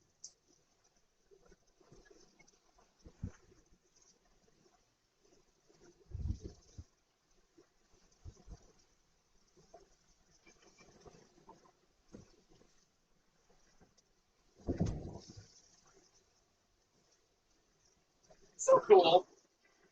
It's a fun little experience, you know?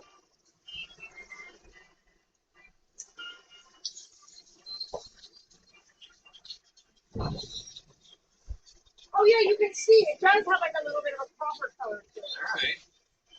Just a little bit. Look how many sails they have, dude. They have so many sails hanging on this happening.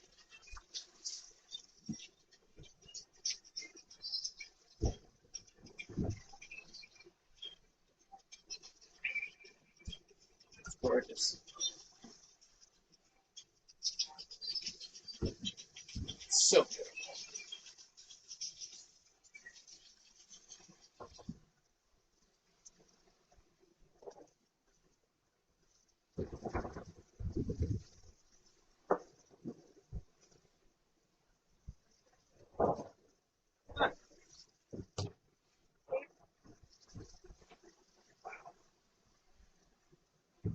I mean, this sail takes up the whole entire. You didn't use this on the dog yet, right? Okay, I'll watch. See, the sail from it goes all the way to the back of the boat. Look at that. See, Yeah. all the way to the back, like it goes all the way around.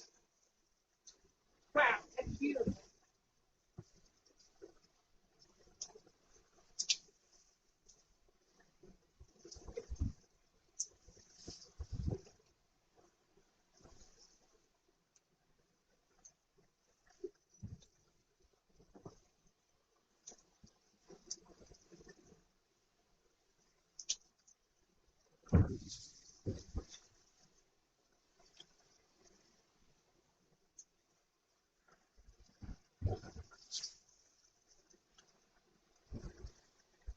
guess we'll put that. It's got a 31-meter rotating mast, soft trim with outriggers. Need help? It would be helpful if you can. I mean, It's good. it's 1,000 times easier for two of us. Lean on that rail.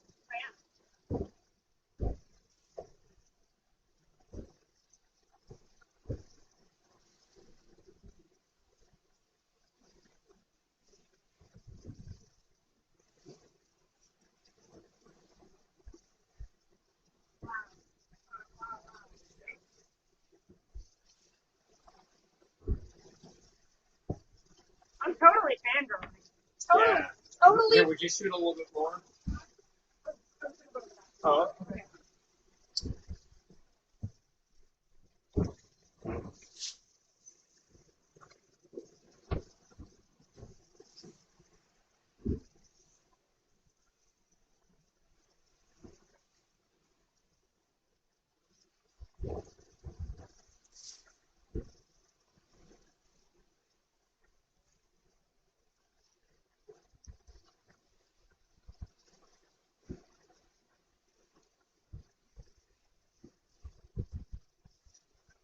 What is a term or part? Or something that you aspire to, especially describing a boat. I can say that's my dream boat, but I want something more fun than that.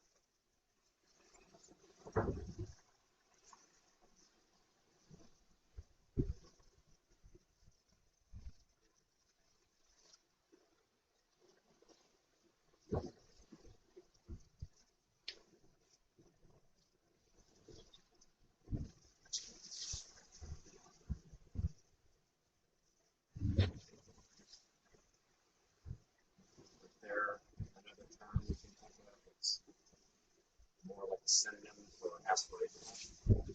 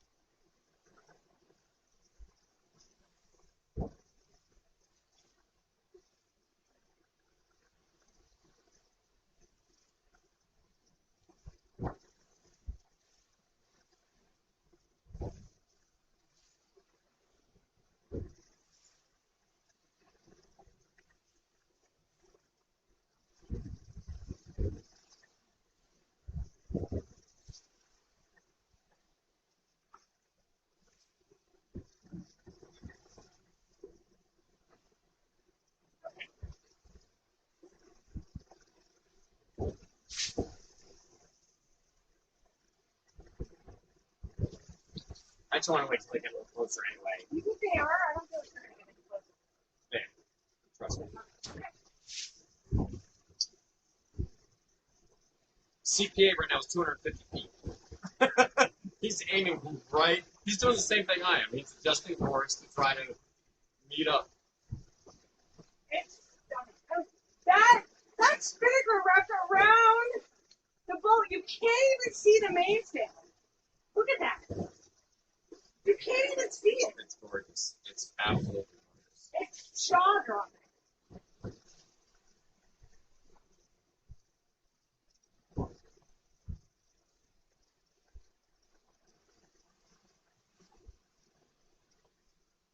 Charlie says that's a badass boat. Charlie's with Wade? Demino?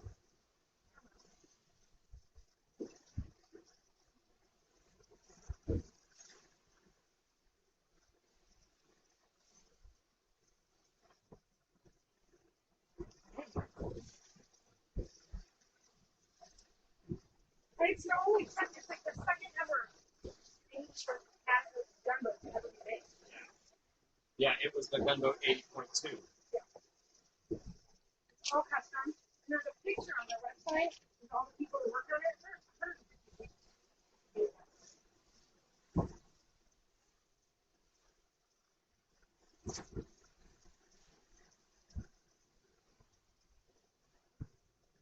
I never thought I'd fangirl on another show. I swear. Like, handbag, oh wow, you have that one? You have the Murakami CD? Wow, wow, I'm fangirling. That? I mean, it's celebrity. Yeah.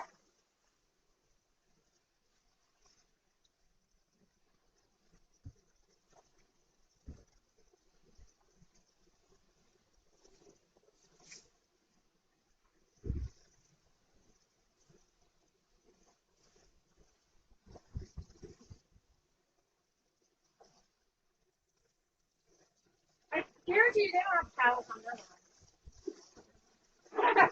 There's no, The staff takes care of that. there's no, you know what? I feel like you have it in that staff. You think?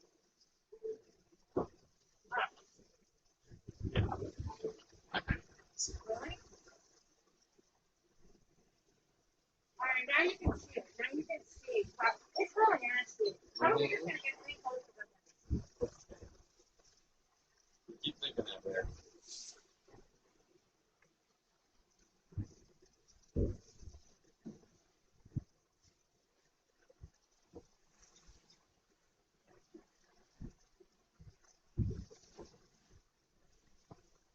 I mean, because he's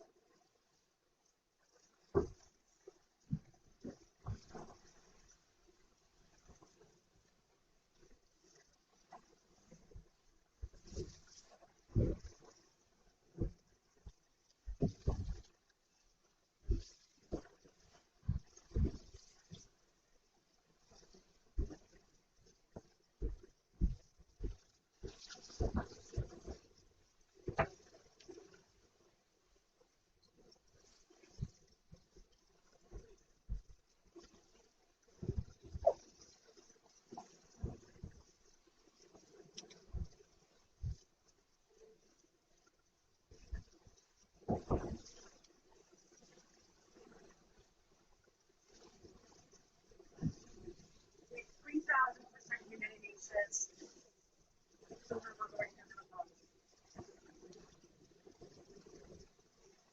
The breeze is making it.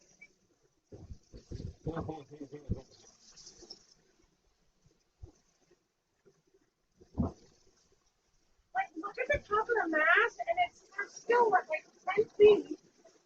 It's like this. What do they probably have reef in, right? That's it. Not at this land. I mean, we're down. Like So why then the mast is so high? well, maybe they do have a reef in the main. Maybe he's doing like me. It's easier just to put it in.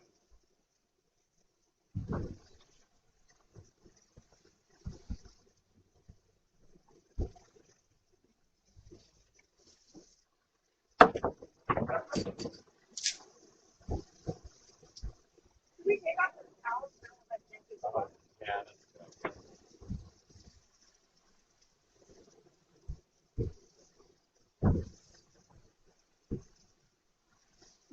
move the cars off the lawn, honey. Right? Wow. Look at it. The rich people are coming by. The rich people are coming by. Move the cars off the lawn.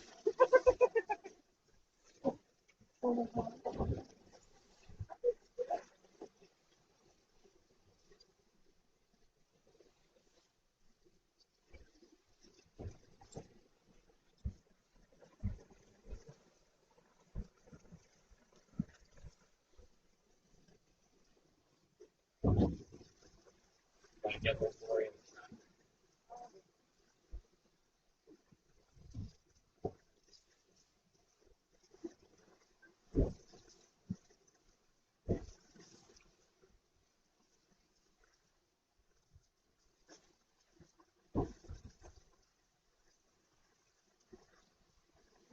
Oh my god. Idiot.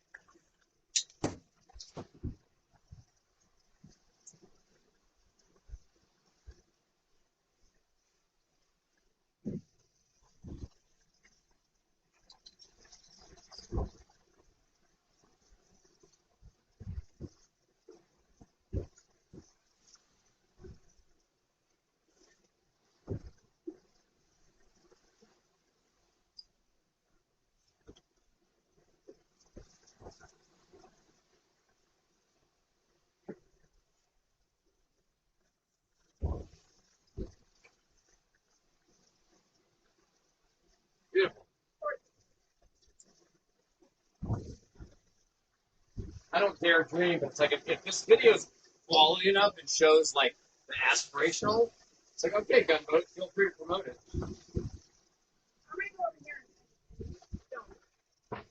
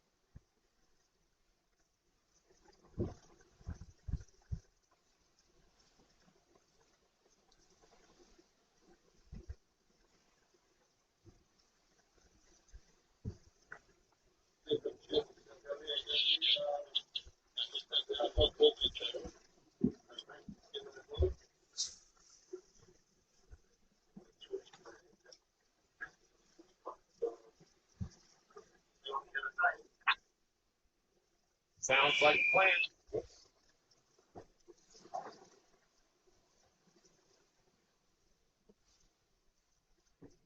Sounds like a plan. You have a beautiful boat. Feel free to sail even closer if you like. We'll get some video of you. But it really looks good. We were looking on the website actually, the building of the boat, and it's gorgeous. We love Gunboat. So see you in New Orleans. Steve, you're missing it. Steve, you're missing it. Oh, you're talking to him. So you're talking to him.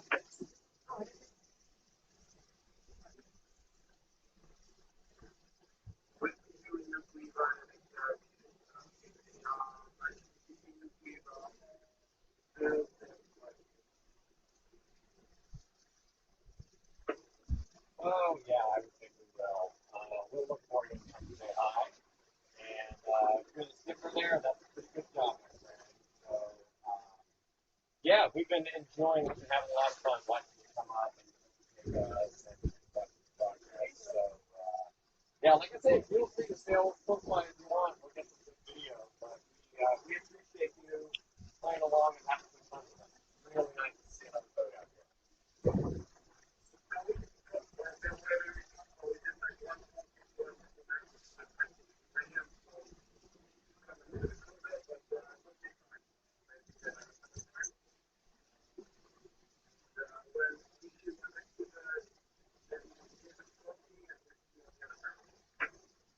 Sounds good. I understand the angle. I hadn't thought about that. I'm flying a regular Genoa. Do you mind if I change course and get a little closer to you?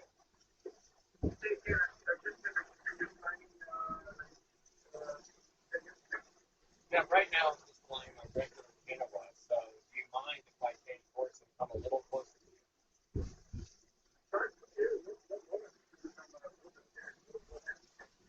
Fantastic. Good. We'll give you a wave when we get over there.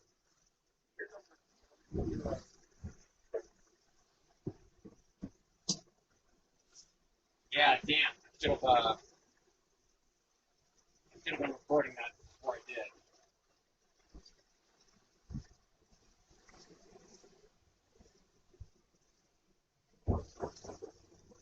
I hadn't thought about that. He can't sail a better angle than that, really.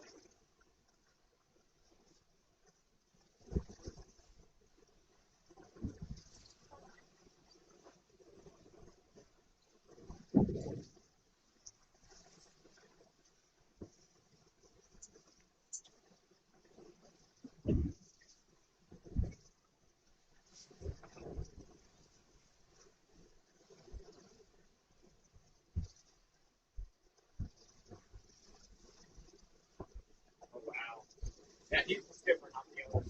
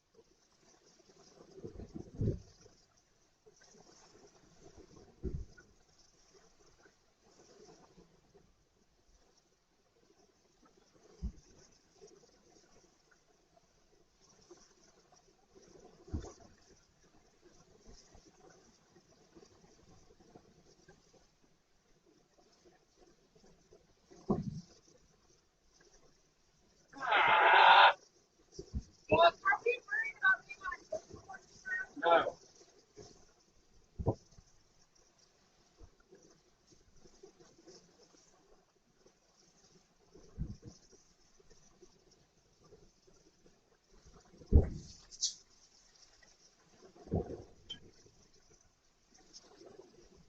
God damn it, these microphones.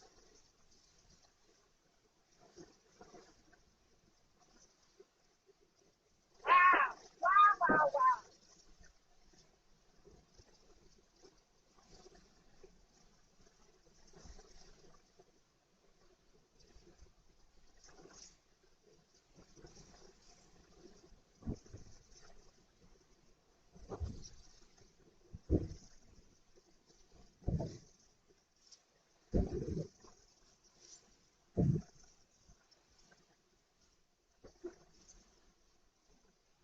Ah!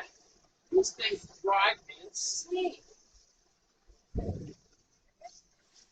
I know. I'm just like, I got 1, 2, 3, 4, 5 people on that. the amount of time I spent trying to make friggin' lights work. Look at that. Okay. All right, forget the mics.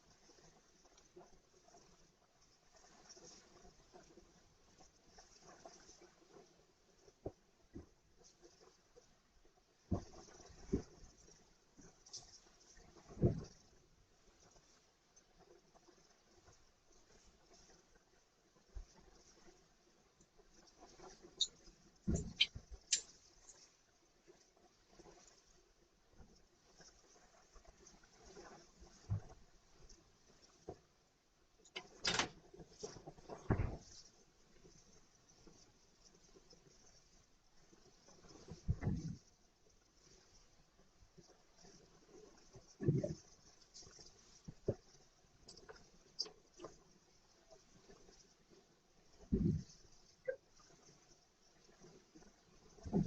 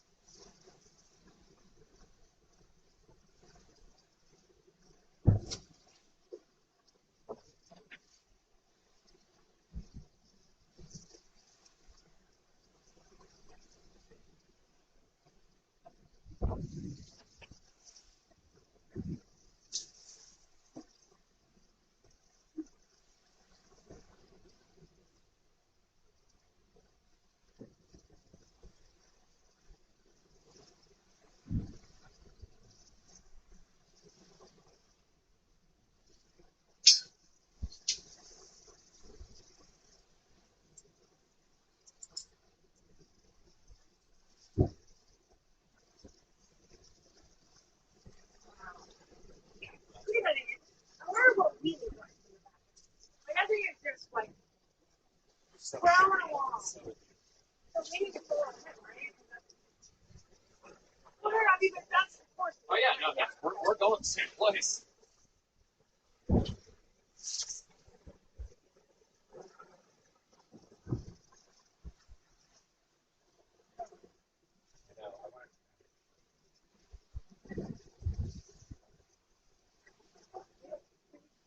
Slip in there.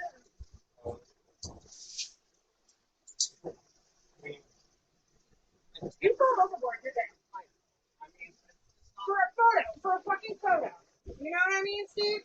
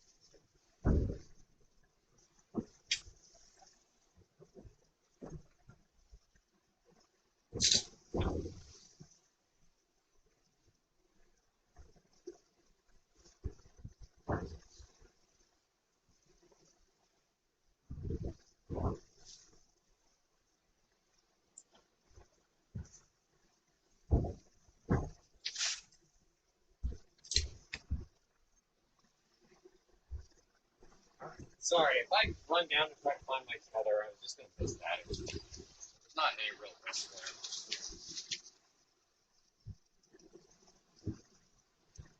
That was cool, man.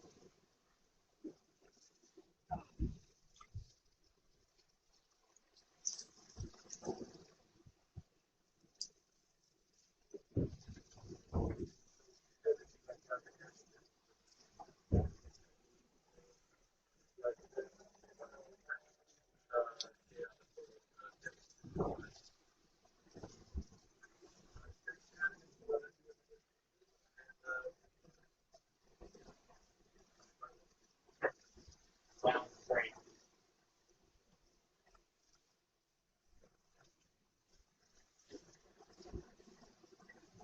Agave, that sounds great. We will look for you.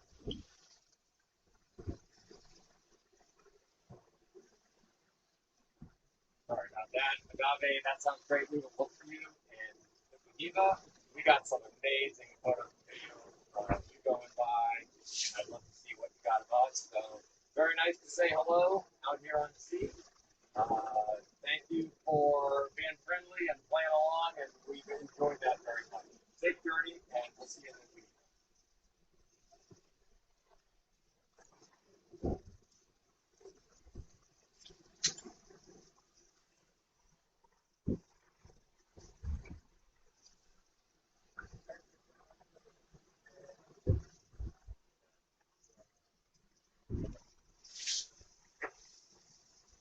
Some Tuesday, standing by Wednesday.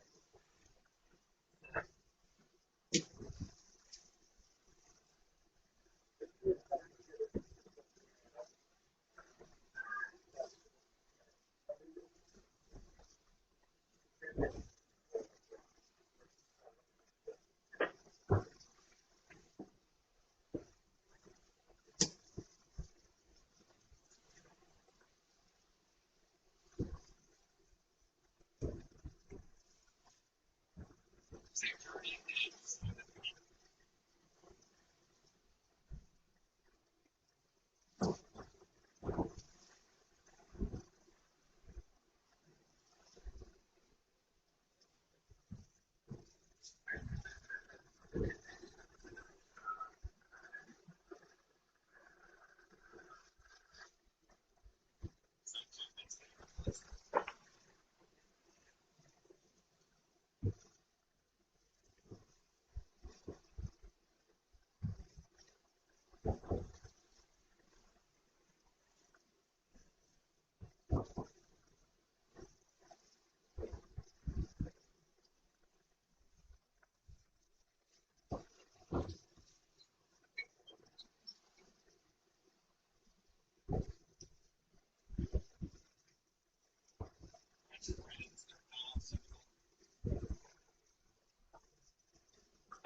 Now said excellent on our first line.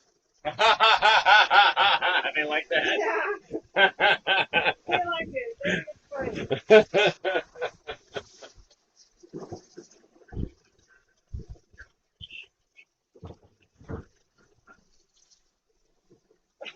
it's funny. That's funny. Excellent.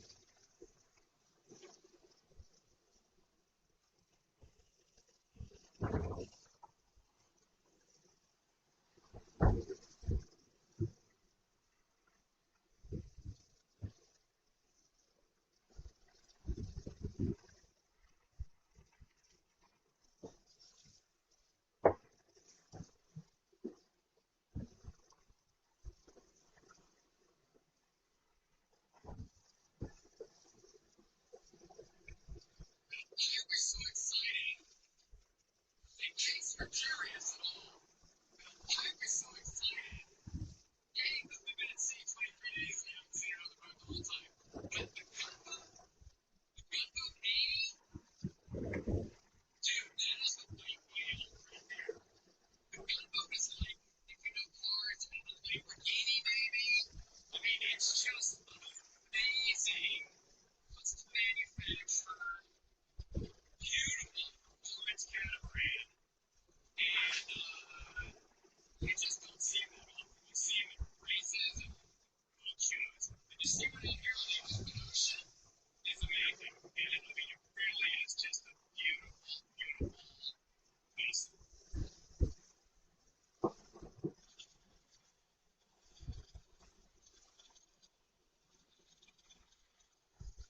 All right, what the hell is beating the shit out of the master? Sound driving me crazy.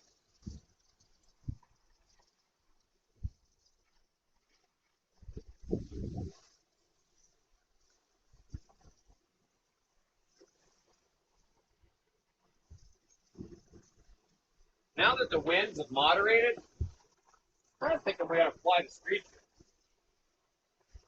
What do you feel like? Whatever you want, Steve. I mean, would you rather like be conservative and not do it, or I don't care.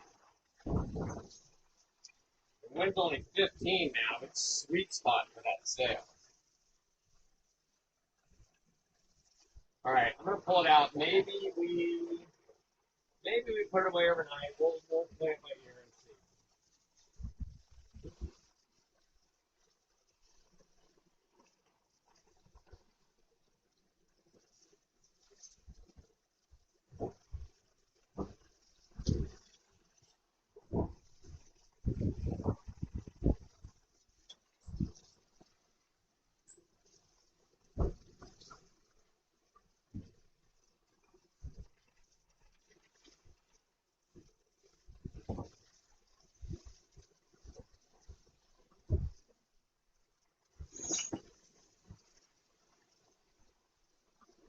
Well, he's like, well, it's not my boat. I'm just a skipper.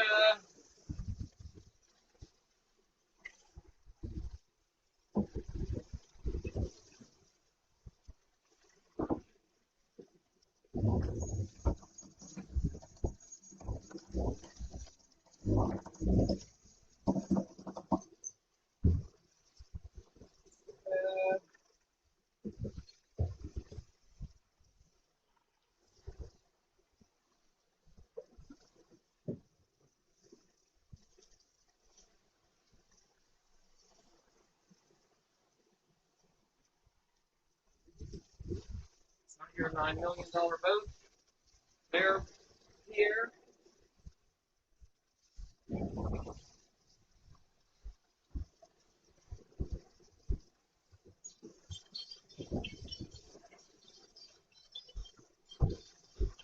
That was fun.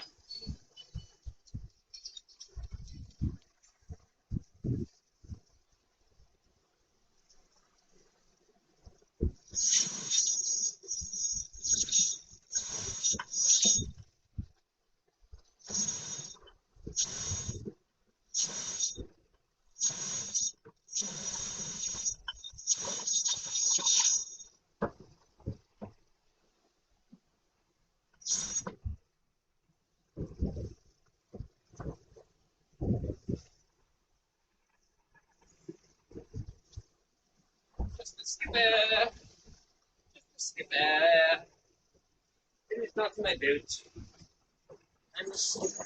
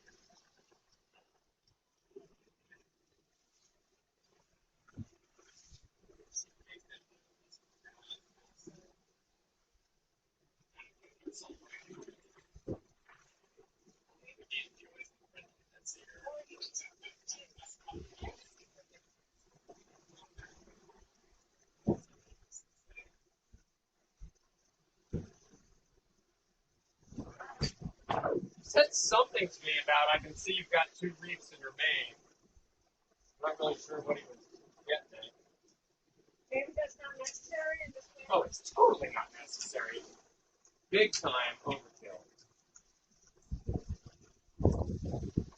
He's captaining the captain, Steve. Yeah. I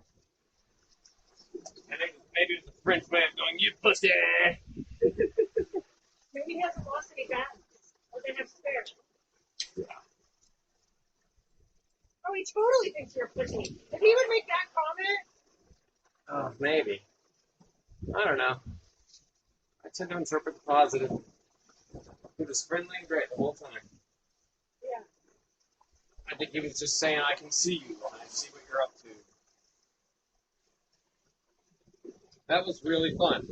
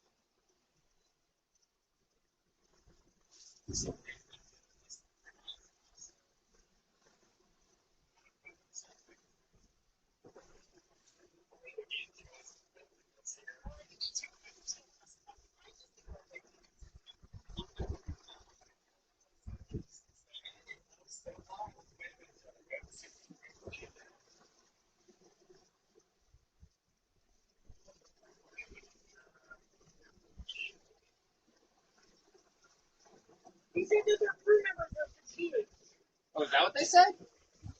on the radio.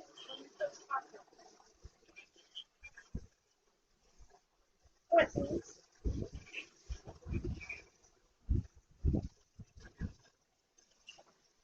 I don't know that sail is showing fatigue. Yeah, the sail. Yeah. Got it.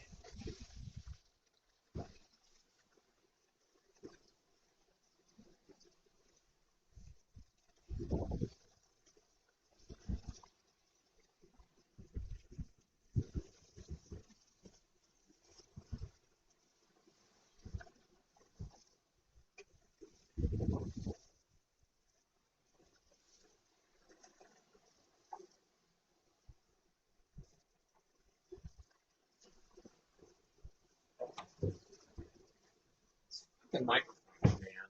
Now they're linked. How much time do I spend? Fucking, I thought I had it all figured out. Still not going. But they're great once they're paired, they're wonderful.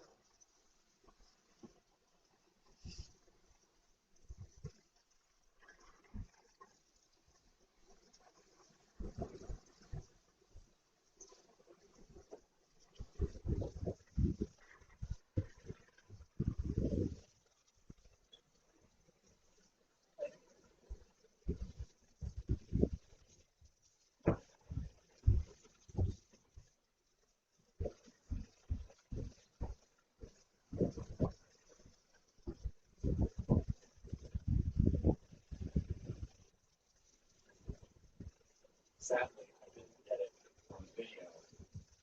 But maybe the best part was when the guy I was chatting with over the radio said, it's fine.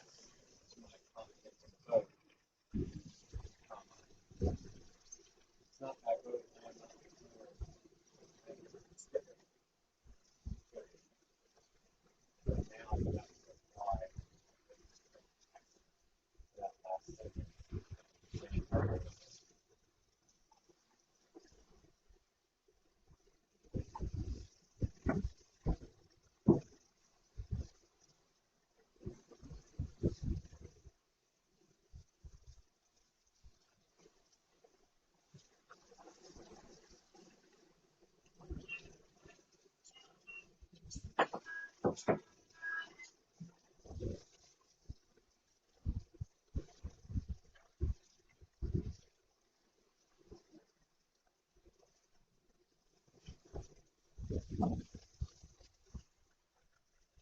never measured how close we got, really, but probably a tenth of a mile.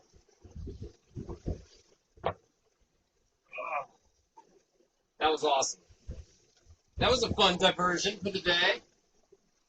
Babe, Megan wants to be with the gunboat guy. No, I don't. I guarantee we're bored.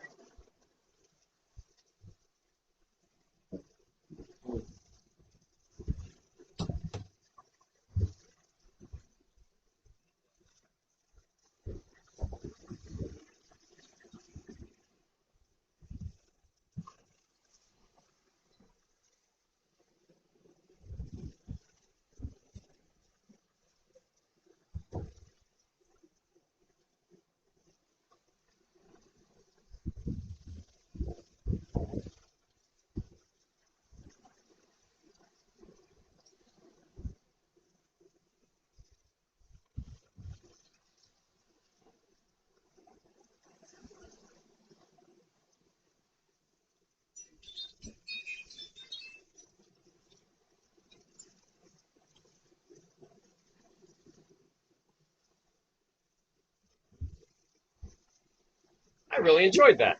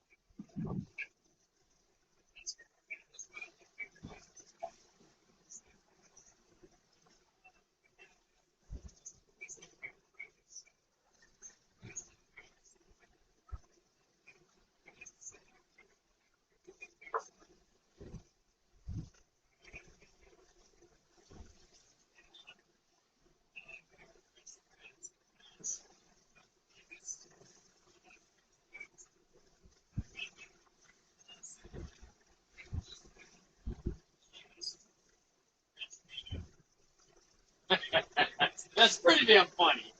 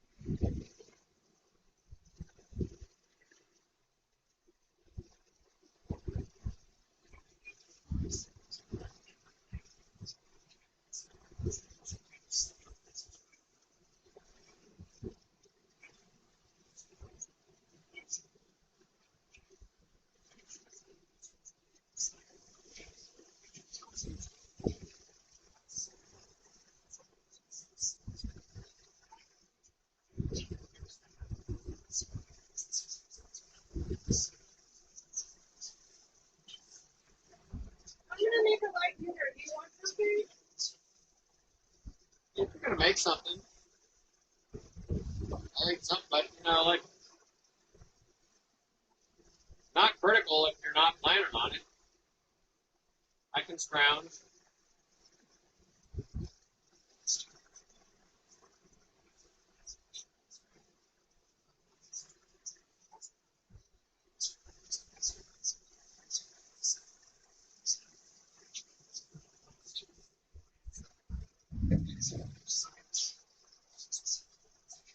Oh yeah, now we're doing 9, almost 10 knots. Hell yeah, Screecher baby. Let's get the new behemoth.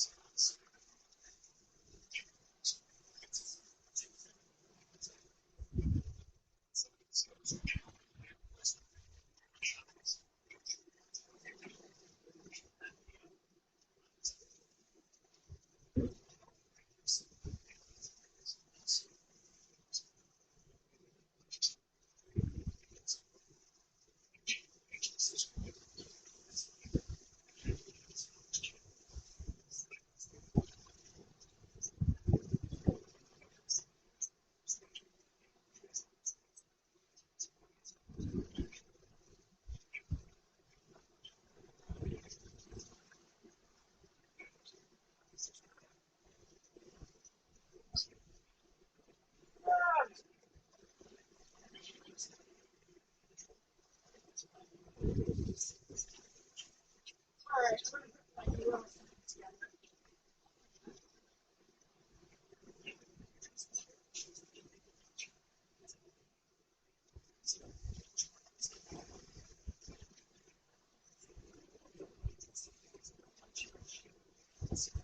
Maybe your TikTok. What? Maybe your TikTok. Oh, shite. Oh, it's 7 o'clock now. Oops. Maybe Sorry. go on. Maybe go on. There's some messages in there. Yeah. All right.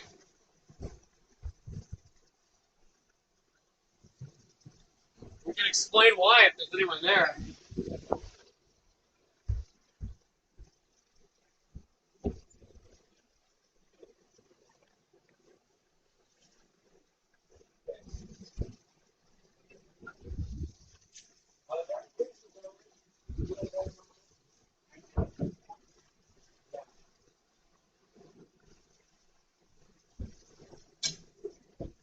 Hey everybody! Hey, if anyone came by for our 6 o'clock happy hour, we're sorry that we missed it. If you see some of the posts we put up on Instagram, and I'm going to work on an episode for YouTube, out here in the middle of the ocean, 850 miles from land, we had a Gunboat 80 sail by.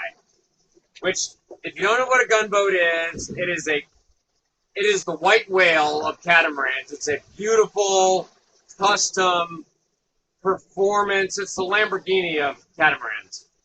Beautiful boat. And probably 4 hours ago, we noticed that it was 15 nautical miles behind us. So we've been playing around with it ever since then. I called them on the radio. They were super friendly. They were French. We shot a bunch of video. We had fun with it. We arranged with them to sail really. We got within probably a tenth of a mile of each other in the middle of the ocean. That was cool. It was a lot of fun. But we were busy enjoying that experience, and so if you came here for the 6 o'clock happy hour, we're sorry that we missed you. But I'm going to log on right now, and if anyone's there and has questions or wants to chat, I am at your disposal. Stand by one moment while I get logged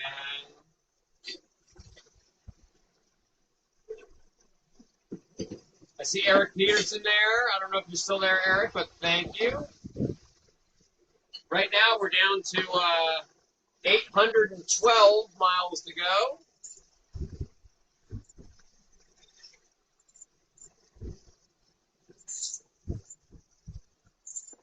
Jill, if you're still there by chance, very sorry that we'll miss opening day. I'm sure you understand our excuse. But we are going to save this beaten up Virgie for you guys and get it back in your hands at some point. So that if someone can confirm, actually, is that the first little ship fleet Virgie that's crossed the Pacific? Oh, they already confirmed it? Oh, wow. All right. Very nice. Very nice. Hey, Eric, thank you. Cheers, my friend. And let me show you the delicious French wine that we're enjoying right now. Yes. Stand by.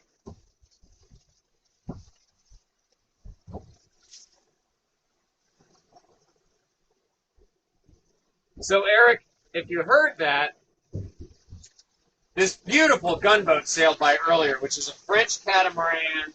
Like I said, custom. the white whale, They're custom. It's a $9 million boat. It's performance. It's built just for speed. Like, this boat's more of like a comfort. This boat is not only comfortable, but it's built for speed. Yeah. They're aluminum hulls. Gunboat is so badass all the way around. Super lightweight. They're beautiful. And so anyway, in honor of our French friends,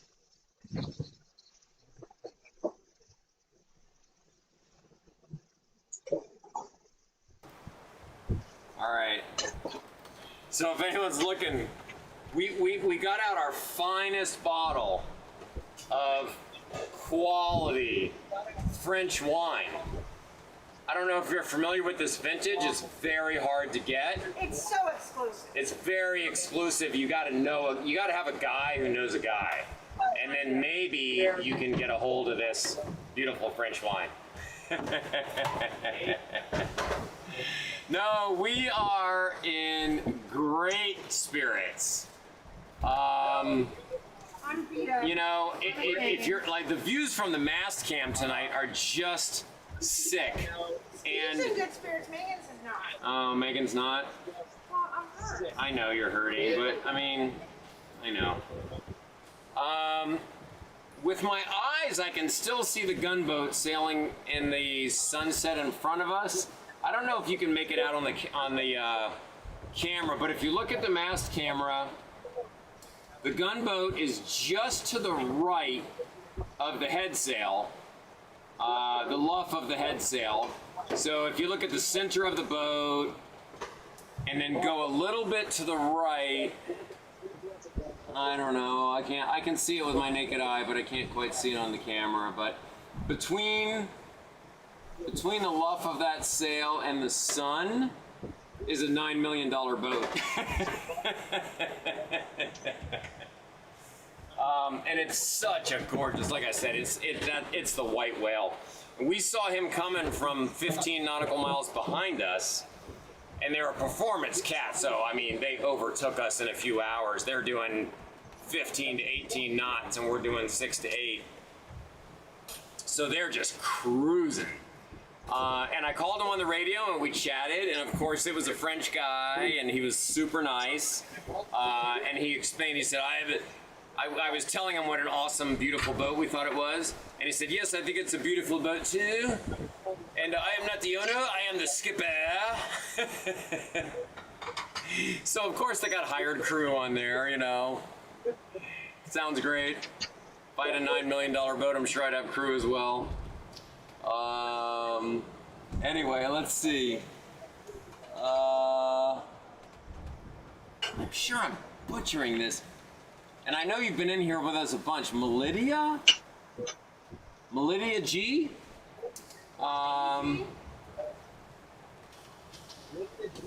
It says, the wife and I are loving the views tonight. The live stream is soothing. I'm glad to hear that you're enjoying that. I have a very good friend of mine, a tennis buddy, that tells me that every morning he makes his coffee and puts us up on the big screen and sits there and drinks his coffee and watches the views on the cam. And he finds it very soothing, which I think is awesome. My wife enjoyed the christening of the pugs and the prayer. Really appreciate the authenticity. Oh, dude. I hope you're still hearing me right now, because honestly, that is the highest compliment you can pay us. You know, Megan and I have talked about this a lot, and we've agreed, like, look, if we do this YouTube thing, and it's fun, and we enjoy doing it, and people out there in the world get something out of it and enjoy coming along for the ride. And hey, if it makes money someday, obviously that would be awesome, right? But, you know, we've talked about that. We're like, we can't be fake. Megan's big thing is, you know, those stupid thumbnails that are like, oh my God, is my boat gonna sink? You know, like we're not doing any of that stupid stuff. We're real people.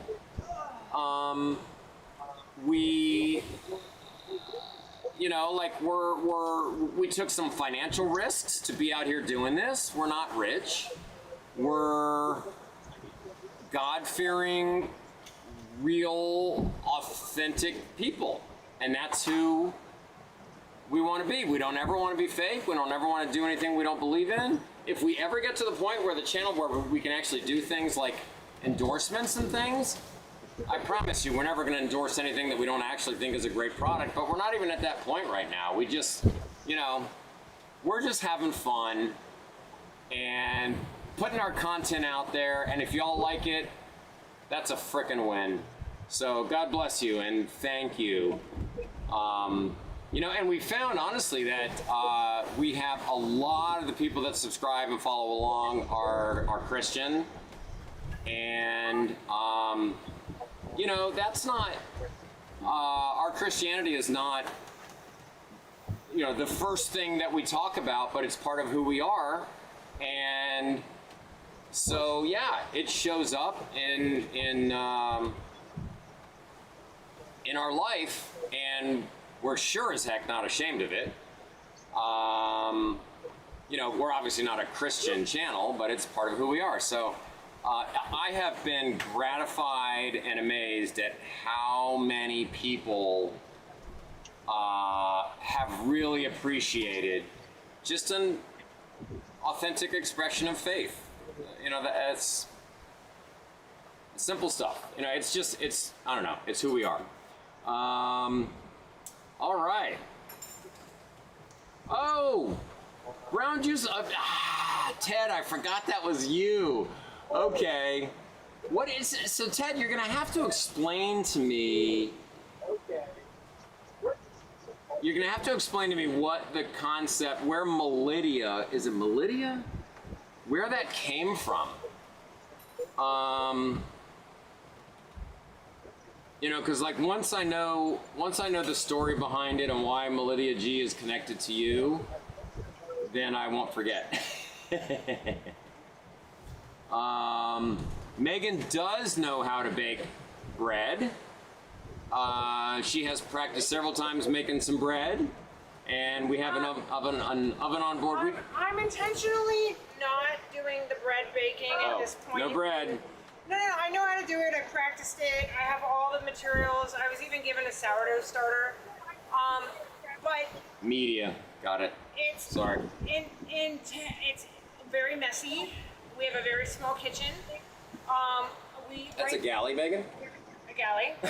We have a very small area to prepare, and the boat is moving around so much that I intentionally bought bread and froze it. I shrink wrapped it and froze it, and just using that for now. If we get to a place where we can't have bread, I will bust it out and make it. But at this point in the journey, I with my back and standing a lot, it's not bread's not happening. Okay, media. All right, got it, Shed, got it. I had it right the first time. Media. Media G is Ted. We'll remember that. Oh, man. I tell you, we do enjoy having you guys aboard.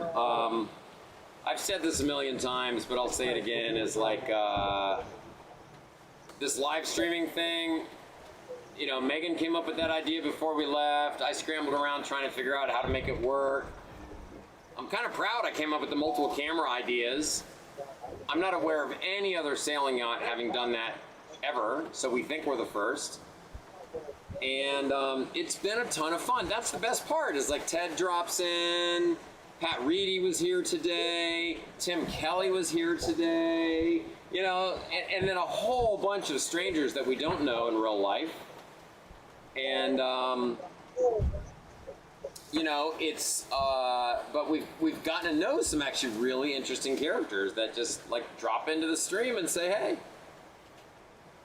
All right, Ted says he's gonna send you the recipe. You can make it in a Ziploc bag, no muss, no fuss. I love it. Thanks, Ted. Okay, Megan says we'll try it.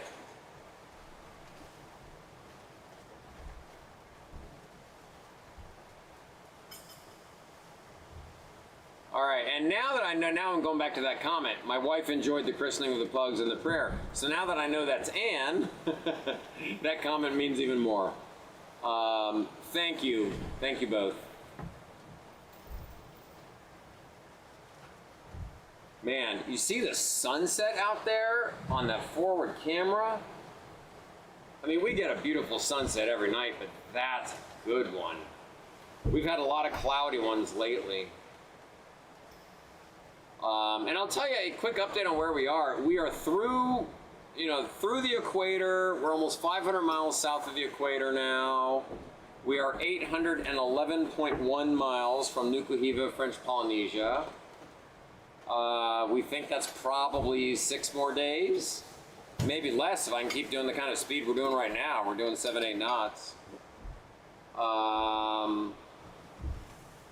And wow, so we're gonna miss Agave because they'll be gone by the time we get there. Yeah, more than likely. They're only gonna. I mean, he's working. I guess they're probably on delivery, taking that yacht to wherever their rich owner is gonna fly to next. That's too bad. There must be some way to get a hold of his WhatsApp. I should have given him mine on the radio. Maybe I could still call him and do that. Well, he knows how to find us. He knows our road. Yeah. It's so crazy we're talking with you while we're thousands of miles away and bobbing around the Pacific, 850 miles from nowhere. You know, if I had a nickel for everybody who said that. I mean, we were chatting with the girl who's our property manager in Nevada today. We've been so many people we're having that conversation with them. People are like, what is going on? You're in the middle of the Pacific Ocean and we're having a phone conversation. It's so wild. So wild. Yesterday you were sharing, oh sorry, I just looked right at the sun and now my retinas are messed up. Yesterday you were sharing that at this site you would be all night to trim the sails to make sure you're not going too fast. Yes, that is correct. So we're in a different spot now, but yeah, 2 nights ago, maybe it was 3 nights ago, it all runs together. But there was a pretty serious high pressure system a few hundred miles to the south. And that high pressure system was giving us very high wind speeds of like, 20 to 20, well, 30. We saw quite a few 30s actually, 20 to 30 knots of what sailors call true wind. And with that much wind comes big waves. So that gave us a couple of nights of fighting through seas with 10 to 12 to some 15-foot waves. And if you can imagine a 15-foot wave, like where I'm sitting on the boat right now, I'm maybe 5 feet off the surface of the water. So imagine a wave where I'm looking up at the crest of it and it's 10 feet higher than my eyes are. Yeah, that'll make you pucker up real quick. And so we spent probably 2.5 days in those kind of conditions that were so rough that you couldn't stand. I mean, everywhere you were on the boat, you had to work your way around holding yourself. And in order to be safe, we had to trim in the sails. The sailing terminology is to reef. So we put 2 reefs in the main, which is a way of making the mainsail smaller. And then I reefed in the Genoa as well. So we had a lot less sailcloth flying in the air. And the reason that's important is because if you're flying too much sailcloth when the wind comes up and gets really high, catamarans don't heel. On a regular old monohull sailboat, it'll do what's called a knockdown, where it'll just knock you over and the mast will slap the water and then hopefully it'll right itself again. On a catamaran, that's not an option. A catamaran does not heel.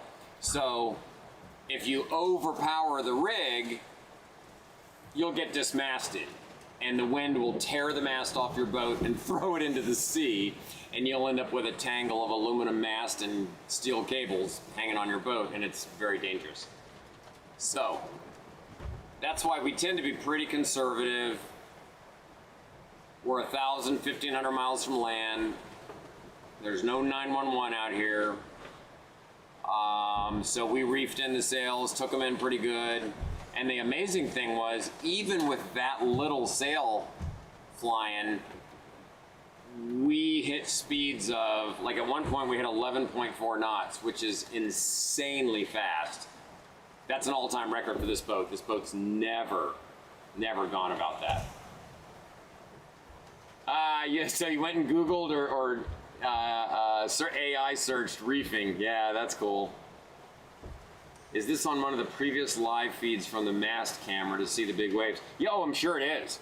I mean, the last 3 days, it's been crazy. The funny thing is the big waves and the big seas, like Megan and I have tried numerous times trying to shoot video or photos that show how big and scary these big waves are and how huge they are compared to the smallness of the boat. I mean, we're on a 45-foot boat. But you're getting 15-foot waves and the ocean makes this feel like a tiny little piece of fiberglass. And it's almost impossible to shoot video or photo that conveys how frightening that is. So the clouds are in the way of a beautiful sunset, but it's still pretty awesome out there. Yeah, thank you, buddy. Yeah, we're both safe and we're on the downhill slope now. You know, we're 800 miles is still a long way to go, but this was a 3,300 mile journey, and honestly, we'll probably sail close to 4,000 miles because you can never sail directly where you're wanting to go. So we got 800 to go, and now we're sailing directly to where we want to go. The wind angle is letting me point straight at Nukuhiva. We're doing right now 7.5 knots to cover 810.3 miles now. And probably 6 days. So what's today, the 23rd? So maybe that means we get into Nukuhiva on the 29th. I don't know what day of the week that is. But yeah, our friends on the Gunboat will be long gone. They're gonna stay there till Thursday. We're still gonna be at sea. Like, they zipped by us like we were nothing. You know, it's like if you're on the freeway and you're driving along at 55 and someone goes by you at 80 miles an hour, that's what just happened with the Gunboat. They were very friendly, but man, those things are fast.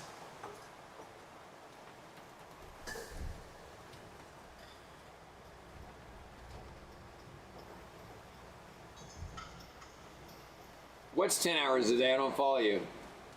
Clip into a short, authentic clickbait. Oh, good question about the hematoma. Dude, it's so bad. It is now officially 2 full weeks since that injury. It was swollen up the size of a grapefruit. Now it's about the size of a tennis ball. But it's 2 weeks later and it's still badly swollen. And the problem is, if I hit it or bump my hip into something, man, the pain is sharp, and then it gets worse. And then as soon as I do that, it swells up again. And it's almost impossible for me to avoid bumping into stuff on the boat. Like, I try, but every day I bump it into something multiple times. I try to sleep on my right side, which is close to impossible. But I've researched it as much as I can medically. My concern was, like, is this a larger medical concern? And it's not. It'll heal up. It just hurts. You know, that's fine. That's nothing. I mean, Megan deals with 10 times the pain I do, and I whine about it, complain like a little baby, and she takes it like a man. So...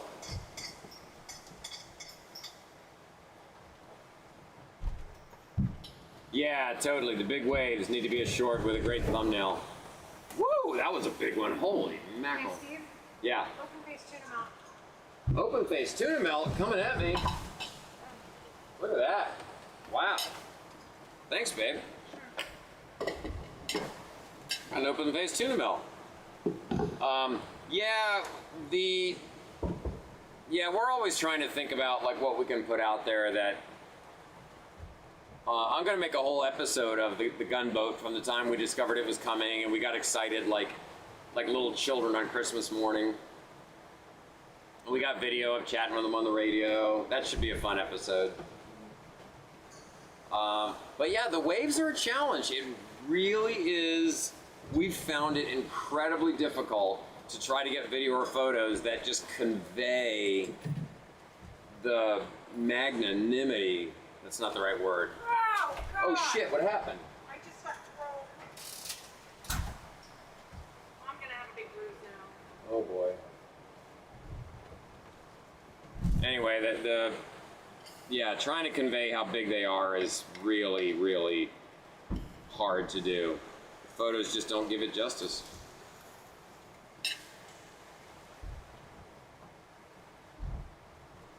Funny thing is, most people out there that look at them are still like, whoa, that's amazing. I wouldn't make it 2 seconds in that weather.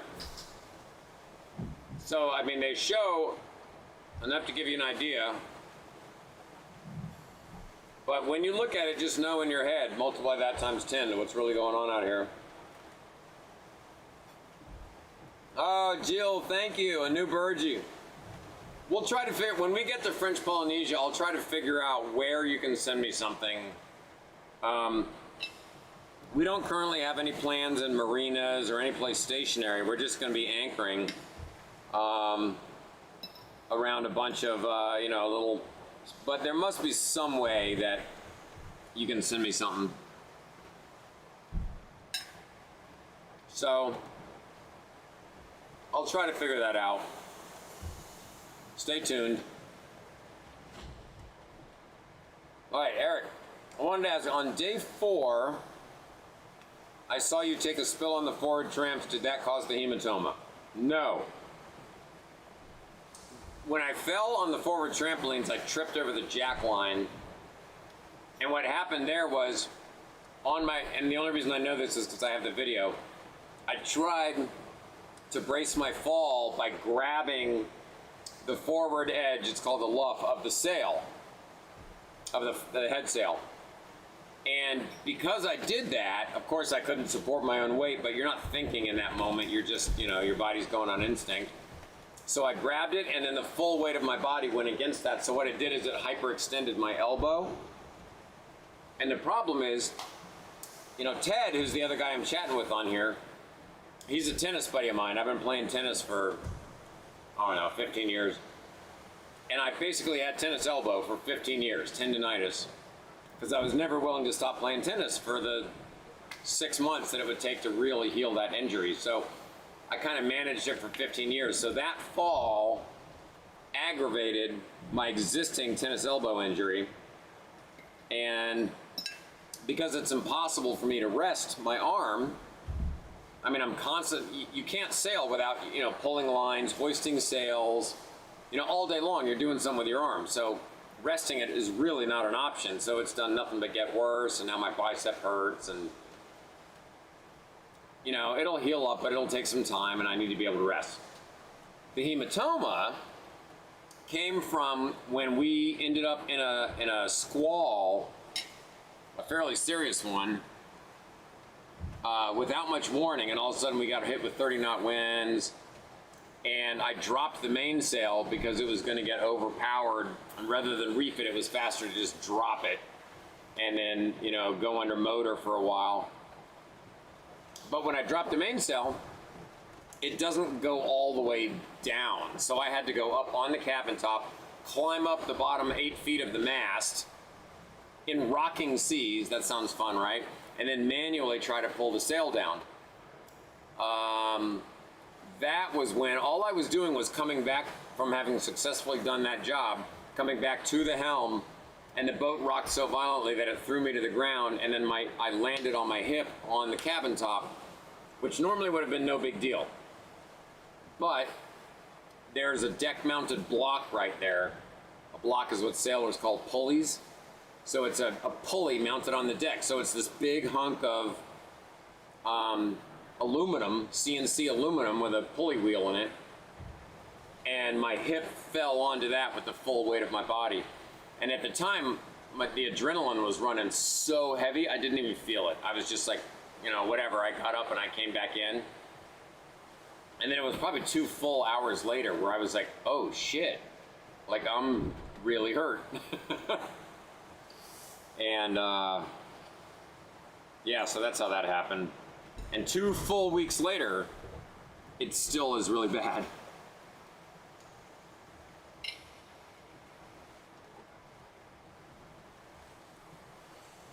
That's been one of the surprises for me, honestly.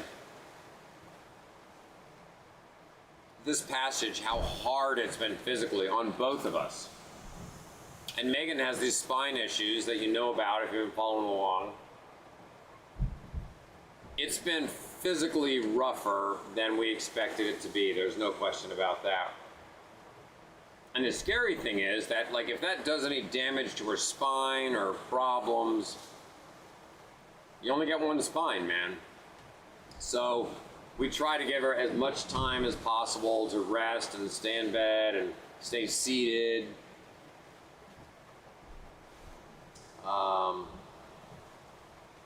But yeah, it's been a wake-up call. Yeah, dude, landing on that block. I mean, I won't say it hurt because, like I said, the adrenaline was running. I didn't even know it happened. But 2 hours later, I'm sitting there and I'm like, oh my God. I get hurt to move.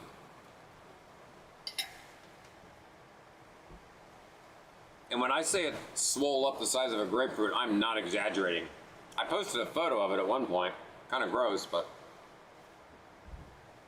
the bruise itself is probably 10 inches long. The swollen area was grapefruit size. It was bad. Still is bad.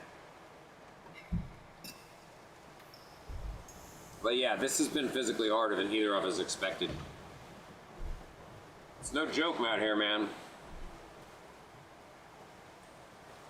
The ocean does not care.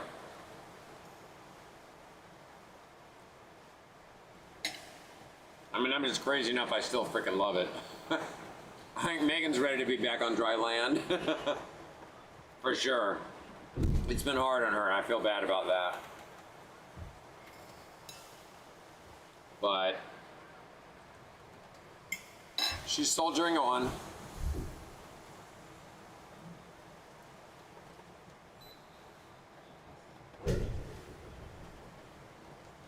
We're moving good right now, man. 8, 9 knots. 20 knots of wind.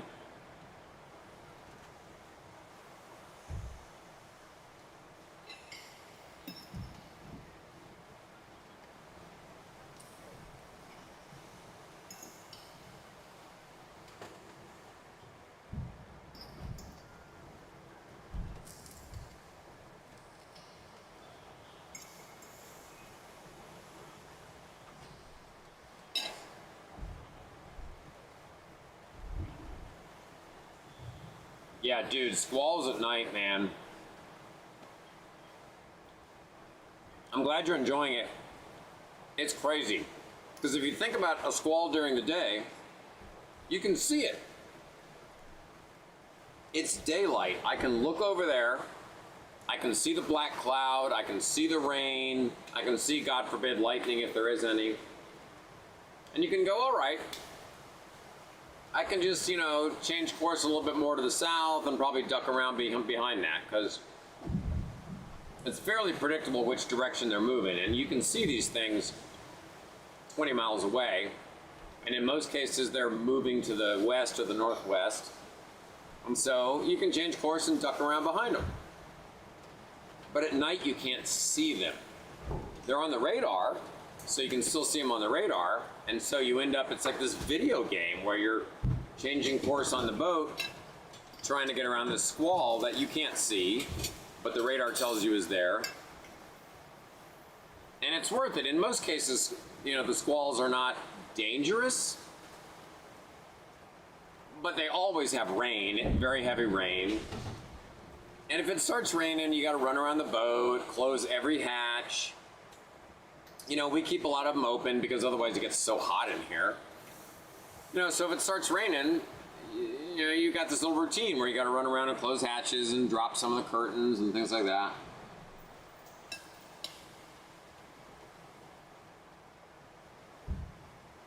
And if one comes in on night watch, like the other night, Megan was sleeping, and a squall came in. I was on watch. So I got the big sail furled in, got out the Genoa. It started raining, and I ran down below and closed up. There's a hatch directly over our bed on the owner's, you know, so I had to quietly go in. I didn't want to wake her up and try to close the hatch. So yeah, even if the squall is not dangerous, it's just more convenient to sail around it and avoid getting rained on if you can. It's a bit of a nice rinse down for the boat, but the reality is the salt's still there. It can rain all at once. Can you reach your diapers? Yeah. You want me to do that? I'll come do it. You're doing your thing. I'm tired. It's time for me to go to bed. All right. Well, what am I going to do? I'll take care of this. No. All right. You sure? You enjoy it. All right. Come on, Pops.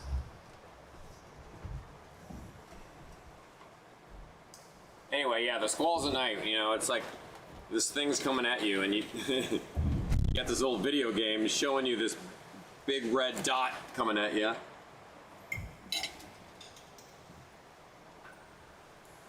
As long as you know they're coming, it's no big deal. You can prepare, reduce sail, close hatches. The tough ones have been the ones where, and it was my own fault for not watching the radar closely enough, where they get you by surprise. That's not good.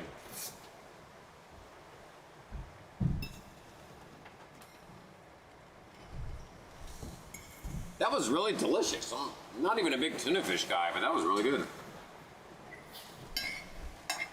Honestly, I don't think I can remember the last time I ate tuna fish.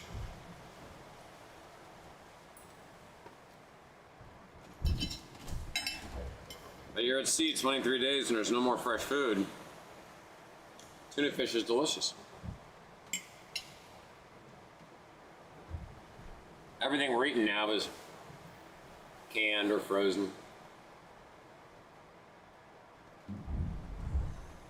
Megan did an amazing job provisioning. Can you do me a favor? Can you hand me one of Pickles' pain meds? It's in that yellow happy face bowl. And you just want to give me the happy face bowl. Alright, and then I'll hand it back. Thank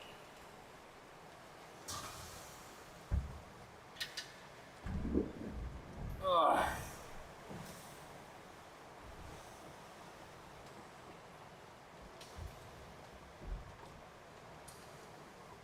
Yeah, Ted, the gunboat video is going to be cool. I got a bunch of really good footage.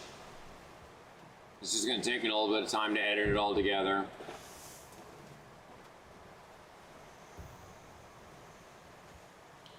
Hey, Eric, there's a 2023 Gunboat 80 for sale on Yacht World, almost $9 million. That was a 2024. Yeah. The description says selling for 1/4 of the build cost. Wow. Wow. Yeah, 30 knots in a non-foiling boat. I mean, those things are just absolute, bullets. You know, like honestly, I mean, it was, I don't know, an hour and a half ago, we were waving at the gunboat going by us. I can't even see him on the horizon anymore. Well, I take it back. I can look way out there and see his mast. But that dude's going to be in Nukuhiva in a day and a half, 2 days. We're still 6 days out. I mean, he just smoked us. He's basically going almost double our speed. Which is fine, I'll take it. You know, I mean, we're basically a condo with a sail on it. We're a big, comfortable, I bet he doesn't have an ice machine on board. Yeah, well, actually, I bet he does. I bet he does have an ice machine. I bet he has everything we have. I read the specs on it. There's 3 they call it VIP suites with king-size walk-around beds. Oh, my Lord. And the crew cabin, the crew quarters are completely different. Then there's a twin bed cabin. Yeah. 4 heads. Full kitchen. They have an ice machine. Yeah. Yeah. That'd be a nice way to live. But I got such a kick out of it when I was complimenting him and telling him what a beautiful boat it was.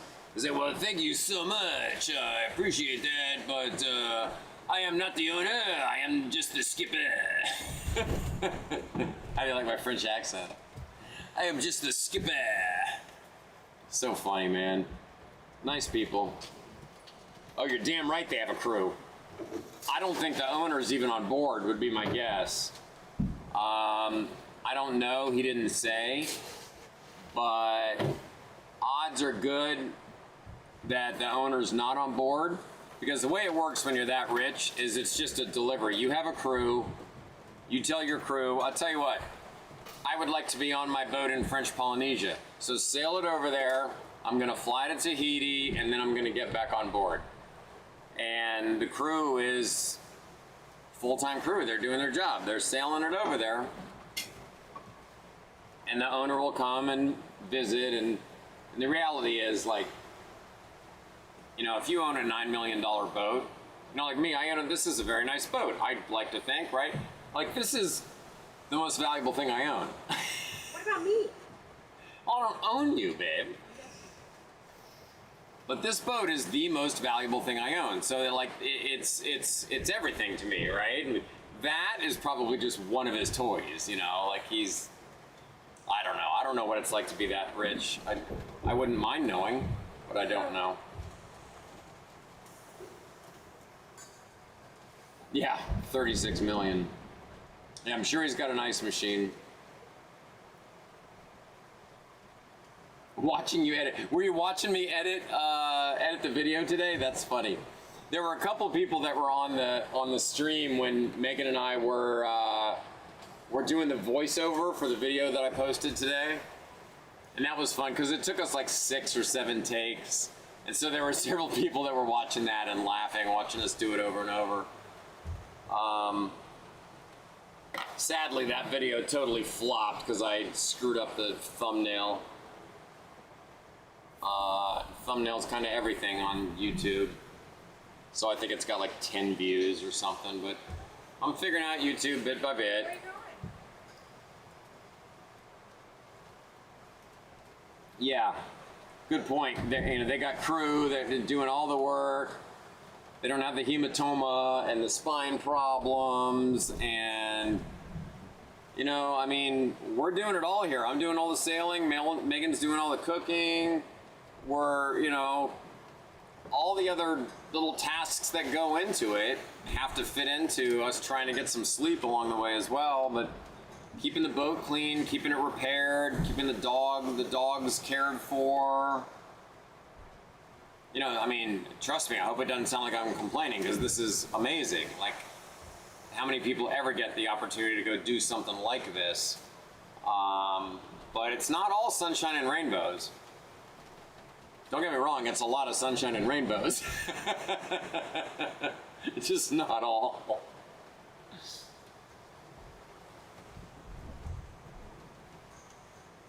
Yeah, a Powerball ticket, exactly. People always say that to me, is like, can you imagine being that rich? And I always say the same thing. I'm like, yes, I can. I absolutely can imagine being that rich. That is not difficult.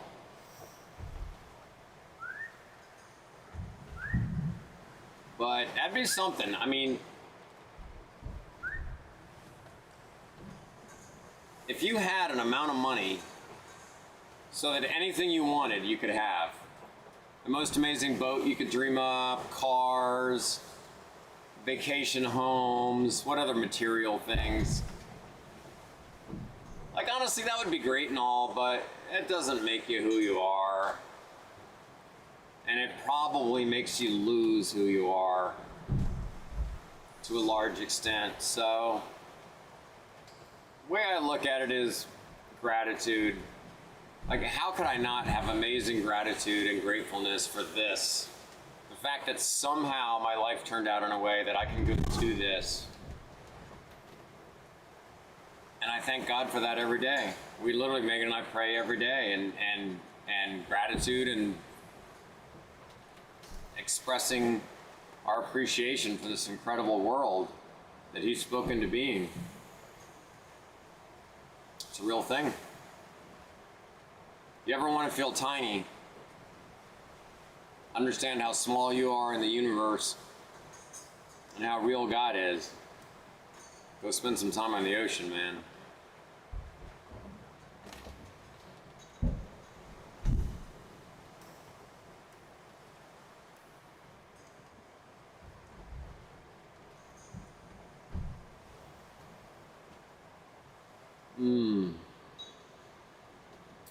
Well, boys and girls, I think I'm getting pretty close to the time to wrap it up. Megan's going to bed, get some sleep. She comes on watch at midnight. So I'll be on watch from now until midnight. And I got a little handful of things I gotta go do and get done. But, anyone else has any burning questions or things that you want to know about or chat about? Let me know. Yeah, Eric, thankfulness and gratitude, it's everything, man. It's everything. I mean, we've all known those people that are just so negative and everything in their life is a complaint and they're angry about something, and I think it's a pox on our society, honestly. If you're not grateful for what you have, yeah, I look forward to you seeing us in French Polynesia and healed up and having You know, Megan's been talking about a margarita in French Polynesia now for a couple weeks, so we appreciate y'all dropping in. You're good friends. Thank you for being part of the journey. We truly enjoy sitting here and chatting with you, and I still can't believe we're in the middle of the Pacific Ocean chatting away. But thank you. I'm gonna close down the live stream now and go get everything battened down for night operations, and we'll see you again tomorrow. Thanks everybody for stopping in. God bless you and have a great night.